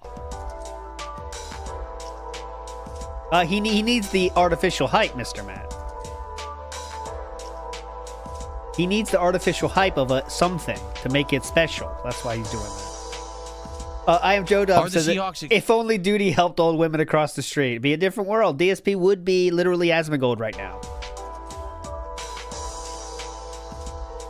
Are the Seahawks incredibly good this year? Let me ask you guys the question. Yeah, please. What is the line? What is the betting odds this year? Like, who are people leaning towards to win the Super Bowl? Is it the Patriots or is it the Seahawks? Who do people think are going to be the winner? He doesn't know anything at all. So who is this, who would you say is the, who they think is going to be the big champion of this one, huh? What are the odds saying? Who's the stronger team, let's say? It is 4.5. Seahawks are going to win. Seahawks are the favorites. Seahawks look better. Seahawks are the favorites. Seahawks are the favorite by 4.5. They're a much better team, really. I don't know how that line's been moving. I don't care enough myself. Just so different. You know, I remember when I was following football in the mid-2000s, it was always the Patriots were like the dominant team that everyone expected were going to do well. Kind of like how the New York Yankees were always the baseball team everyone expected to do well. Who are the fellas so suggesting? It's shocking to me to hear that the Patriots are the underdogs in the Super Bowl. That's like, I'm just so not used to hearing that the Patriots are the underdogs. It sounds like a contradictory statement. Really? The first one they won, they were massive underdogs. I lost a lot of money on that one. I still remember it. I lost over $200 on that one. Well, that's Jesus says, Curls and Twirls committed a crime on his head. What's a masculine lesbian haircut? That's what he asked for. NW News says, Cat's there? I don't know. What's going to happen is if the Seahawks win, there's going to be Seahawks mania here. Like everywhere we go, right? I know, he still thinks Tom Brady's the quarterback. $1.50 says, I want the real answers. What is the meaning of life? Why were we put here? Why are we... Hey, maybe we will. And we got to end the show so I could get to gameplay, that's for sure. Yeah, and no one's giving money, though, so why don't you just end? Yeah, that was funny. Dominic points out, remember when I couldn't clean my house until I received my bonus from work? That's what he made it seem like. Now I have the financial freedom to clean, guys. I love my life. Absolutely. Don Jackson, we already addressed this immediately on that same stream. We've also addressed it 2 times after. I don't know why you're still bringing it up in the chat. Oh, shit. You're going to see some bands here. Oh, no. The odds are 68 to 32 in favor of the Seahawks. Wow. 4 more. People think the Seahawks are going to nearly double the score of the Patriots at the Super Bowl. People think that 68 to 32. The odds are 68 to 32 in favor of the Seahawks. Wow. The odds are 68 to 32 in favor of the Seahawks? He thinks it's the score. Wow. People think the Seahawks are going to nearly double the score of the Patriots at the Super Bowl. Yeah. Damn. 68 points are being predicted. That's incredible. High-scoring game, man. It's incredible. That'll be hype, man. Really? It's shocking the Patriots are really even in the Super Bowl. Is that true? Do people feel like they fluked out and got to the Super Bowl by luck? They fluked out. Well, that's funny. Well, see, here's the thing. Funky Monkey says you should go all in as a mega Seahawks fan for the Super Bowl. It'll be fun. I can't do that because if I do that, then people will blame me if they lose. Oh, yeah, definitely. That's going to happen. They'll be like, the Seahawks really were going to win the Super Bowl until Darkseid Phil backed them, and then they lost horribly. So it's all his fault. And I'm absolutely not going to take that blame. I refuse. NW News says, don't worry, the Asmon viewers don't notice it, King. Yeah, he wants the Asmon viewers to see his base takes. But no one's watching this shit. It's 230 people right here. And that's after the CRASHOUT bump, I'm sure, you know?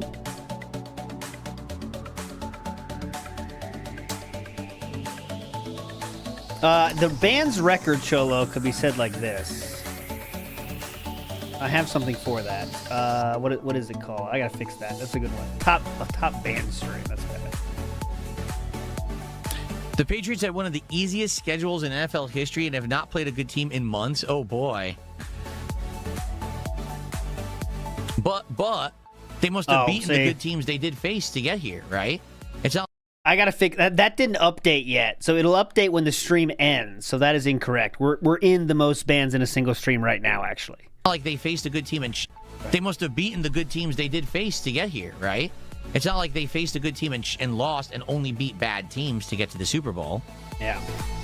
What's up, Space Jam fan? How are you today? Good to see you. Hey. You earned this. Want to listen to some tunes?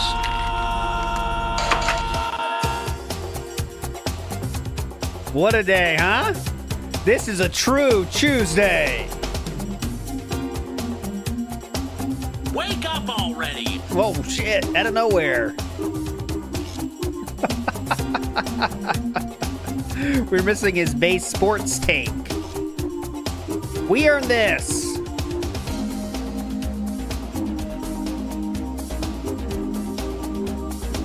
We earned this together.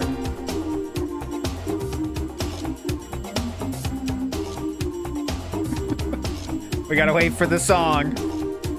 Must watch. Betrayal! Oh god, it's chugging. It's chugging along. Oh fuck. I think we've reached critical mass. Oh, it's gonna shine again. Ingrid, step on me. We got too much shit on the OBS. God damn it. Okay, All right, folks. Well, it's certainly been a podcast, has it not? Oh god, yes it has. It's been a podcast. Oh yeah, I heard about this. Cam Sam did a $2 super chat. He says Markiplier's self-funded film made 7 times its budget. That's amazing. Like, you know what that tells me? Oh, now you like Markiplier and you think he's cool? That maybe he was meant to do something that he didn't know until now he's tried it and it's working. Like, this is Markiplier's horror film Iron Lung. Yeah. Apparently is, like, crushing it. Like, people who are seeing it are saying it's good. Critics are saying it's bad, but everyone who saw it is saying it's good. Okay, I don't know the plot because I didn't play this game. Apparently, there was an indie horror game called Iron Lung, and he liked it. He's one of those dudes that did all the tricks to get the easy money, like the playing the meme games and doing the thumbnails. Remember that? What happened to all that shit? Mr. Gorehow in the house says, I'm catching up, but man, Vacation to this is great. It really is. Big ups, Mr. Gorehow. So much he wanted to make a movie out of it, so he did. And people who are seeing it are actually saying it's good. It's not like, all right, here's the difference. Five Nights at Freddy's. Yeah, go ahead. Fans went and saw it and said, oh, it's good because it's all fan service of Five Nights at Freddy's. Okay? How do you know about this movie? They're saying, no, it's actually just a good horror movie. That's different. So for me, like, no lie, You just said the reviews are shit. actually interested. I want to see it. Like, I don't go to the movie theater, so You just said the reviews are shit. I won't see it in theaters. But if it goes on demand, I want to watch it and see if it's any good. It sounds interesting to me. So I would want to see it for sure. Okay. Good on him on his success. I actually wish him well. That's an awesome story, in my opinion. To be frank, I think that's a really cool story that maybe we can now see, much like with games, what's happening is the indie games, the little guys are breaking out and getting attention and being successful, and the big guys are failing. Maybe we're going to see something like that in movies as well. I really don't think so. That's an incredibly dumb take. We can see smaller filmmakers who have passion actually start to break out and be more successful. Okay. I think maybe it's time. Yeah, maybe it's time, dude. Independence, rise up. Fuck you, Superman. Move over, James Cameron. One Buff Weeb did a $2 super chat saying, are you still open for interviews?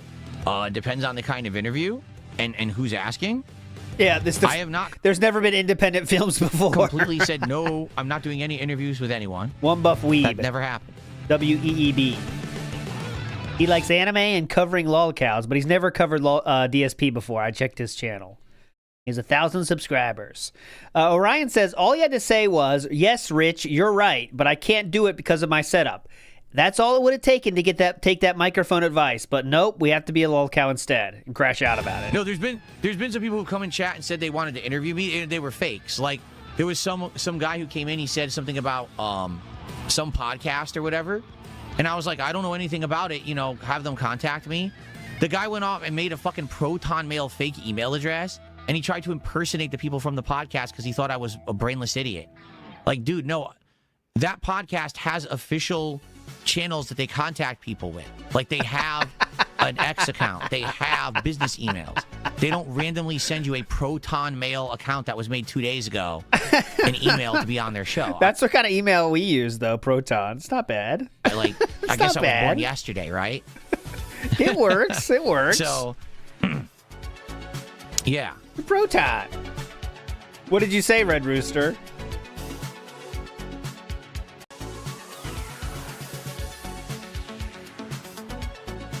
Okay.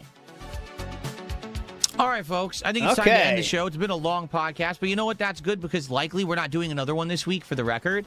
Tomorrow we're doing Street Fighter 6, and I want to really focus on mastering Sagat, doing his ranked placements, doing some ranked gameplay, so therefore I wanted a longer stream tomorrow. And Thursday Red is Rooster. the premiere of Dragon Quest VII Reimagined. So we're not doing a podcast again this week. Friday is my marathon, so we're not doing one then, you see. So I'm glad that we did a long show. I hope that everyone enjoyed. By all means, as usual, engage with the content, leave comments, share your thoughts. I'd love to hear what you have to say about it, okay? Thank you, everyone who chilled and supported the podcast today. People do know in chat, Buff Weeb is a dude from LOLcow Universe that Keem created, so he's legit. You guys are absolutely awesome. And we're not going to do another one now till Sunday. All right, so we got a long wait for another episode of the Level 1 podcast, but there'll still be morning shows in the morning. There's a fun marathon on Friday, so I hope that I will still see you. That'll be Everyone, fun. Thank you so much for a great show, and I will see you soon. Yep, definitely. Okay, so folks, give me 1 second here. Yeah, go ahead. I need to get... Oh, crap, I didn't mean to close that window. Shoot. Okay, hold on 1 second. Hold on, guys. We'll do this. Hold on. Here we are. Here we are. Hang on a second. We'll get it here. Hold on a second. Hang on a second. Just 1 minute, guys. Hang on. We're still working on it. Hang on. Here we go. Okay, Here let's we swap go. over here. We'll just have to swap it out. Hang on. Okay. Hollow Knight. We're going to take a break, and then we're going to come back, and it's about over 2 hours of Hollow Knight. Holy shit. I actually did get some direction. Some people left comments on videos and also contacted me behind the scenes to try to give me some advice about Hollow Knight. But what I'm going to understand, unlike Silksong, Hollow Knight is really, really open-ended, meaning you could play it in many different orders. And apparently what I did, I went to... All right, our streak continues, but this is kind of fake because we just got raided by Meerkat. Big ups, Meerkat. Mo Pesci, I gotcha. It's fake. It's totally fake. It's not real. I made it up. Or should I say Nerd Brew made it up? There you go. It's fake. This is not real. Gotcha, though. The streak continues. We haven't missed a single stream with someone thinking it's real. What was it called? Dark, whatever it was called, wherever I just was. That's considered one of the harder parts of the game. And people usually don't go to that until later. So apparently I did the more challenging part of the game first. And because I got that tram pass, I now have the ability to do stuff that normally you wouldn't do until much later in the game. So someone sent me some tips and like advice, and I'm going to utilize that today as we play. How much tips do you need? Hollow Knight, okay? Hollow Knight. Hollow Knight. Big ups, Joshua Clan. Says he's never taken suggestions. Remember the suggestion? Remember the suggestion box? That was fun. Shout out to Atlas for covering those. He would turn on every idea sent to him. And even if they were like trying to be constructive, he shot down every single one because it required work. Any break? Let's go on. I'm going to go on break. So Oh, we'll please. do Yeah, of course. There's Buff I hope you'll Weeb. stick around and support it, Nah. which is a great game ladder about that. I'm glad you're here. So I'm having a good time with it. I hope you'll stick around and support it. I really like this game, and I want to do a full playthrough and keep it in the rotation. So hopefully you will stick around and hang out with me for Hollow Knight, all right? One Buff Weeb did a $5 super chat, says, if you're interested, I'd like to interview you. I'll make it worth your time. Thank you. Contact me. You can either email me, darksidefil@hotmail.com. You could DM me on my X account, @theycallmeDSP. I don't know who you are. I have no clue. But I'm not shutting down, all interviews or anything like that. I just like to know what's the topic, what would it be about?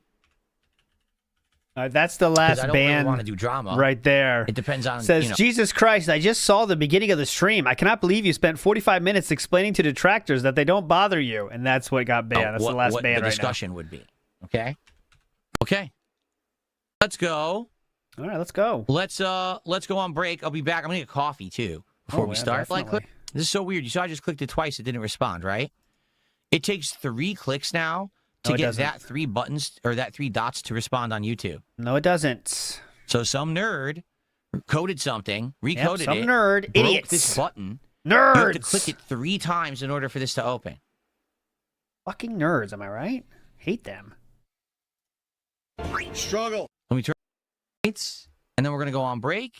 Let's check And then it's WWE Hollow Knight Champions. A few minutes. In the meantime, enjoy these highlight clips. Let's check And, WWE I Champions. will see you in a few. Uh-huh.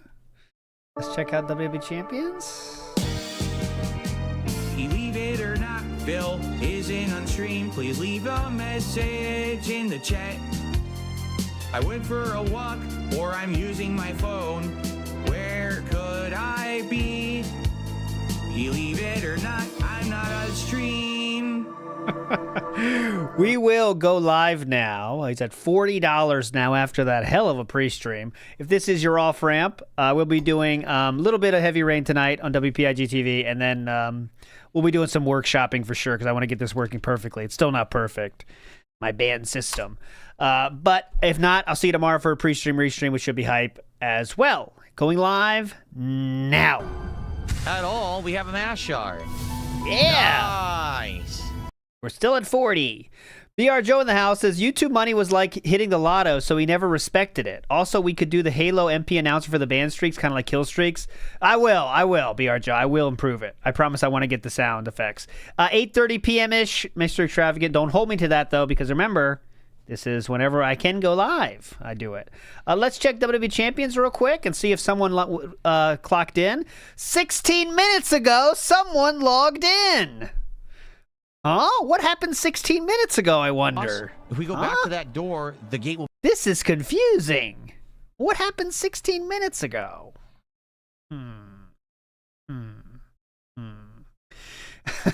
It's getting really weird. Twerk to Spec says, can't wait for him to talk to Rogan about all this.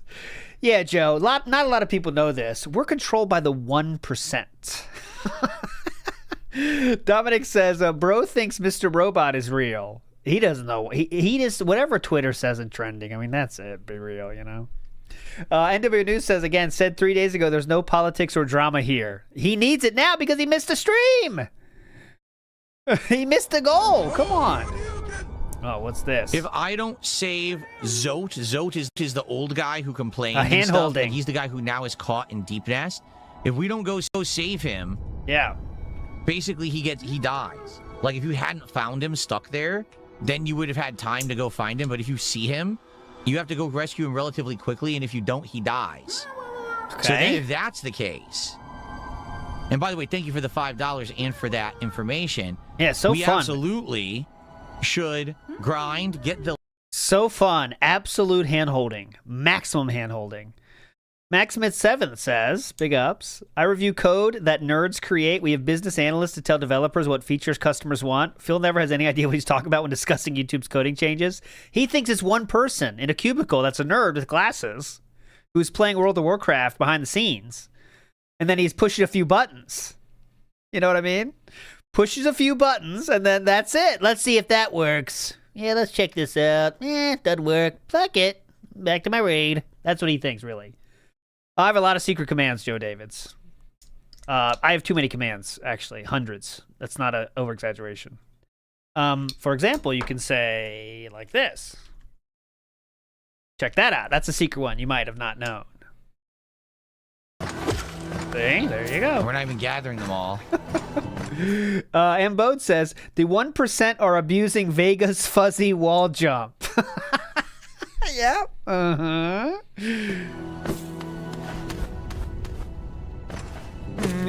That's true. We were joking about DSP being on Asmon Gold in 2024. That's true.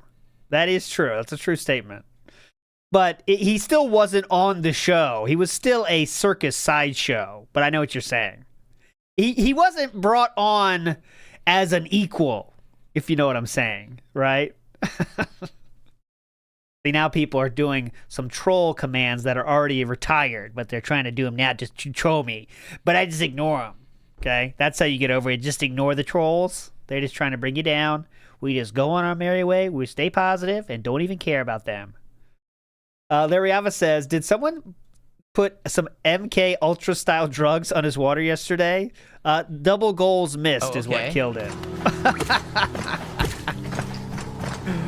Double goals missed is the drugs. How do we get there? Let's go buy the lantern first, and then maybe we could go get that one. Okay, this is really bad. Pat Noticer says, what's the big deal with releasing 3 best of, worst of videos in 1 year? Who knows? You know? Well, apparently, they fucked up as usual. Smiles122 said, has the 1% heard of the king snake? It's a creature. A snake. Very hype. But all right, my friends, that will do it. I want to make sure I didn't have anything, before I say bye, was there anything overwhelmingly must show by the night stream? And I don't think there was. Nah, there's nothing worth showing. If there was, I'll show you tomorrow, I promise. But you're all fucking legends. Thanks for hanging out for an epic show today. Tuesday! Coming in hype, and I'll hit you with it. Wow. There you go. Big ups, Chew. It is hockey practice night for me, but I'll see you later for heavy rain and some workshopping, all right? Thanks for hanging out. Oh, Jade69420, Fadeaway Band, the 89th band of the stream.